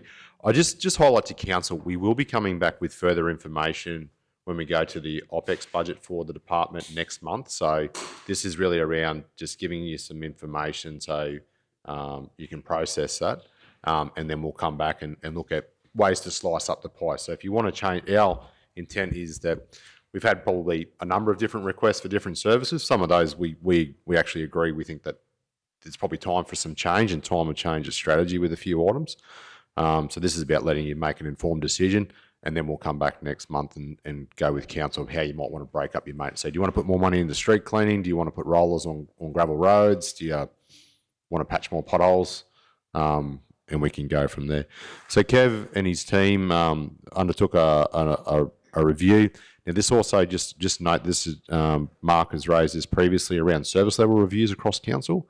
This is one of a couple that we're required to do under the operational plan, where Kev and his team have gone away. I've said it before, I do believe, everyone has an opinion on what we should and shouldn't do to roads. Sometimes they're right, sometimes they're wrong, sometimes we have inconsistent practices. I don't shy away from that. But there's a lot of things that we do quite well here, particularly at council, particularly with the number of competing priorities that we have. What we did was we did a workshop with our staff, not how myself or Kevin wants to grade the road, but with discussion with our frontline staff and our coordinators and our supervisors about what they see as the issue, and what's working and what's not. Now, there's a lot of things in there that you proactively can say we'd love to do this level of service. That comes at a cost, and it needs to be a trade of services or an increase in revenue to be able to perform those sort of services. So with that, I might hand over to Kev to step through the unsealed roads, and then we've got one for slashing and roadside spraying. And then after that, we're going to just walk through the sealed maintenance standards that we apply. All right, Kev? Thanks, Aaron. As Aaron alluded to, this is essentially a service level discussion in the lead up to our OPEX maintenance budget preparation. And so that's it's also covering off on the op plan OPI 23, which is, I'll just read it out, review of operational maintenance delivery, investigating alternative delivery models for patrol grading, review and report back the advantages and costings of the addition of rollers. So that was a specific one in our plan, so we're covering off on essentially both of those. So as Aaron alluded to, we held a workshop back in January, and it was essentially threefold. We talked about what are some of the good things that we do with our patrol grading, some of the things that aren't so good, and some of the considerations if we were to adjust the service levels. So just as a recap, our current service level for patrol grading is essentially our 3 graders tied with water trucks, and the service level is essentially 1 patrol grade per annum. Running through the workshop itself, so one of the positives in terms of the current service level is the significant number of complaints that have reduced since introducing the patrol grading. Some of the things that weren't so good listed out in the report there on page 110, such as a build-up of vegetation is causing drains to get higher and limits their capacity. It does cause damage to plant. Pavement material does deteriorate due to contamination and loss of clay binder. It's difficult to create a crown and a proper crossfall on the road. So there's some of the issues that we're currently grappling with, and we looked at some of the considerations if we were to adjust the service levels. Consideration 1 was quality, not quantity. So our service level, what that means is our service level is essentially 1 grade per annum. So there is pressure to get around the network, I suppose, and so that's probably looking more at the quantity, and the team felt that perhaps a bit more focus on the quality outcomes might be a good improvement. Consideration 2, increased level of service on all roads. That essentially is covering off the op plan action item, which is attaching rollers to the current, so 3 rollers for the 3 patrol graders. And there's some obvious improvements there, but obviously that comes at a cost and also probably time as well. We wouldn't get around the network as quickly. Consideration 3 is focusing on our drainage, and we looked at a standalone crew, essentially a backhoe or an excavator with a truck and traffic control as required. And the final consideration there is heavy formation grading, which is essentially a full construction crew. We do limited and ad hoc formation grading throughout the year, but this is consideration 4 is probably formalising that. So they were essentially the options that we looked at. In terms of costs, adding the rollers, we're estimating around about $450,000 additional to the OPEX budget would be required to go from patrol grading to essentially a medium formation grading. So that's a grader, water truck, and roller, and with the three crews. The purchase of those, that would be capital, but then you're talking about the operational cost would also be $450,000. That's the operational, the annual cost. Yep. So the purchase or dry hire of rollers would be a separate issue. And so that's essentially the summation of the report, councillors. Again, $450,000 for rollers, and we probably think that we're likely to be 18 months to 24 months in terms of to get around the network if we increased. So there is a cost benefit there. Obviously, the quality of the maintenance is going to be improved compared to the current patrol grading. The only difference with that is that the network every 12 months, you're talking now 18 to 24 months. So some roads would take 2 years to get to. So that's actually, in some respects, a decrease in service levels. But, Councillor Erkins. sorry, through you, Mr Mayor, maybe they're not going to go so often, but maybe if it's a better job, I mean, surely that's much, like people are complaining to me because of the job that was done. They can see it's just a scrape over, whereas if we're doing a better job, I believe that's very important because it's amazing how many road builders are out there in the community. But, I just think the rolling and the water trucks, I mean, it definitely is going to pack your road down a lot better if it's not done. They don't last. Yes, General Manager Meehan. Yeah, through Mr. Mayor, I just had a couple additional comments. I'll just draw to Council's attention. So we did do a first principles cost on this. So there's probably just a couple of things to consider also. On page 111 there, we have done a first principle estimate of what it does cost us per kilometre to grade. So the main thing to consider there is if you're doing a lot formation, and invite Council, obviously, there's a bit more detail in the report. We are performing a cutting action. Every time we grade a road, we do cut the road. Now, the comparison to that, to what we were doing previously, was we didn't have a routine grading program at all. So the road wouldn't be graded for however long, which is probably a lot worse than not cutting. So that's the difference with that. With the medium formation grade, we will consider get more compaction. So we will be a lot higher service to that. Some of our neighbours do a service. I think Gympie, when I spoke to them at one stage, was doing a grade every 2 years with that sort of service. Other councils to our south don't do any water truck. They still do a dry grade, and that's their service for the year. They'll grade their road once a year. But it comes down to access to water. A heavy formation grade is quite expensive, and to be honest, that's the grade that we would be looking to do on a road that has significant drainage deficiency. So we would be carrying a full construction crew essentially to walk in there. We're not looking to resheet fully, but a lot of times we'll do a heavy formation grade in conjunction with a resheet so that we're fixing a road from one end to the other as best we can. The suggestion that we have from our staff is to look at is quantity the best solution as opposed to a quality job. There's fors and against for that, and the council's quite right. Rolling around every 18 months to 2 years might be a bit unpopular with some roads. That people might say they haven't seen a grader for there, therefore there's an impact from weather on their road, they've lost access or something like that.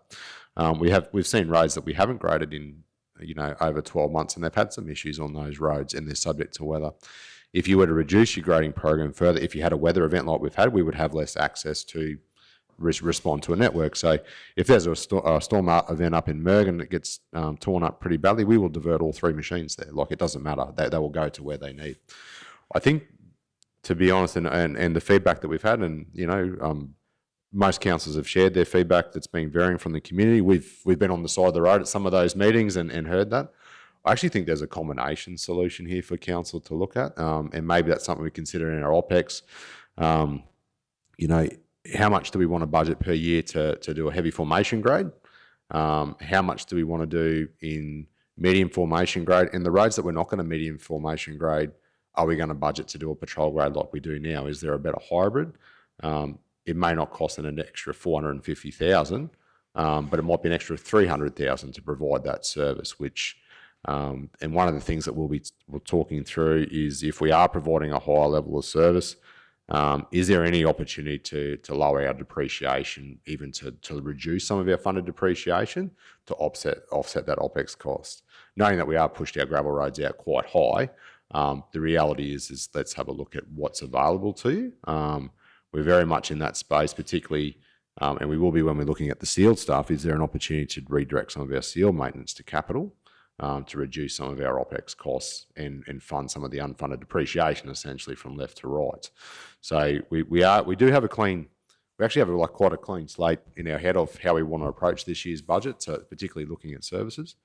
But just food for thought there for council. It's always interested in council's feedback, but it's not about making decisions today. We're going to grade every road 18 months, 2 years, or whatever it is. But we are interested in what council has to say, and we'll probably look at presenting some scenarios at the next budget meeting.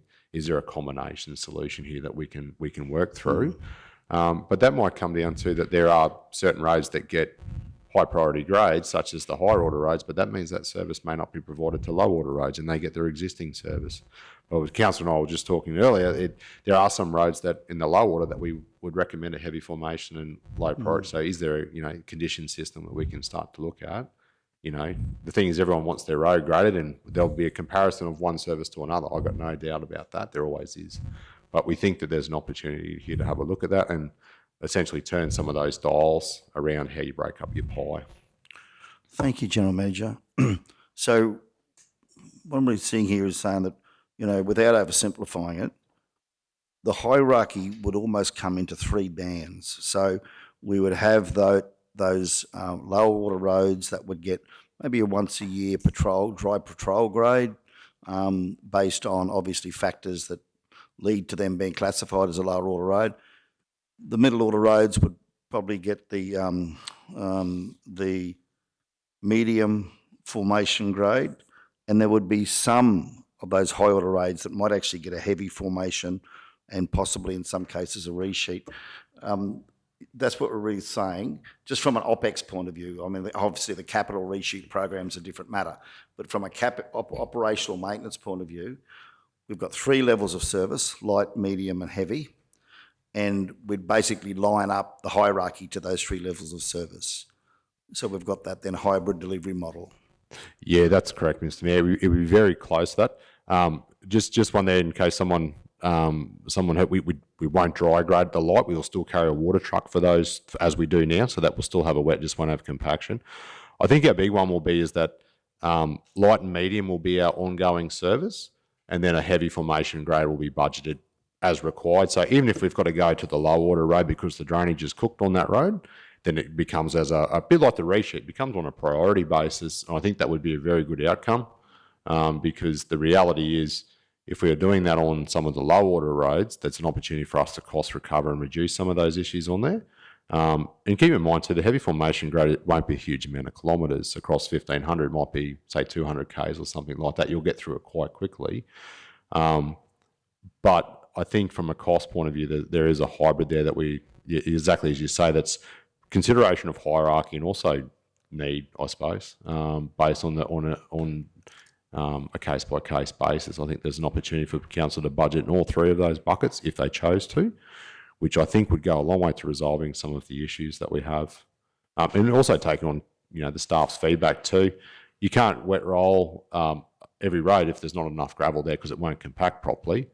But, that road gets held as a light grade until such time as it's due for its resheet and whatnot. So one of the things that we're also working through with our valuation at the moment, we spoke to the valuers this week, is I think our network is overvalued from an unsealed point of view. I think that there are too many roads that are listed as gravel roads that are actually formation roads.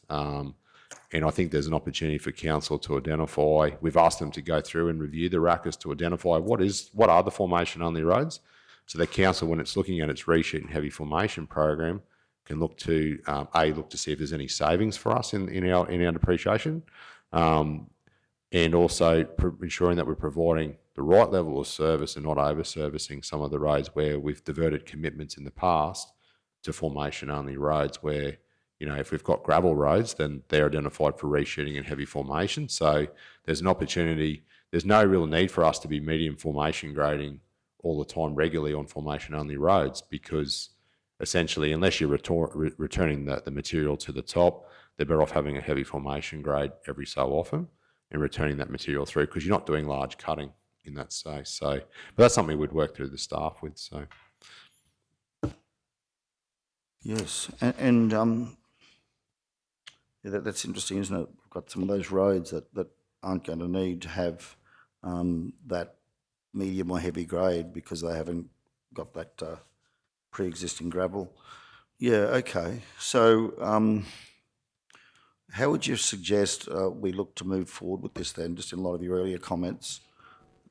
If council was happy, we would go per our recommendation, but our intention would be to come back at the April budget committee meeting with our OPEX budget, and we would walk council through a number of scenarios of options available to you, and look at how we break up Kevin's budget to deliver those services. So like street cleaning is one that we're looking at the moment in conjunction with Leanne, along with this service as well as, you know, but keep in mind if there's a trade and something's got to give the other way as well. So I think it's about having the same priority, and we look forward to working with council through that. Again, the service has probably served us well in the past. There's probably an opportunity for review on that. And keeping in mind we have a large Reaper program also. I think it's important that council gets through its Reaper program, and that'll be my comments to the other supplementary reports in a minute, and then review where we're at again in 12 months' time and adapt to what we think is the priority. So apologies, I think I jumped in front of the councillor, Mayor. Yeah, thanks, Gerald. Before we go to Councillor Erkins, so just on that quickly, obviously we've got another 18 months of significant Reaper work out there that's going to be primarily done by contractors. But if we embark on an ambitious 23-24 OPEX program around that three-band type hierarchy, I understand we're not going to get all of it done in the 1 year. Some of it will roll into 18 months. Is that achievable in light of the fact that we've got this big Reaper body of work to do? Are we going too early with this higher level of service? Should we put it back another year? Or do you think you can run the two side by side around where different roads are at based on their assessments? Because there'll be some roads that aren't going to get any Reaper work done that I'd imagine you'd focus on from an OPEX point of view. Yeah, that's right, Mr. Mayor. I think there's probably two parts to it. I think we can run them in parallel. I don't have an issue with that. I think that you're right. I think we'll get criticised if we're not dealing with roads that don't have Reaper on it. The reality is the resources for this road, this section, the light and medium formation would be independent of Reaper, because they'll be the ongoing one. I think our biggest one is if we're doing large amounts of heavy formation grading across the network for the next 12 months, there's probably an opportunity to not do as much of that because we're doing that underneath Reaper and resheeting programs. And do we pump more money into potholes, to clear those? And really, I think that's about us putting some recommendations to council to say, here's what we think some core service resourcing for your consideration, but also if we've got a backlog on, say, road shoulders, do we cut back on the heavy formation this year because we've got Reaper and that on, and pump some money to clear some of those backlog and get that information?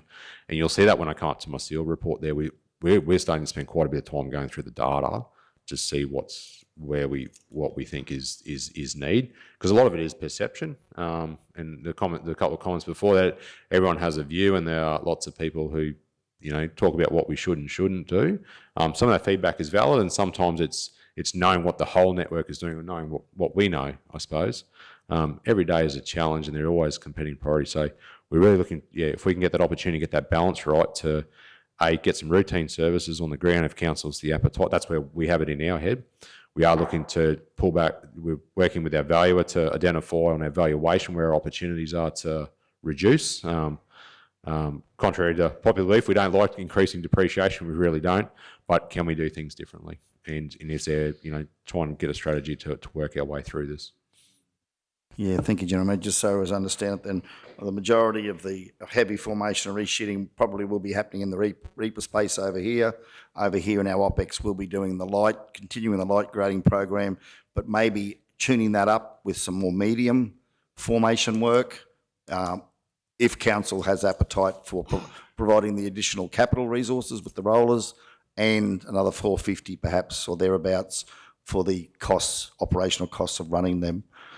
Is that sort of it in a nutshell? Yeah, that's right, Mr. Mayor. The other option council always has is if we introduce two rollers on hire or through our existing fleet without capital purchase, as a trial, and again to see what we're doing in 12 months' time. I think a lot of times if we try something, there's an opportunity to come back and say, look, is that working for us, without having to shell out large amounts of money. I think if council has the appetite, I suppose where we're going today, that happy to walk down this path and have a bit of a think about how we do things. you know, it's an opportunity for Kevin and I to go away with the staff and have a bit of a chat about what that looks like. Doesn't mean we'll get it right first time. That never happens. But there's an opportunity to say, look, we're going to break up our pie this way because this is what's important to us at the moment. So that's just our feedback. Thank you. Councillor Erkins. Thank you. So with the Reaper program, I would think that that's actually put us a little bit in front, because there's a lot of roads that we're not having to grade because they're being done in the Reaper program. Is that right? Yeah, through Mr. Mayor. So yes and no. So there would be an expectation. There's definitely a lot more work to happen in that space. The reality is we would always resheet it, and the big thing I would say though is because we've lost gravel on the network too, we probably fell further behind. So there's a catch up element to that. So it's probably it's a bit of a hybrid question, I suppose. Yeah. Yes and no. Okay. So I feel that community, one of the things that community come back and complain about is that if they see a grader down their road this week and next week they got corrugation. So I just think we're much better to do where, you know, be a little more selective maybe on where we do that medium formation grading and let them wait longer. Because if we do a better job on it and it lasts longer, I think is much better. I mean, one of the things that someone has just recently said to me is, you know, 2 weeks ago they were out doing Old S North Road, I think it was, and we got corrugations there already a fortnight later. So, you know, like if it's done a little better, I think it would be much better.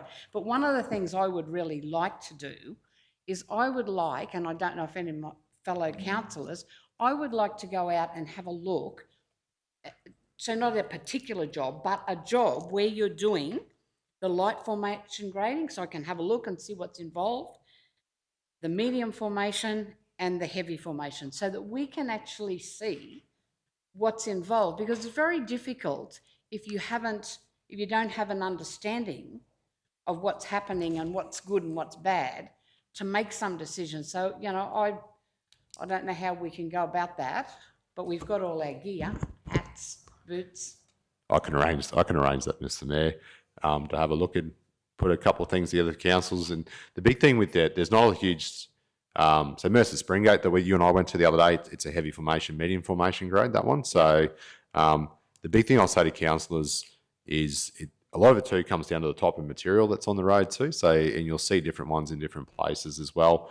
5 mil of rain can corrugate a road. Particularly, we've seen that out at, you know, the Geelong area and those ones where we've got a lot more granity style materials. The other one too is where we've got roads that have got large amounts of stone in them and blue metal. We're all familiar with Burt Road. There's different material there as well. So a lot of it, Bart, as for us going out and having a look, I'll show you. That means that you can explain to us, so we have a better understanding when somebody rings us up and says, you know, oh, my road, we have an understanding of the process, what's happened, you know, what their road's like and when their road is likely to be done. When was it done last? You know, I just think if we are a little better educated, not so much that makes us dangerous, but enough to make that we can, you know, go back. I think then, because a lot of it, it's that feedback that we get from our community that we come then, you know, complaining to you guys about. So if we can sort of cut that out, that we can understand, and as I said, by going out and having a look, you can explain to us what they're doing in these different sections and why they're doing that and how they're doing that. So that would be fabulous. If we could do it before it comes up for us deciding on the money, would be fabulous. Yeah, could we look at doing that? Yeah, it's an excellent suggestion, yeah, because I know sometimes it is hard to get your head around what do the different elements of the different categories of work entail. So, for example, General Manager, if we look at that medium formation, in some cases that might include clearing out the diversion drains, in other cases not. But with that medium formation work, could we pick up some of that diversion drain work if they're silted up or if there's vegetation in those? Because I know the grader drivers have raised this, haven't they, as being an issue? Yeah, they have, Mr. Mayor. So to actually excavate them out properly, we spoke to them about that and also putting blades on the front. They weren't huge fans. Their feedback was, and particularly from our works coordinators, that there needs to be fit for purpose excavation done of the roads. So one of the proposals we'll be bringing back as part of that too is to look at drainage programs. So yes, we're doing a lot of drainage across the board, particularly through Reaper at the moment, but does council want to fund, a certain amount of drainage per year that's done on a priority basis, and we work our way through the network and whatnot. The big thing is the heavy formation grade will pick them up because I'll be carrying the gear, but also, do we have, you can't, and we looked at this the other day, like you could spend $1 million or $2 million across the board in doing all the drains, but, do we have a 2, 3, 4, 5 year program where we do so many kilometres per year, which we'll pick up through heavy formation, then we do targeted priorities to do those diversion drains and whatnot. So, and particularly once we've gone through with the Reaper again, I think there's a really good opportunity for us to have a look at where we're at and put a priority program together. Yeah, that seems to be a sensible response. That we obviously the heavy formations, we're going to pick up the excavation work, but on those medium formations, we might need a separate program. You're saying that is really focusing on if you're a medium or lower order road, then we have a separate drainage program with the excavation gear to work through that over a period of time, whatever that might be. Yeah, and that would run independently, but sort of alongside the maintenance grading program. Yeah, so you'd have a separate crew of activity going on there in that drainage workspace. Yeah, I guess I'm just looking at also, I guess this was about us trying to mitigate future OPEX costs on ongoing maintenance. If we can get the pavement right and we can stronger and we can get better drainage, hopefully with these weather events we're going to see less damage, particularly where they're non-reaper events that aren't declared disasters on our network. Yeah, fully agree through, Mr. Mayor. I think particularly in the next 12 months, given the condition of our network and the challenges that we have, I think it's a really good opportunity for us to work collectively around some service options that take away some of those points of pain, and then also try and clear that Reaper and then again go again in 12 months and say, right, this is where we're at now. This is core service and this is where we think that we need to divert the over and ordinary into some of these items, because to be honest, it's the same issues that come up all the time. Everyone hears them, we hear them. It's just a matter of having, you won't fix everything in a day, but I think it's an opportunity for us to have a look at that strategy to do things a little bit differently. Yeah, thank you. Councillor Duff. I've had fantastic feedback just lately on Eisenmengers Road and Daniels Road, and I'm not sure whether that was under Reaper or whether you've just done a patrol grader or a maintenance grade, but they were very happy with the fact that the drainage was done as well. So if you went down the path of going to I know we ticked a lot of boxes with just doing that patrol grade and doing it every year, but as Councillor Urquhart has said, there is still complaints about the fact that you didn't do the drainage. If you went down the path of going to do the medium grade and the heavy grade and didn't do the patrol grade at all, but every time then would you still get around the whole network within 18 to 24 months and then able to do the drainage, or are you saying that you're still not going to get around the network in 18 to 24 months and that's why you'd have to do the patrol grade to cover off on those ones that are going to completely miss out? Yeah, I'd just draw councils, just have a look at the services that you would get for each of those ones. Just probably clear for council, the light formation and medium formation will not do drainage. It will retain more material out of the drains, but it won't go through and excavate unless you've got a loader or a backhoe there with a truck to actually dig it out and put it on. What they will do is keep the material away from the shoulders, so like the vegetation. The big thing is trying to keep those drains clear when they come through. The issue that has been identified to our staff at the moment is that because we've had such heavy rainfall events, we've had high gravel losses, which is then mixed with silt into those drains, which is the issue. So they need to be restored. I think there's an opportunity for a heavy formation program plus a drainage program that goes in conjunction with either the medium or the light formation grade. The one thing I will say is the medium formation grade with a higher level of compaction, you should retain more material on the road as opposed to losing it. You should. But that's not always the case, obviously, when you've got... I'll just make one more comment, if I may. Looking at the weather forecast, we're about to go the other way for the long term. It's supposed to be dry and hot for the rest of the year. That causes a whole different range of issues for the unsealed network, which people would be familiar with. So roads will corrugate and they will unravel and they will fall. So it's a battle. So if, my other question to you, Mr. Mayor, is with that focus on clearing drainage and that just doing a one-off standalone drainage program, does that include those lower order roads, or was that more about the higher order roads? I think it'd just be, we haven't got a set program for that. It would just be it'd be a priority basis. So what Kevin will do is if council wants to budget for 2 months of drainage work a year, it's going to cost you $80,000 or something like that.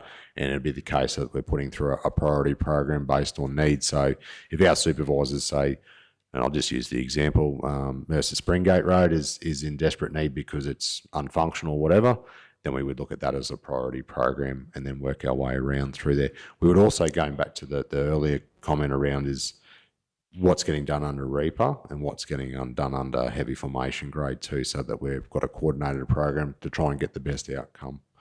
But the low order roads, it would, to be honest, if they're on the low order, they would be the lower priority unless there's a reason for us to want to go there and do that. General Manager Meehan, just on that, so can you do the excavation, like the excavator, loader with a backhoe out the back? Can you do that work independently of the grading work? Could you have a separate program, as you're saying, that's for drainage work, separate teams, separate gear, and they have a separate program? It doesn't have to go in conjunction with your grading maintenance program? No, it doesn't. Because there could be a different hierarchy there, couldn't there? You might have a road that's a lower order road but it might have high drainage needs. Yep. Because there's been major deterioration of the diversion drains. That's right. Possible? Yeah, that's right, Mr. Mayor. That would be an independent. We would try and tie it with the grade, whatever type of grade is due for that road.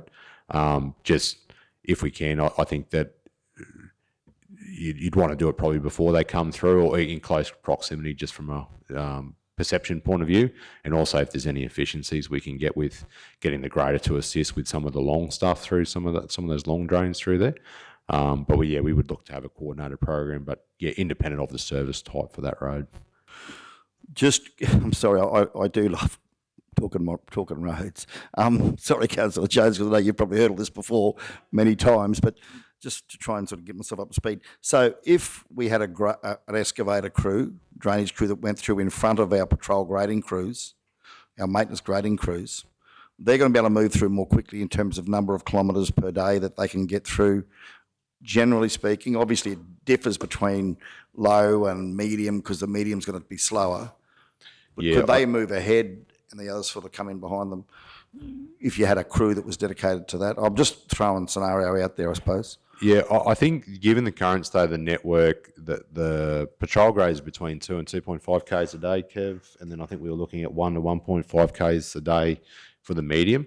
I think given that if we've got priority drainage to dig out, it may speed it up slightly, but probably not noticeably, given that if the drains are to be made functional again, I don't think the drain will have a huge impact on the service speed on the road, other than, I would think, given our current condition of some of those roads, and it'll be case by case basis, if they're spending a bit of time trying to separate silt and gravel out of the drain, that would be slowing them down. But our program is based on what we believe we would hope that would be a targeted speed for them. Mindful too that one of the points that the operators made was that they want to ensure that they're doing a quality job, and if that means they go a little bit slower because of a reason, they're probably looking for a little bit of leeway from us on that. And that's feedback that we took back as a management group to say, well, let's make sure we're doing a good job, but efficiently, I suppose, is the outcome that we're after. Yeah, that makes sense. Yeah, okay. So just moving forward then, June's not far away. Are we going to be in a position, realistically, to be fair to you guys, to be able to come back with some sort of a drainage program for 23, 24 that we talk, as we've just talked about, you know, that diversion drains, excavation crew, and what the costings around that are going to be for those non-reaper roads? Yeah, through Mr. Mayor, we'll have a first principle cost estimate from the budget allocation. We won't give a nominated program. We'll turn that over to their operational staff to say, you know, the likes of their supervisors, and tell us what, a bit like the grade, what do they think that needs to be graded, and they'll program inside that. I think the biggest one is we'll be able to come back and say is that what we actually, how much do you want to allocate? It's amazing if you start doing drainage, how much money you will burn through, and that'll have to, you know, it'll have to come from somewhere if we do it, and it might be that we chip away from that. So, but it's probably around getting that. Our intent was to get a budgeted service level right, and then walk that through with the next 12 months. And keep in mind too, the reaper program is still in development. There's still assessments to be done. There's still approvals to come. So we're trying to put that together a little bit. We're hopeful by, you know, we're going to hit the ground running in 23, 24 as quickly as we can. Yeah, and certainly acknowledge and understand that we're not going to do every drain in the first 12 months. The diversion drain program will be a multi-year program, I'd imagine, as we've done with the gravel roads, where we're just going to have to phase that in and do it as a work in progress over a number of years. But really keen to see us start some sort of drain hierarchy program with an excavation crew as to whatever we can handle. So looking forward to seeing that come through as a budget item, both from a capital and also an operational point of view before June. So thank you. Yeah. Okay. Other councillors? Councillor Duff? I just wanted to ask some questions, and they're probably going to have to be on notice because I did talk to General Manager Meehan about them before. So the questions are, is the flood work all being done by contractors? How many roads are not in the flood assessment program that would be in a maintenance-only program? Do we plan to patrol grade those roads that have been already repaired from flood damage? And how many roads are still to be assessed, and what is the timeline on that? So they're all the questions. Yeah, if I take them all on notice, Mr. Mayor, that would, and we'll look to do that. Just to answer the first one, the flood damage, I can answer, has been done by a combination of contractors and council staff. Yeah. Councillor Duff, can you just email those through to our CEO, please, so we can have them recorded as questions on notice? Thank you. Thank you, General Manager Meehan. Well, that's a very good report. It's actually quite exciting to see the path we're going down in terms of continuing to do our ongoing road service level improvement. Yeah, thank you. Okay, well, if there's nothing further, are we happy to take the motion as presented? Council, we put that up. Someone like to move that? Yep. Councillor Hanshin, second by Councillor Jones. Any speakers to the vote? Those in favour? Carried unanimously. Thank you all. Okay, we'll stay with you, General Manager Meehan, for the spraying and slashing report. Thank you. I'll give this one to Kev. Mr. Mayor talks less than I do, so. Thanks, Kev. Thanks, Aaron. Very similar report to the patrol grading, and again it's to spark discussion on service levels to inform our development of the OPEX budget for 23-24. So and just confirming there is an operational plan action OPI number 19 which this is also ticking off. So that specific action is review of unit rates and schedules completed and options for increased service levels, the current slashing and spraying service levels. So back in January, we got together with our maintenance and slashing crew and looked at things that were working, things that weren't working as well, and what sort of considerations we could do if we were to adjust the service level.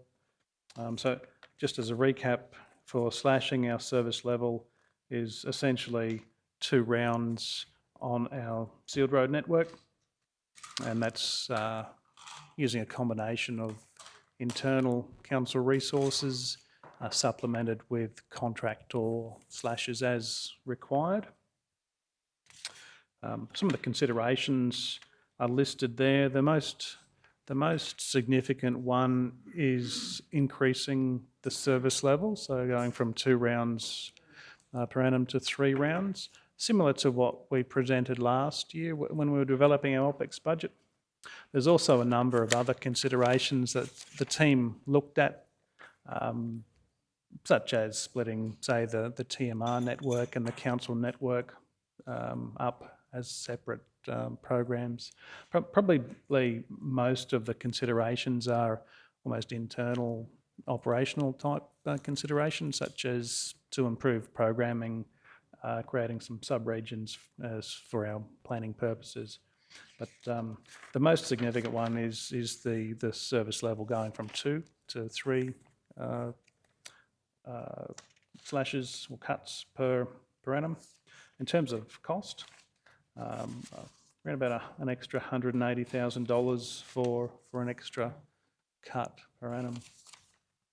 So that's the slashing. We also had a look at the spraying as well, which forms part B of the report.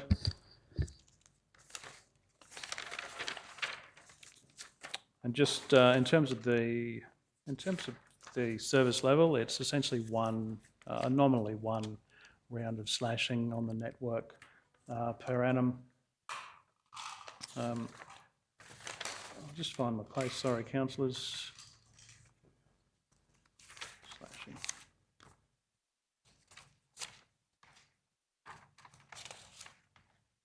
Yep, sorry, here we go. Yep, so the current, with slashing, it's a mix similar to our slashing. It's a mix of internal resources as well as contractors undertaking the spraying. In terms of the options that were presented, we really didn't. We only presented one through the workshop, which was essentially looking at the advantages of internal spraying versus external spraying. But essentially, if we wanted to increase the service level from a nominal 1 round to 2 rounds, then we'd be looking at an additional budget amount of about $50,000 per annum. Sorry, yeah, thank you, Manager Kev. Questions, Councillor? Who was first? Councillor Hinchin, thank you. Thank you, Mr Mayor, through you. And look, I know I've asked this question many times, but has there been any consideration in relation to slashing with the front and a rear slasher, like the kilometres we do? And I know it won't suit all roads or many roads, but could that be implemented where we turn some 3,000 kilometres of slashing, which is 12,000 kilometres the tractor goes up and down the roadsides, to halve that by having a piece of equipment? And that's not true, because you won't halve it, because you might only be able to do certain roads. I know there would be a cost involved in a machine that would have front linkage on it and then a side shift mower on the back. I've mentioned it before, but has there been any figures done on that, whether that's feasible? And would that complement the slashing program to try and become a little bit more efficient, cost efficient over time? To date, we haven't, to my knowledge, haven't looked at that, but more than happy to go down that line and see if that's a workable solution, for sure. Okay, who was next? Councillor Erkins. With every cloud's got a silver lining, they say, and they're saying that the rain coming up is going to be cut right back, so maybe our slashing program will be dependent on the rain. So maybe, you know, if we're judging what we're having to do, our roadside slashing this past year, they're predicting that's not going to be as bad, so maybe we'll be able to save something there because we won't be out as much. There'll be no grass.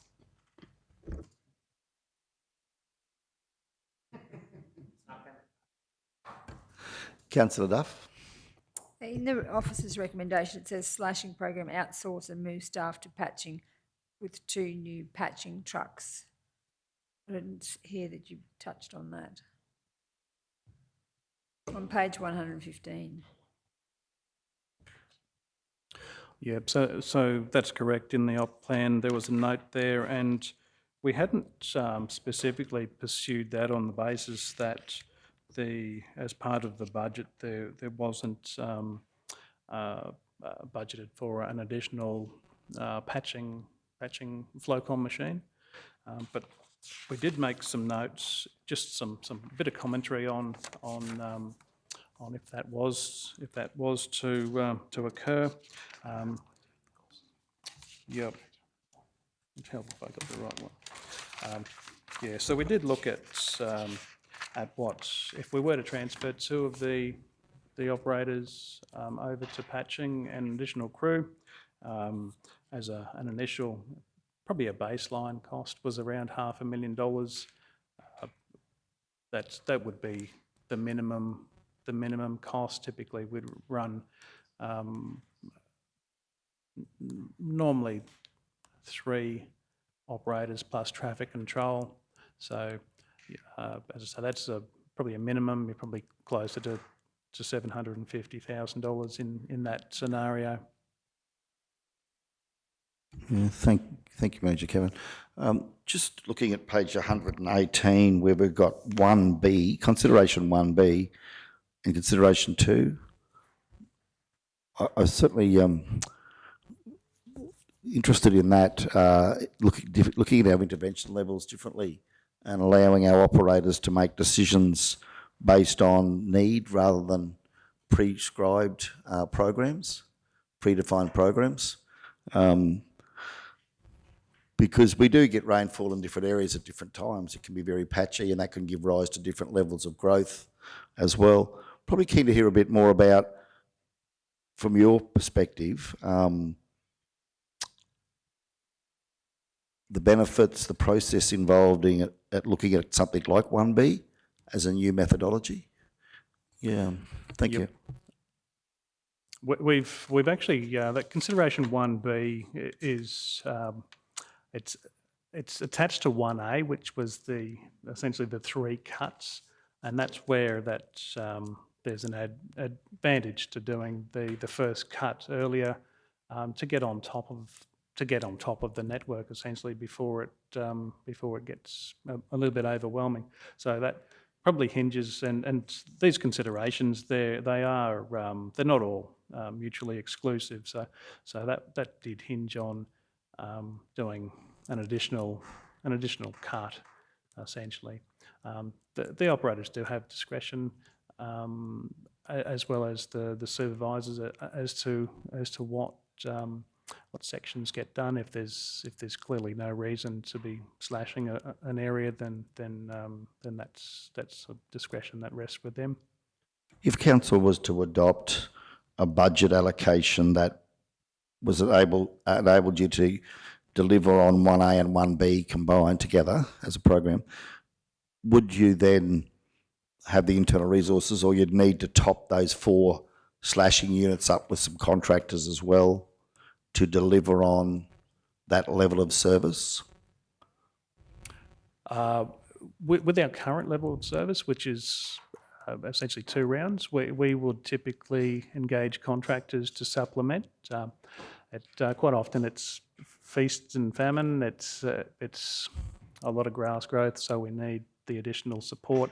If we went to the 3rd round, then I would expect that we would rely more heavily on supplementing our internal resources with contractors.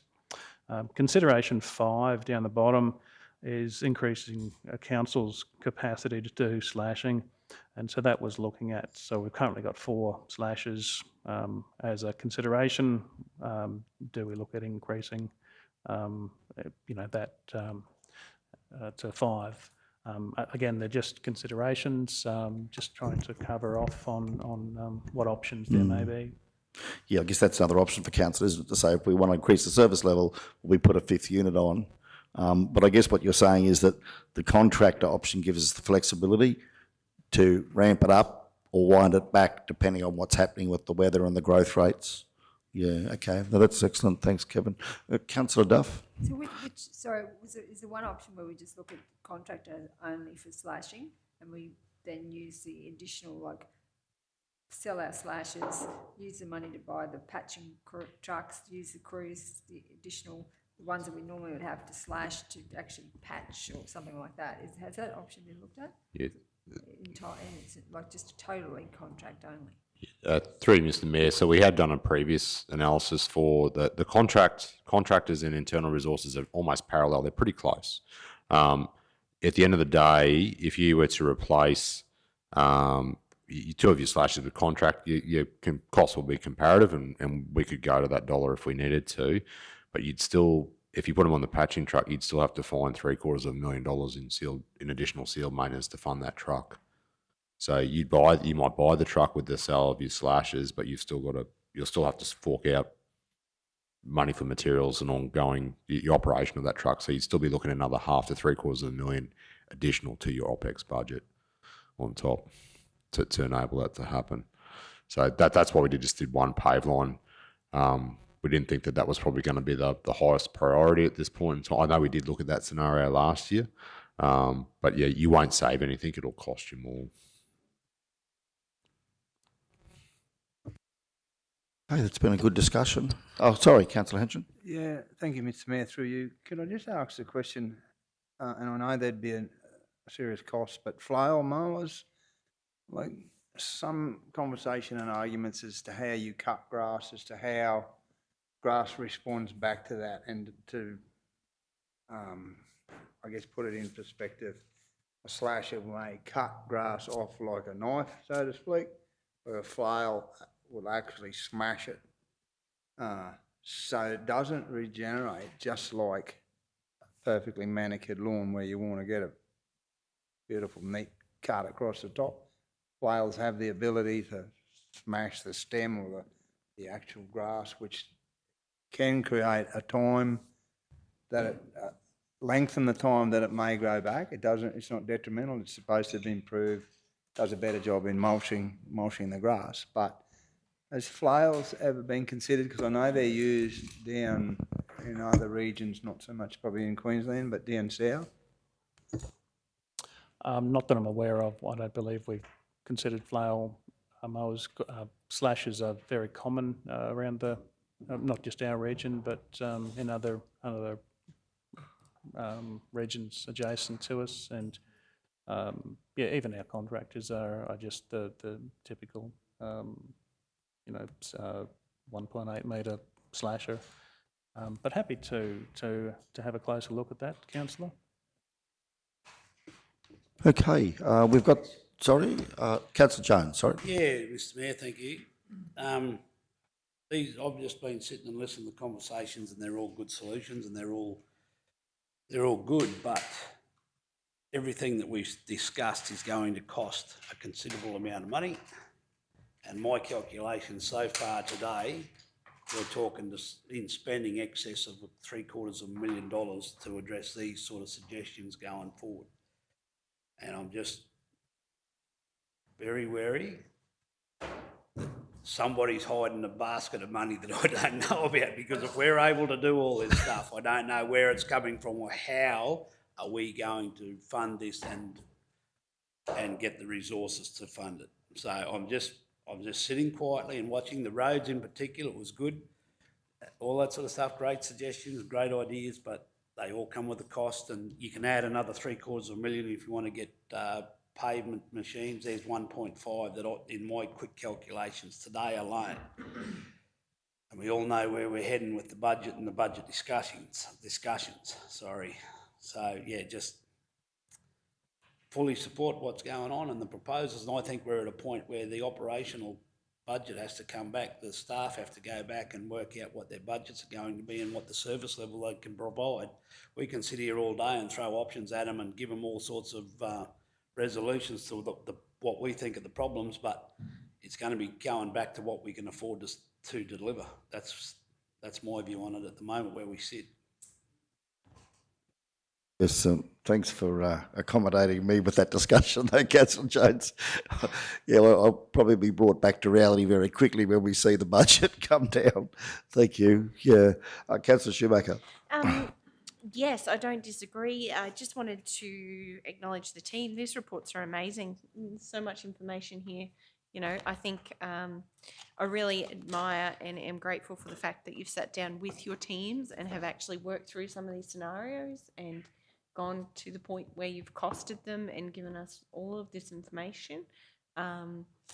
Yeah, certainly recognise the budgetary constraints, but also recognise the importance of being strategic with the money that we are investing.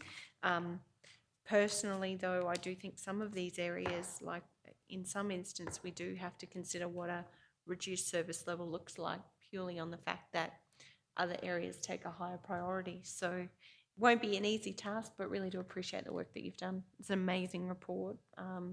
And yeah, I think I'll look forward to the budget preparation. Okay, well, we've got, thanks everyone. So we've got the motion as presented. Do we have a mover? Councillor Henson, thank you. Seconder, Councillor Duff. If there's no further speakers, we'll go to the vote. Those in favour? Carried unanimously. Thank you all. All right, the final item is 7.8, Maintenance Management Review. Okay.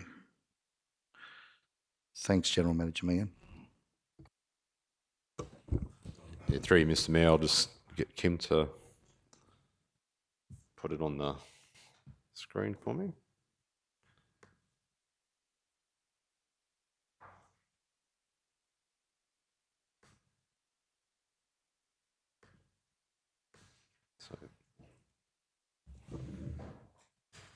So I believe the councillors all have a copy. It should be printed with your agenda. If someone wants an electronic one, you're welcome to shoot me an email. It's quite a large file. It's massive, actually. So I just want to acknowledge Kate and Powen and Sally, our technical team, who put this together.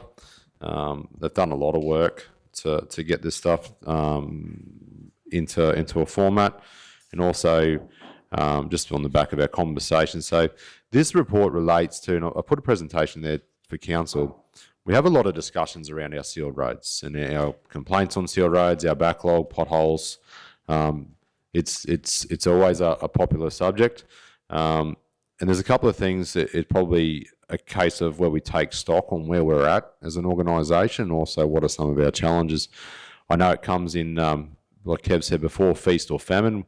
When we get 4 inches of rain, we get a lot of potholes, and you cop it and I cop it and the team cops it. Other times, we do a lot of good work, and we've seen some of that work around at the moment where we've got some very good outcomes, and we have some proactive programs as well. So this report is to go through and probably do a comparative RMPC and also our local roads there as well.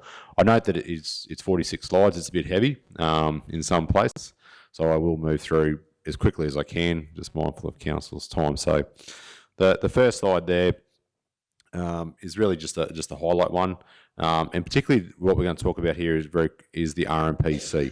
So this is straight out of the RMPC manual. So usual what you would do with maintenance management, no different from anyone else.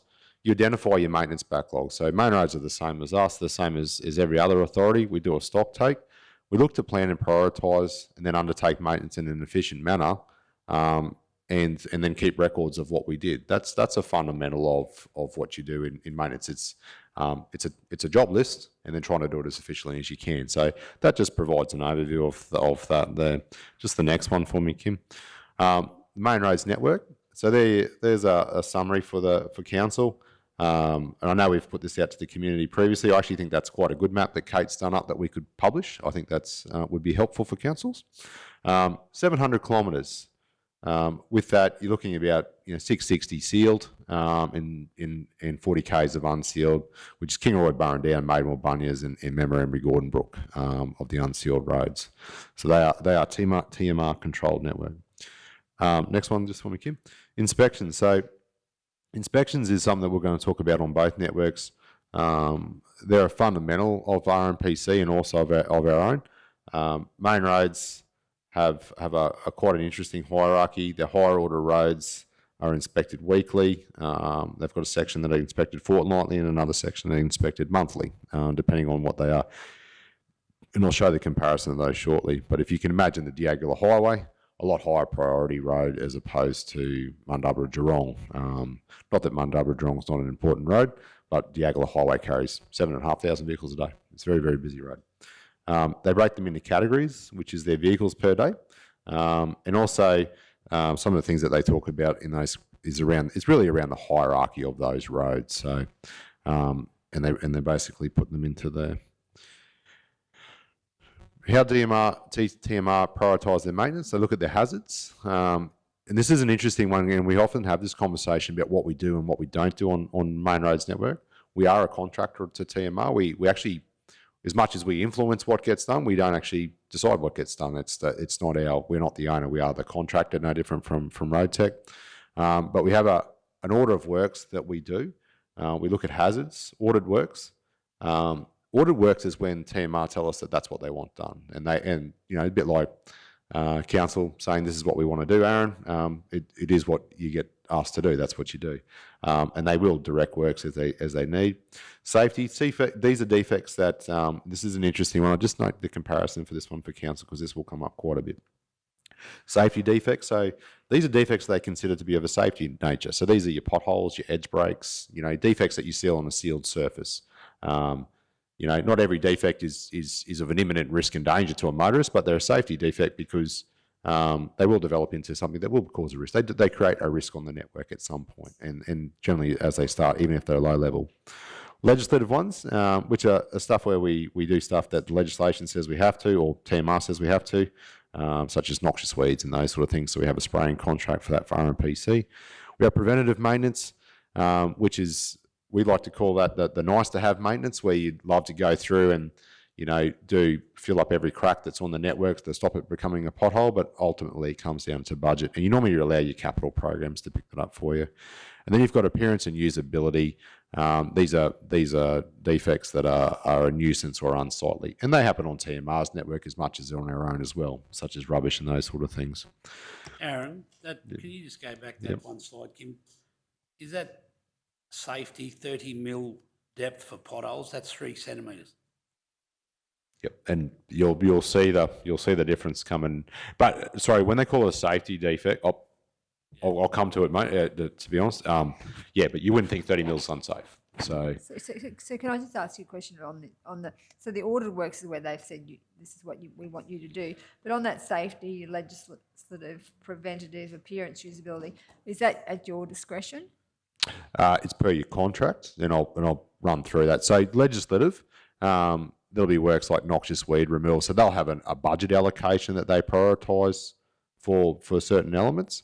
But with the number 3, and number 3 is the comparison that we're going to do, which is basically when do we fix a pothole and when don't we, essentially. So it's just to show if your council wonders why we do or we don't do something, that's sort of the precedence of rules to go through. So if something's not a safety defect or it doesn't meet intervention for a response time, you will require number 2 to be put in place. So you'll require Main Roads to tell you to go and fix that. So the similar one we spoke about a lot is the slashing, for example. So slashing is 600 mil or whatever it might be, and the response time is 6 months. You will need the principal to order works to exceed that level. So that's where that comes into place. So, okay. Number 8. Can I just chip in here? Sorry. Just looking at these maps again, I'm just wondering, it doesn't actually go all the way to Blackbutt, like it doesn't... So yeah, sorry, Kev's right. That is the end of our RMPC.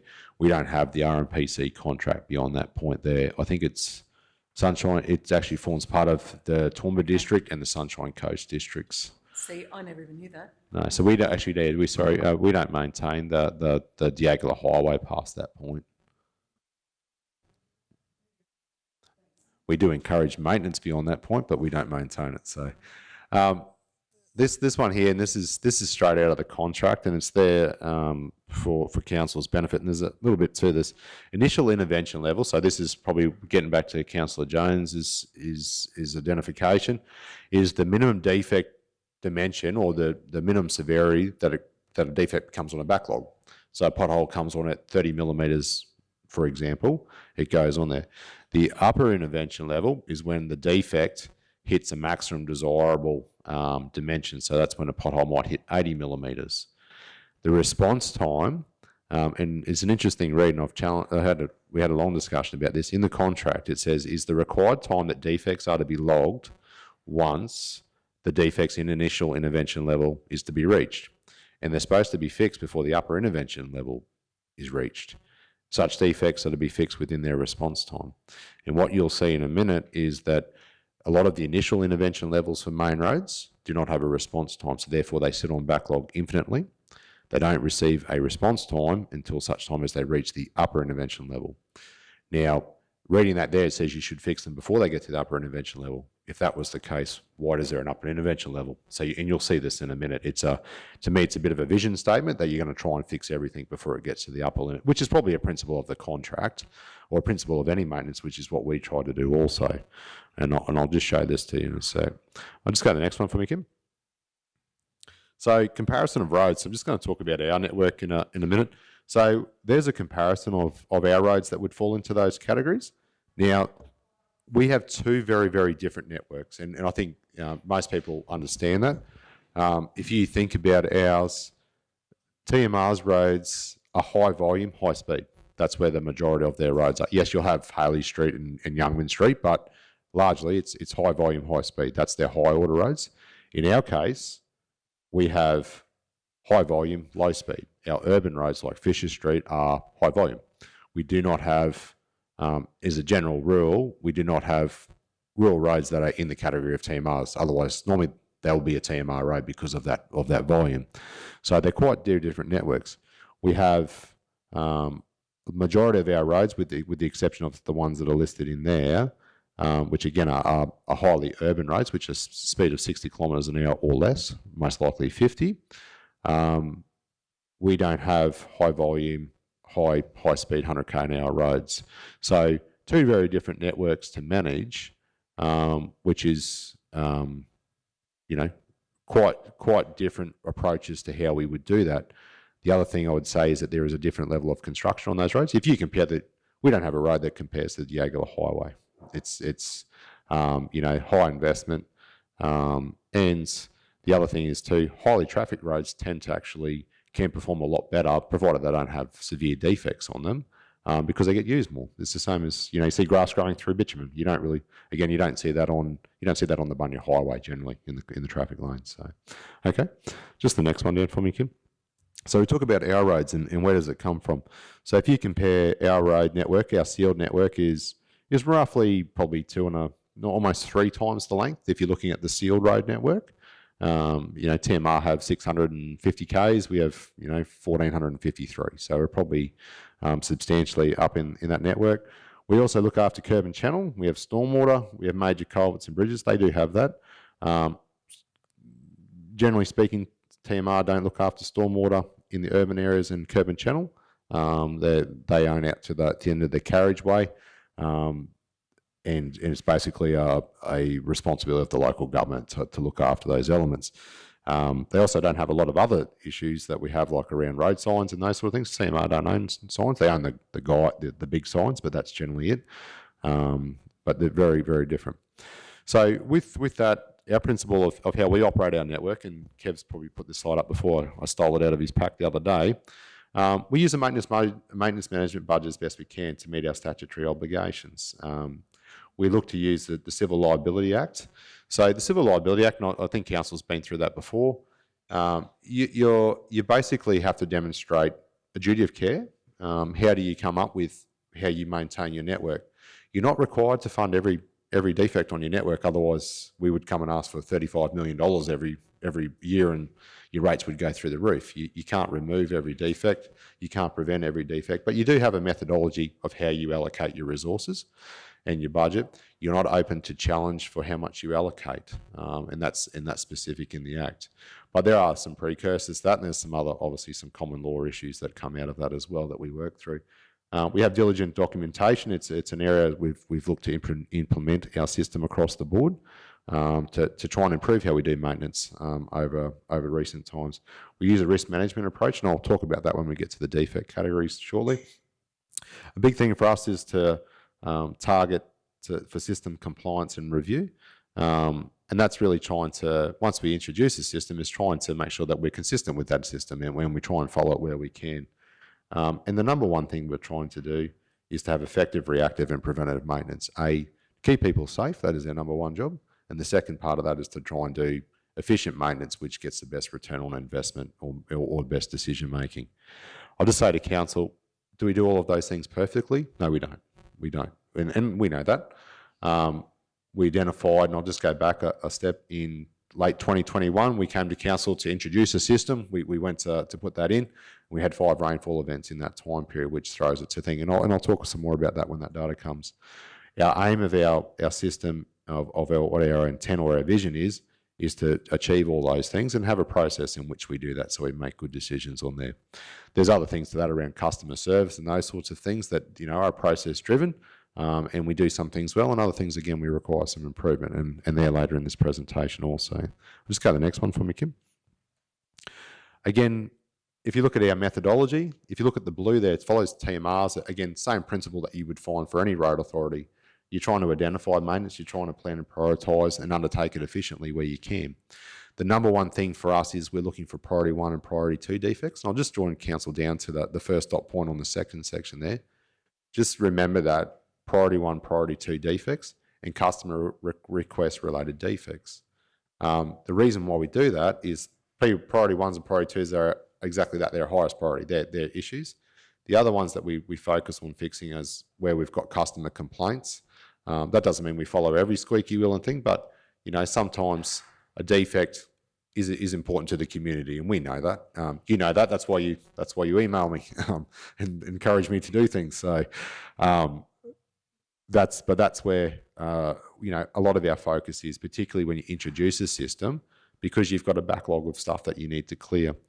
We look at planning. Our technical staff review and allocate defects to our crew supervisors. And we've got a zonal program. And I think we've talked about the zonal program is something that we've tried to introduce to assist with programming. We really take a program approach to what we do and try to be proactive. And the reason why we do that is to try and get some efficiencies on the ground. Particularly if you've got a lot of information coming in, we try to take a proactive program to try and put something together. We've been criticised in the past for driving over potholes to get to potholes. Yes, we still do that sometimes, but we try to minimise that or coordinate machines, and that's something that's been coming up previously. So we try to schedule into a zonal program. Just go down for me, Kim. If you have a look, there's our inspection comparison for us on our seal network, 4,300, 25 Ks of inspections that we're looking to do. We've started to reintroduce this inspection regime following our completion of our emergent works and our Reaper. So this is coming back into place now. We suspended it obviously because we had so much work on with our Reaper program. But we did, after the resolution we had in October, I think it was, we actually diverted 12 people to go and inspect the network or thereabouts. That's an equivalent of 120 days to inspect a seal network. Now, will it always take 120 days? No, it won't. But the reality is it's a fairly big inventory to do. We wanted to get a state of play, and I'll show you some data in a minute. We wanted to know, and particularly from our point of view, for Kevin and myself, we wanted to know where we stand so we can see what the network is. And also, again, we talk about priorities and systems and those sort of things. If we've got a backlog squeezing us, where is it? And what can we do about that? So we're having a look at that. So that's the idea of how long it takes. So when to get a snapshot of our network, we're looking at a significant time. The next one there is the zones. So there's 14 maintenance zones, and they're actually broken up on generally equal network length. You've got high areas in urban areas, which is a lot more road. The reason why we do that, and I'll just go to the next one for me, Kim, is this is how the zoning systems work. How frequently are they in those areas? They're there generally every quarter. They try to put together a program. Are they there every quarter? Probably sometimes they're not there every quarter. They might be, a couple of weeks behind that depending on their program. But again, it's a method. They'll be there for 2 to 3 weeks. They will target their P1 and P2 defects while they're there, which is the ones that you'll see shortly. The ones where you do take a little bit sometimes is when we leave a couple of priority 3s there where people have seen and said, why didn't you fix that pothole? Generally, we will try to. They will try to pick up all those potholes in that area, but sometimes we will leave them if there's an excessive number of P1s, P2s in the other zones, and they need to get there to get them back. And we're trying to double that down. I think the biggest one we're criticised on is a lot of times is that we will come in with machines to do certain works, but then we haven't programmed other works that are complementary to that road. And that's something that Kevin and his team, in my opinion, have really tried to transition to. And it does take time, and it takes resources to plan that out, and it takes experience too. it does having those that guidance, and I think it's a step that the team working together has really, compared to where we were 2 years ago, I think they've done a tremendous job to get that together. And the sheer fact that they were able to put this information together demonstrates how far they've come. Our defect prioritisation, just the next one, Kim. So do you remember the TMR? So we have safety priority defects. So again, our priority is safety defects. Now we break them into two categories, and we do that for two reasons. Defects that are in a 60 kilometre and above road, and defects that are in a 60 equal to 60 and below road. Now the reason that is urban and rural. And to think about that, the difference between a lot of our roads, and majority of our network, for example, is fairly balanced. Like, you might see 50 vehicles a day, maybe 100 on the odd one or something like that. The high order roads, like our urban ones, our way we look to manage that is to increase our inspections. So instead of inspecting the road every year, we like to inspect it every month, and then we want to introduce a corridor safety inspection similar to TMR. So if something pops up on the network, we want to be able to deal with that as a program. So if our inspector goes out and goes down Fisher Street and says, yeah, there's 5 really, really bad things on there, then that will go back to the office in a timely manner to try and manage that perception. So, but the reality is, if you think about it, it takes you 120 working days to inspect your network. A person works, 220, something like that, Kev? Something like that. So think about that. That's a big difference. So you won't inspect your network. So we look to, what we're trying to do is, where do we take the most heat? We take it when we've got high order roads that are not school zones, school areas, those sort of things where, Fisher Street or Gore Street is got big potholes in it. So we're looking to change how we do that. So we inspect them more often. And then that means they get to the zonal program more often to deal with that. Defects, I will say, though, are more dangerous and dangerous, probably not the word, more hazardous to a motorist in a 100k an hour road than they would be in a 60 kilometre an hour road or a 50 kilometre road. That's not true for absolutely everything, but in general, that's how risk is managed. So, and if you think about, again, our perception, our high volume roads are low order, are low speed. So we look to compare those defects based on speed environment, but we want to put them in programs sooner in the urban area by inspecting them more often, which is a better balance. Just go to the next one for me. This is our one that we've spoken about a couple of times that's come through. How long does it take us to respond? So for us, hazards, we want to deal with them in 24 hours or within our resourcing that's available to us. And a hazard is really around, and I'll talk about that shortly, around roads that are causing an imminent risk. That's not a shoulder that's at 80 millimetres. That is something where there's a collapsed pipe or there's something seriously wrong on the network that may cause a grief. And TMR follow the same example of that. Our priority 1 defects, we're looking to do them in 3 months. So they're the high priority defects that are in 100 kilometre hour zones, or 60 and above, essentially, in those high rural areas, which if someone was to hit them at speed, their risk is much, much higher. In an urban area, we're looking at 6 months.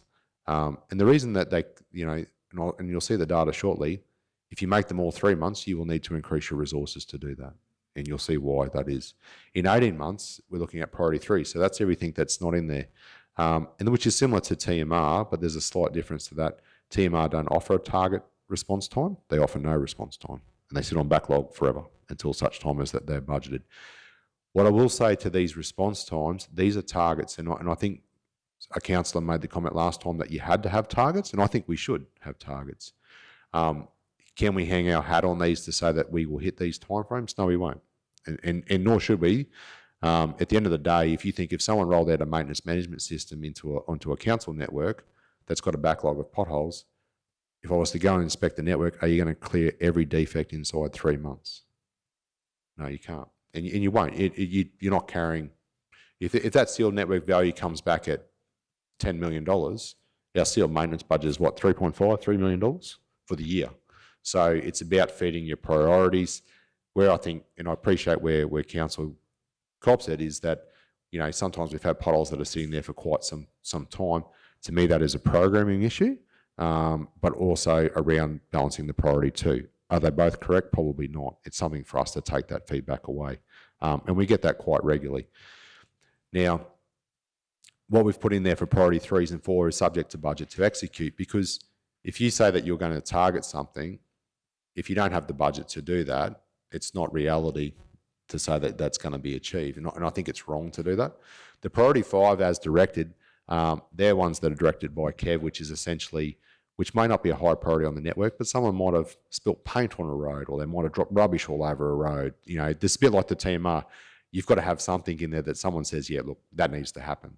Because at the end of the day, not every defect is a priority for the community, but some defects are. And it's important that we look at that. And it's just trying to get that balance right. That's not to say we don't fix priority 3s, but if you actually had to write down how long does it take you, or what is a realistic expectation of what that looks like, that it is. So, and that's where that one comes from. Just next one from you, Kim. These are the intervention levels that we use, which I'm going to do a comparison of these with TMR in a minute, but that gives you an idea of what we see through there. There might be 1 or 2 errors in 1 of the 2 of the measurements. We'll check them through because we were reviewing these the other day. We might have altered 1 or 2, but generally there's a formula of where that comes from, which is listed out. Next one from you, Kim. These are your other ones here, which are around your guideposts, pavement markings, and those sort of things, and your traffic management devices that comes through. All right, next one for us. This is around curb and channel, table drains, and your roadside vegetation. Again, roadside vegetation, you've got 1, 2s and 4s in there. If you think about that, if we had a high priority location that was, starting to affect site distance, we would aim to be there within 3 months, which would put it in the current round of slashing. So if you think about how that's applied, that doesn't mean we wait for 3 months, but it means, it's about when it would fall into a zonal program. Obviously, our number 1 priority is to move these defects as quickly as we can. Okay, so just with that one there, just skip down for me, Kim. I just duplicated the slide by accident. So our pickup of our network, keep going down, mate. Keep going. Go back one. That one there. So if you wanted a snapshot of your sealed network, and we've tried to remove the Reaper from this, just to give council an idea of its current maintenance, of what it looks like. Now that looks like a lot of defects through there, but if you see the spacing around while it's outside of some of those western areas, it's because the unsealed roads are there. So what you'll see, this is a lot of the stuff there. I acknowledge too that there'll be some defects that are missing in through that area, but generally we've tried to separate out Reaper and maintenance, just so you can get an appreciation of what the team sees. So if they're going into an area, they'll pull up that map and then they'll try and generate a program that fits that.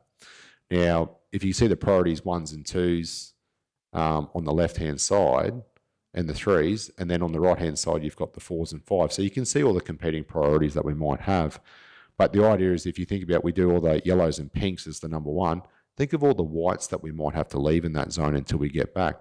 Now, if we went and did all the whites, would we erode your entire budget for the year overnight? And then, how do you spend that money? So but the one thing I highlight here for council is, it's fantastic to be able to have data that we can actually use, and gives you a snapshot which helps the team start to plan and do things better. Our job for the next 12 months is to try and rip off as many of those as we possibly can, as efficiently as we can. So just go to the next one for us, Kim. Sorry, just one question through you, Mr. Mayor, just going back to that map. So all the defects that seem to be on the right-hand side of that map, I'm thinking they tend to be more of our urban kind of areas of our region, when I think about our region and the map. And a lot of the defects out on the left-hand side of the map, would it be fair to say that tends to be more division like 6, 5, that sort of bigger, those larger rural kind of roads? Yeah, there is a simple response for it. The difference on the 4s and 5s, a lot of them are aesthetic defects like curb and channel signs, those sort of things. In a rural area, you don't see as much of those defects. So if you think about it, your 1s and 2s are your potholes and your edge breaks and those sort of things. You'll still see them in the urban area. There's lots of in that urban area. See how there's so much white in the middle? Yeah. The potholes are generally in the urban area, but they're not as deep. And I'm not saying that's the case for everything. There's obviously ones there, but you'll see there's a whole lot higher sealed network in around the towns, higher volume traffic. Yep. Drainage is another one. Is where in the rural area, those orange ones will be good. To be honest, they'll be fairly solid defects. And some of those defects might be quite long. They might be shoulders or something like that. But your urban area, you will see a lot more smaller defects in fatigue and those sort of things, cracking, smaller potholes, surface stuff. Again, not your highest priority, but they do cause grief. And the idea is that if you can start programming on the higher order roads in town, I think that would make a great start for us to be able to look at Alfred Street East, for example. How many defects are on that road? Will they hurt someone? No, it might cause a bit of grief after all, but they are causing substantial damage to that asset. I guess just a supplementary question. I'm thinking about, Alfred Street's a prime example where you can see all that cracking and whatnot. You know that if you sweat that any longer, potentially the cost of rehabilitating, thank you, couldn't think of the word, that road will be much more than it would be if you address those defects more strategically. And I guess what we're trying to do is achieve a strategic outcome, not necessarily an outcome based on community perception of what road might be good and what road might be bad. Because I know there's a lot of views around the fact that if you live on a sealed road, then a sealed road is great. And don't get me wrong, I'm not arguing that point. But what I've certainly seen as a representative for Kingaroy, and particularly around my division, is there's a lot of roads in my division that are sealed, but you can tell have been sweating for a very long time. There hasn't been that investment in them. So it's interesting to see the amount of defects on that network. And the big thing too, you're right with everything you do say, Councillor, because some of those ones where you can pull through a reseal, but sometimes a reseal won't actually solve the issue. And Alfred Street East is a classic one where, to me, we can go through and we can do an investment to sweat it some more, but fundamentally, I think there's some fatal errors in that pavement. Which other ones, you're right, where you try and push them out and try and get another 15 years to get that return on investment. The other thing is too, I'll just say with that map is, it looks like it's in that area there too. They're not all urban. That's just the scale of the map. There's quite a few that are, again, your sealed roads. You'll see more sealed roads as you get closer to a town in a regional area as well. So that, I think, through you, Mayor, that to me depicts perfectly, and you said, Aaron, about usable data. That is an absolute cracker in that shows population, traffic, and where our 5 major weather events were over the last 18 months. Because down in Kathy's area, Councillor Duff's area down there with all that flooding, and it first started in November 22, and then across the region where the traffic is and where the population is where all that damage is. So, yeah, that's very interesting. Yeah. that one's got a majority of the Reaper pulled out of it, Councillor, but there is I think, I'll see if I can produce a Reaper map for that. I'll see what we can actually get out of the system so you can get a feel for that as well. But and again, even if that stuff's not on Reaper, and you'll see in a second, Kim, if we go to the next slide, there is an impact of weather. So just go down. This is one that Sally put together, which she hated doing it, but we made her do it anyway.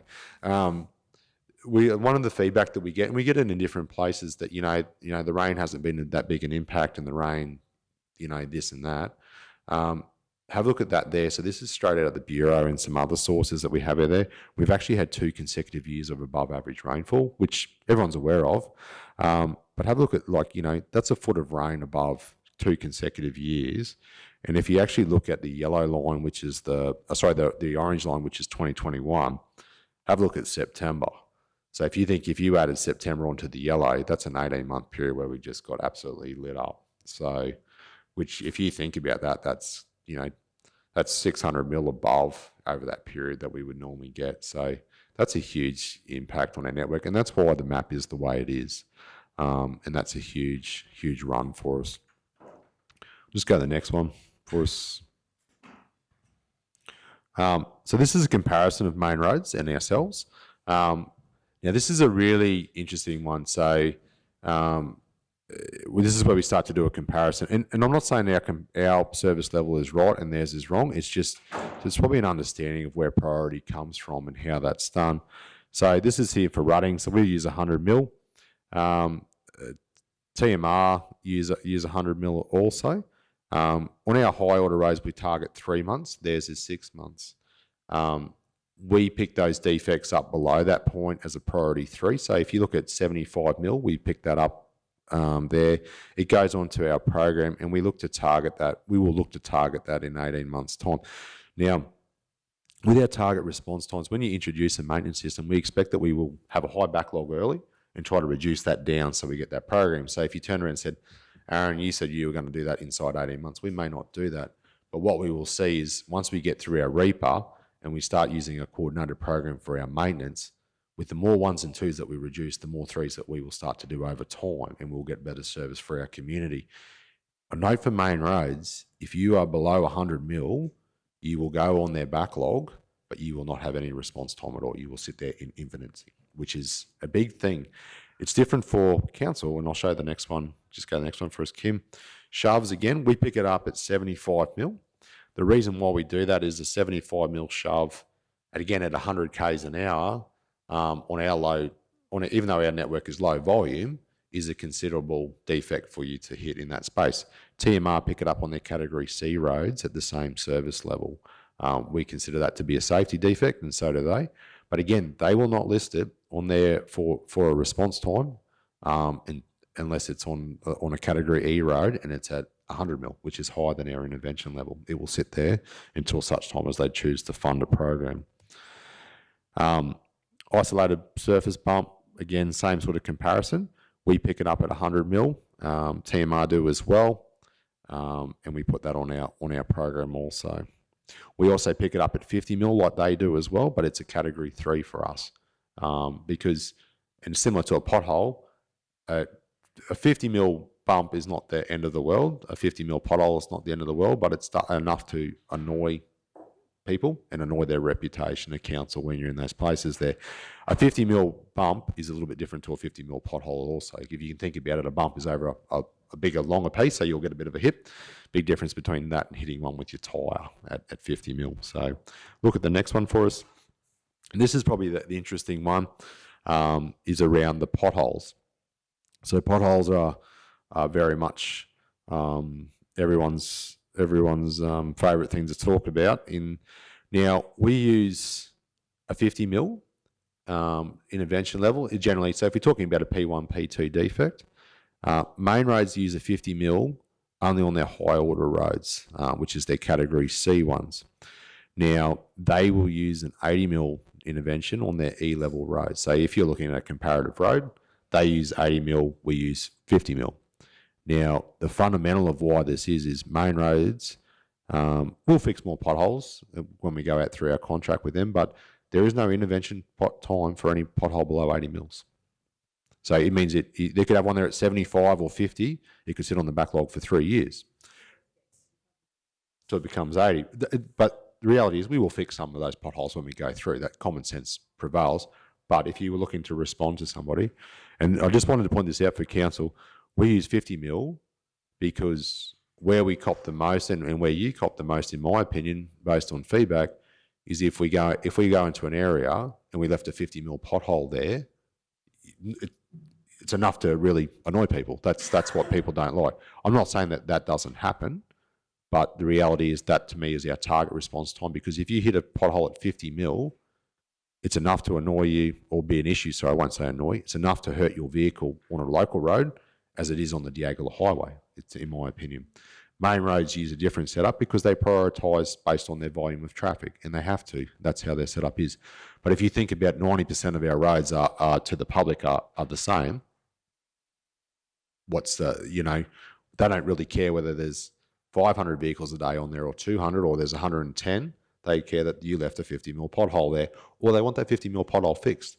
And that, let's be honest, most of the potholes that we get are 50 mil and above that go on our program, and that's how high. So that's a P1, P defect. So when you see those on those things, they're the ones that we're trying to fix. And again, I'll just say we don't do that perfectly, and I acknowledge that, but it is a process, and that's where our methodology comes from. Sorry, Councillor. Yeah, so sometimes it's when in the built-up areas is where we get smashed with the potholes, because and you're saying that the priorities are always on the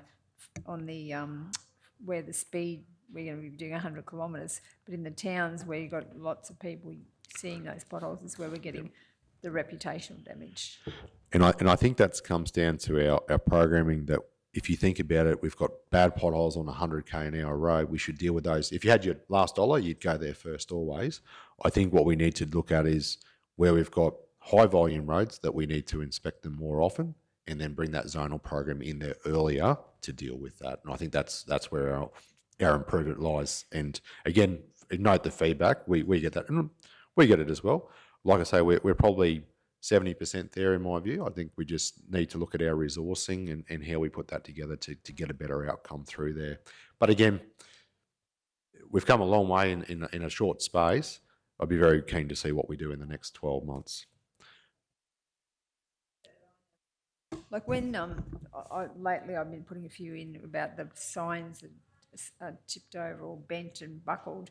So when Manager Kevin is doing the program and you go out, is there a different team that goes and does that sort of stuff, as opposed to like how's that work? Yeah, so one of the things we're looking at the moment is that, so we obviously have our pave lines and those sort of things, so they won't go and fix signs, generally, because we want that machine to move through quickly and efficiently. What we'll be looking to do is and we probably have started to do with this year, is put a signage program together. We've had a huge backlog of signs around the place that we've tried to clean up. I think there's an opportunity for us to look at how we coordinate that a little bit. I think the urban areas is where we do get a lot, where we've got, bent over things and damaged street furniture and that sort of stuff. I think that's one of the things that we'll be nominating to councillors, how you want to deal with that service level. Again, it comes down to resourcing, but if we spend more money on slashing and rolling, then we might spend less money on signs. It comes down to what's important to us. But also there might be a backlog there where we might say, well, look, let's do a considerable hit on, and we will try and delay some of those works because our budget is so tight. We are trying to not hoard money, but we're trying to hang on, because if there is a regulatory sign that goes down, we don't want to say, look, we've got no money to go over. And it's just so many competing priorities, but it's something that we can look at how we resource and do it consistently too, I think. There's an edge break comparison there. So again, main roads are slightly different there. We're at 150 mil, we're at 200 mil. We actually treat it the same as a pothole, because the pothole comes in at 200 mil, that's in width diameter. Main roads actually don't use 150 mil for their pothole. They actually use a larger one. So to us, it's consistent surface. The pothole's either this wide or that deep. Doesn't matter where it is, it gets treated the same. Next one down for us, thanks Kim, is surface cracking. Again, this is a classic one where everyone sees these on the network. There's Alfred Street East for a snapshot there if you ever wanted to see what it looks like. Do we invest money into that? No, we don't. And if you think about, again, going back to your ones and twos, that's our highest ticker to get through. Yes, they do turn into potholes. They get worse, but just don't have the money to be able to pump into those. But again, we might be different in a couple of years' time. Edge drop off. These are our unsealed shoulders. These are, and they are expensive, to be honest. They're a very, very important defect for us. If you ever want to see a defect that could do some damage, it is an edge drop. It's something that we're looking forward to either having a priority program to deal with these, because if you think about the unsealed shoulders that we have on our single lane sealed roads, particularly the ones that aren't grassed, it's an expensive exercise and you can chew through considerable money very quickly, but you do need to deal with it and you need to have a response time to do that. Are you going to fix them? Again, the reason why you can't have all your priority defects done in 28 days, you imagine if we had to clear every unsealed shoulder inside 28 days or even inside 3 months. It's important for us to have a rolling program through the year that we pick them up to balance our expectations through there. Steel stripping and bleeding, again, that's just a systematic one that you would see. Hazard management. This is one that we talk about hazards on the network. This is a TMR guideline, and we're actually going to duplicate that to manage hazards on our network. I think it's something that we can get better at, particularly managing that duty of care, but also having a system in place that supports our staff in making some decisions around these. So TMR have introduced a form for identification guide, and it's probably been in place for quite some time, but they look at a number of things. Particularly, it's interesting, they look at the volume for their defects, how they prioritise them, so like their A, Bs and Cs and whatever else. But here they look at the consequence of the defect on the network, if you were to hit it at speed and those sort of things. We do the same when we prioritise our P1s, P2s. We actually we treat them the same based on we try to keep every road as equal, but which one's more dangerous to us. What we've done is the next one down, Kim, keep going down, is we've introduced a form, go back one, mate, where we'll be introducing this across our network consistently. Take a little while to roll out for our team to be able to go through and assess. So if we get a complaint from someone that says, look, this is a hazard, or we've got on-call staff, we then have a formal process in place where we manage that hazard.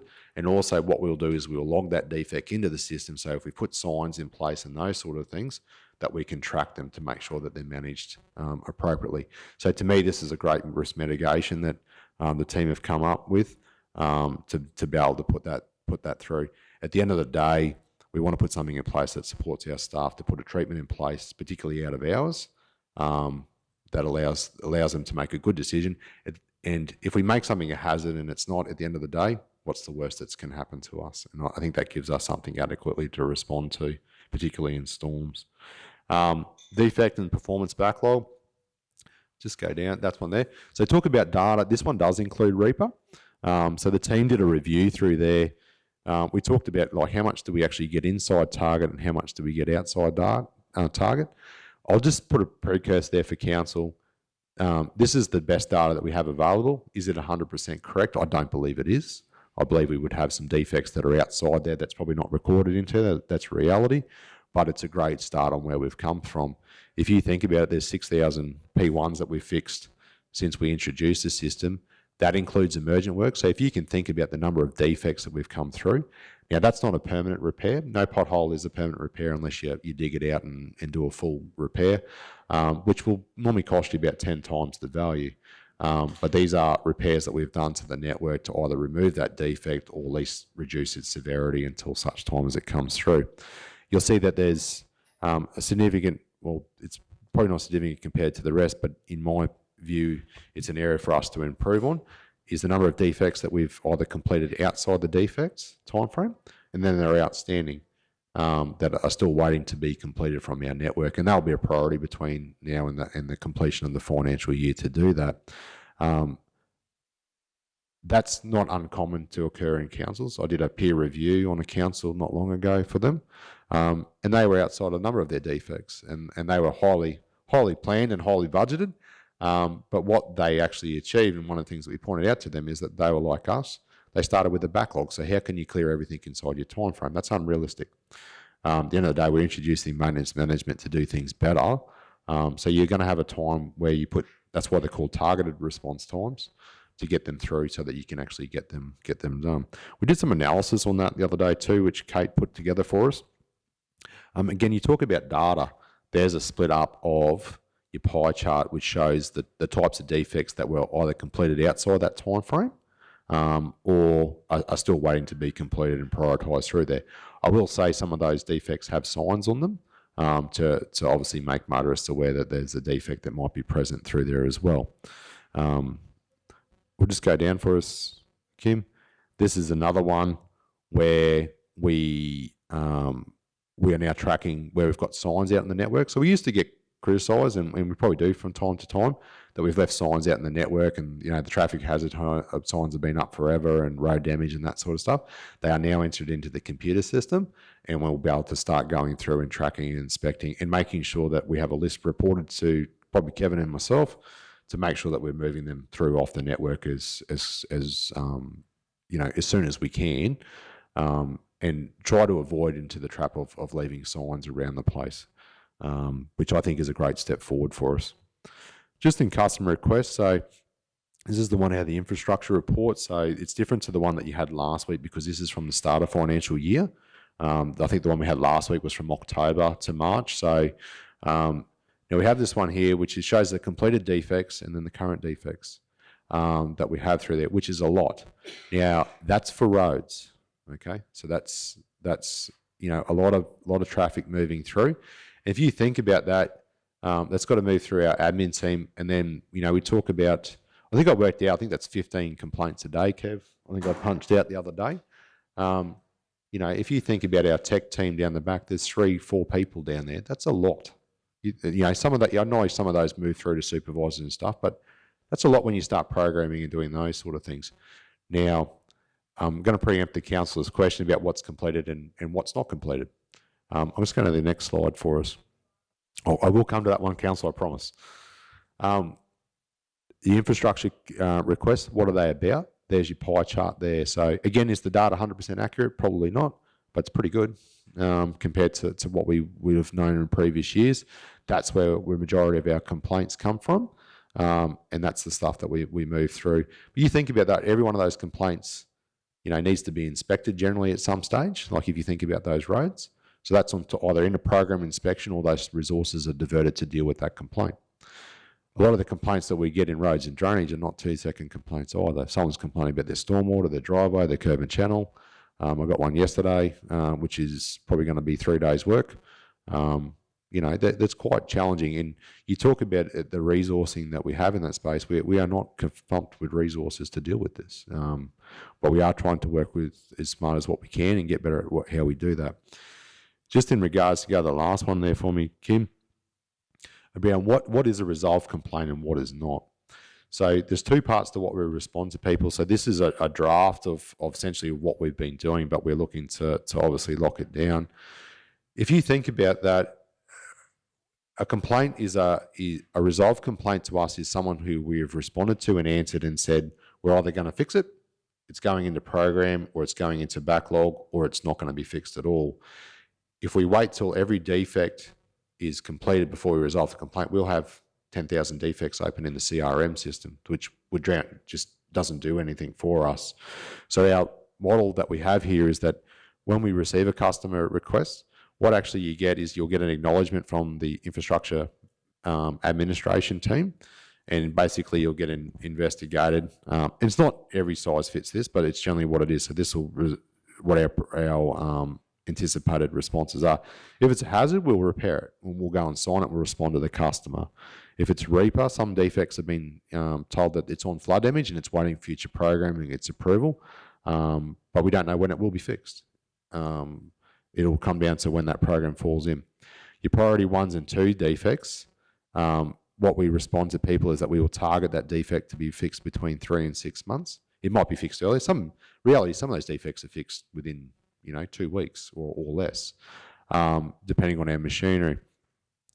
Our defects that are in 3, they don't currently meet a high priority intervention level in that program, but the defect has been recorded into our current system, in our backlog system, which is where it will be managed, and that's where it will be. Otherwise, that request will stay open for 3 years, which doesn't do anything. The defect will be reviewed as part of our zonal program, so we'll try and do it when we're there. And it's basically subject to our future budget and our resource availability. The reality is that's the only answer that we can provide. Unless we have an unlimited budget to resource, that's probably where we're at this stage. The defect will continue to be monitored, and should it meet its intervention, we'll bring it into high priority programs, which means that we are going to watch that defect, which means it'll be picked up on its next inspection if it's not repaired. 4s and 5s, reality is they're not a high priority defect. So they will go onto the backlog, but it's unlikely that they'll be fixed, because people will come back and say, well, hang on, I told you about that. If it comes back and then it becomes a community issue, then that's when it gets escalated to Kevin to say, hey, yeah, we will go and deal with that. The other one that we get a lot of them is around capital upgrades. Council will receive as many requests as it can from an unsealed road standard. So what that means is we'll thank them for their inquiry, and we will put it to the capital works program list like we do of most of the other projects, and run it through the PPT, or we'll do no work on that as well. So that's our responses, and to be honest, they're trying to give honest responses to the community on where it's at. Will some of that wording change in 12 months' time? Hopefully it will, to move its way through. What I do think we we do let ourselves down, I think, you know, it's something that I did speak to another GM the other day. It's something that we've raised with Susan as part of that forward customer service project. Where I think we go wrong is when we've committed to doing something and then we miss that deadline. One of the GM that I spoke to the other day is that if they say they're going to fix your pothole in three months' time in Tech One or Civica or whatever program they use, the customer request disappears, but it reappears in 3 months' time to prompt that officer to say, hey, have you done what you said you were going to do? Or if you haven't, respond to the customer and tell them why when you've given a committed time frame. And to me, that is the fundamental of process for us. That's not to say that we're not backlogged with customer requests. You look at how many we have, and I fully acknowledge, and myself included, it takes a long time to clear some of those things. So that's one of the changes that we'll be looking forward to working with Susan to see if we can introduce the clock on that to make that work. And the last one there is council continue to introduce its maintenance management system. So this is our recommendation for where we're at, is that we continue to introduce our maintenance management system, and we continue with our current intervention and target response times, and we review where we're at again in 12 months' time. The reason why we believe that is I think we've made good progress. We've got data coming back in. We've allowed ourselves to refresh a little bit with coming off our emergent works, but also similar to what I said previously, I think it's important the council gets through its Reaper and its services for the next 12 months, and again has a look at a snapshot and say, where are we at and how can we improve or what our priorities are. And that's me, Mr. Mayor. Thank you very much, General Manager. Very comprehensive, gratefully received. Okay, discussion around this. Councillor Duff. I just wonder on that, when you say that it's completed because it's now in the program of works, that's where we were way back. We used to say to the customers, that's now in the program of works, and then it just went on and on and on, and they didn't have a timeline, and community got frustrated, and I'm just concerned that that's going to happen again. And then we went to a situation where we were saying, well, we'll get done within the next 3 months. That was to give them some sort of hope that it wasn't going to be on the other side of never. So that's, you know, like, it's okay to say, well, it's in the program of works, but that's not going to satisfy the customer, I don't believe. So I'm just wondering what we're going to do to mitigate that. And then the other one is, when we spoke about this, was, do you then get some prompting to say, well, you know, when's this one going to happen again? Or is that because it's now complete in your eyes, because it's on a program, but when, like, how's the council supposed to deal with an angry customer who keeps saying, well, when's that going to happen? And just go back to Kim, if you can go back to PowerPoint, slide 45. I think to answer your question is your priority 3s, 4s and 5 is your issue. So if it's a 1 and 2, then what we would expect is that it goes into the program and also gets tracked that we've given someone a time commitment that we're going to complete something. Priority 3s, 4s and 5s, we don't offer a time frame for that. And when customers come back and say that, you said you were going, we shouldn't be offering that, because unless council is going to budget and commit to delivering on all the 3s, how do I respond? And I'm not trying to be facetious on that, Kathy. I think the best answer that we can give is what we've actually got there and say, yes, it will go to a maintenance backlog, and we will allow the maintenance management system to manage it, and it will get done when it becomes the priority essentially for that. But what we're telling people is that it may not be done at all, because if you leave that open on your system for, all of a sudden you'll have 5, so if you imagine Poland sitting there trying to troll through 5,000 complaints to see what's alive and what's not, it just won't work. It'll just die. But if we don't manage it in the maintenance system, and we don't give a committed time frame, what do I tell the customer, I suppose? So unless council's going to nominate to fix the 3, 4s and 5s, the only thing I can tell them is that. But what we need to do is make sure that if we have committed to someone in a time frame, then it remains in the Tech One system as well as the backlog. And if we miss that deadline, then we need to be, that's what to me is the process that I think that if you talk about our administrative and our programming team, to me that is where we probably fundamentally, when something slips off our radar, that's when we have trouble. Now, I just wanted to say there too, I fully acknowledge our back team in that space, because if you think about it, that's 4,000 customer requests a year. That is a lot coming through their door. Now, for me, this is really around continual improvement to try and get a system in place to do things better without having to say, hey, look, I need another 5 engineers or 5 pave lines. So when you're saying, sorry, through you, Mr Mayor, 3, 4 and 5, that's how many customer requests? No, that's how many defect. That's your D. Customer requests. So there's 3, 4 and 5. So how many? Just roughly. Kim?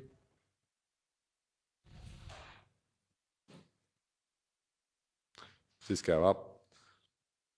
Keep going up. Keep going up.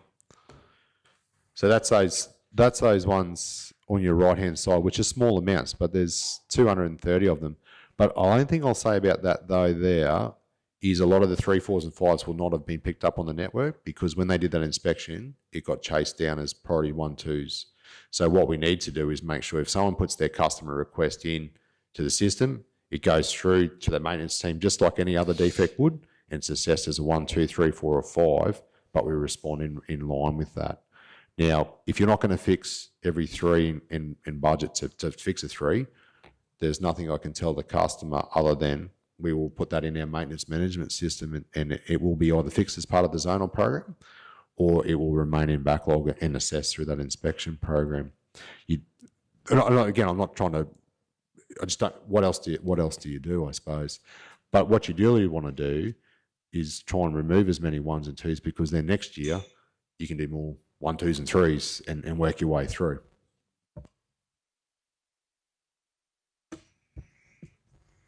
Well, thank you very much, General Manager.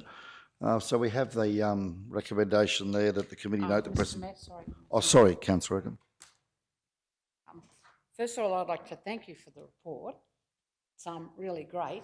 And also to just to also thank you, because we have had in Division 1 quite a few issues that have been dangerous, and you know, they've been got onto really quick, and I really appreciate that, as do the drivers.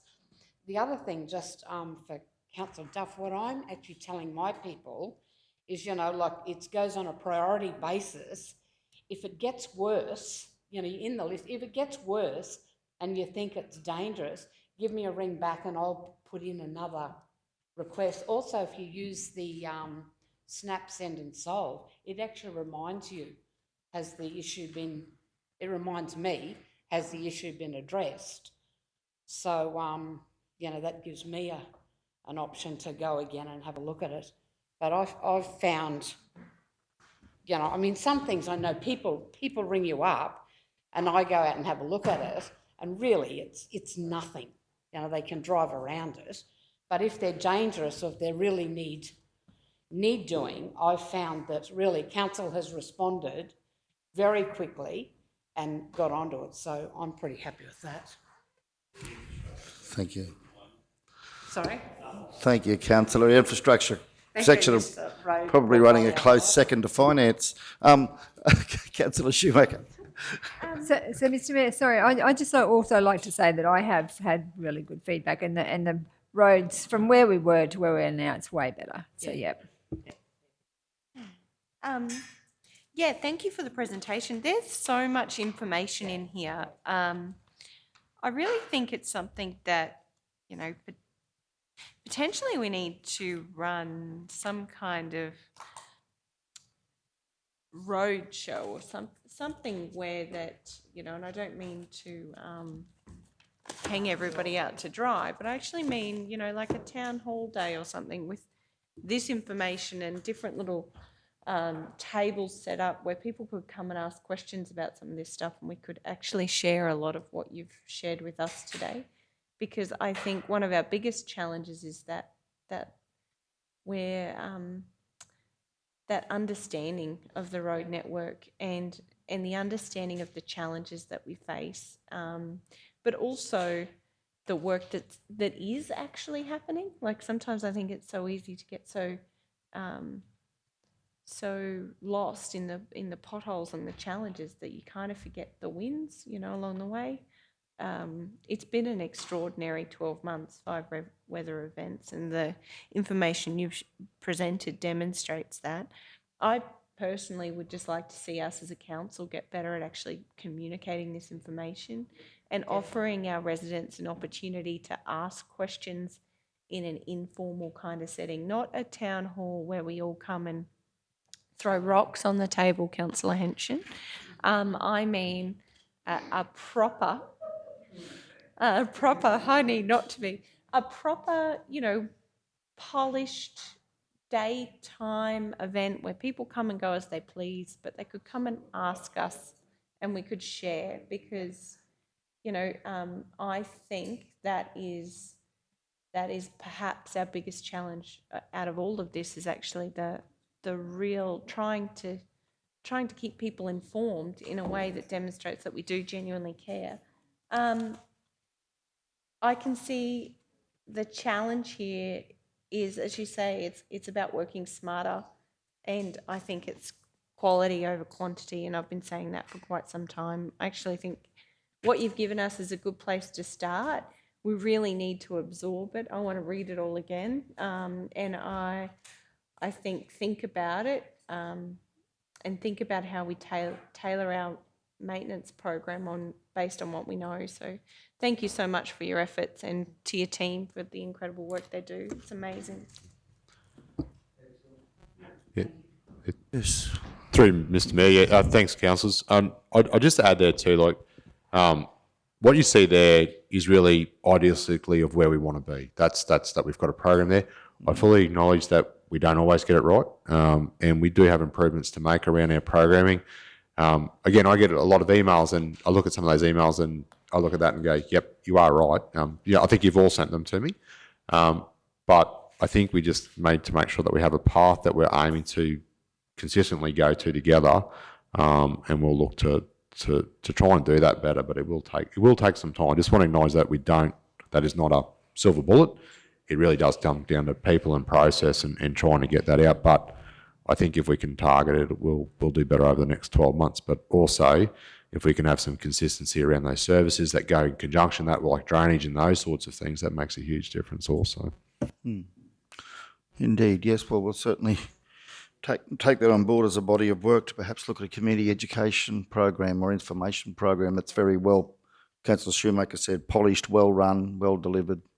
At some stage in the future, that might be something we can have further discussions about.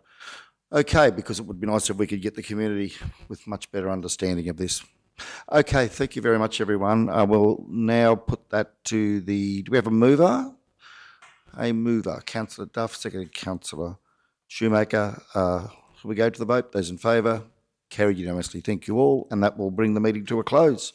Thank you all for a productive day, and have a good rest of afternoon and evening.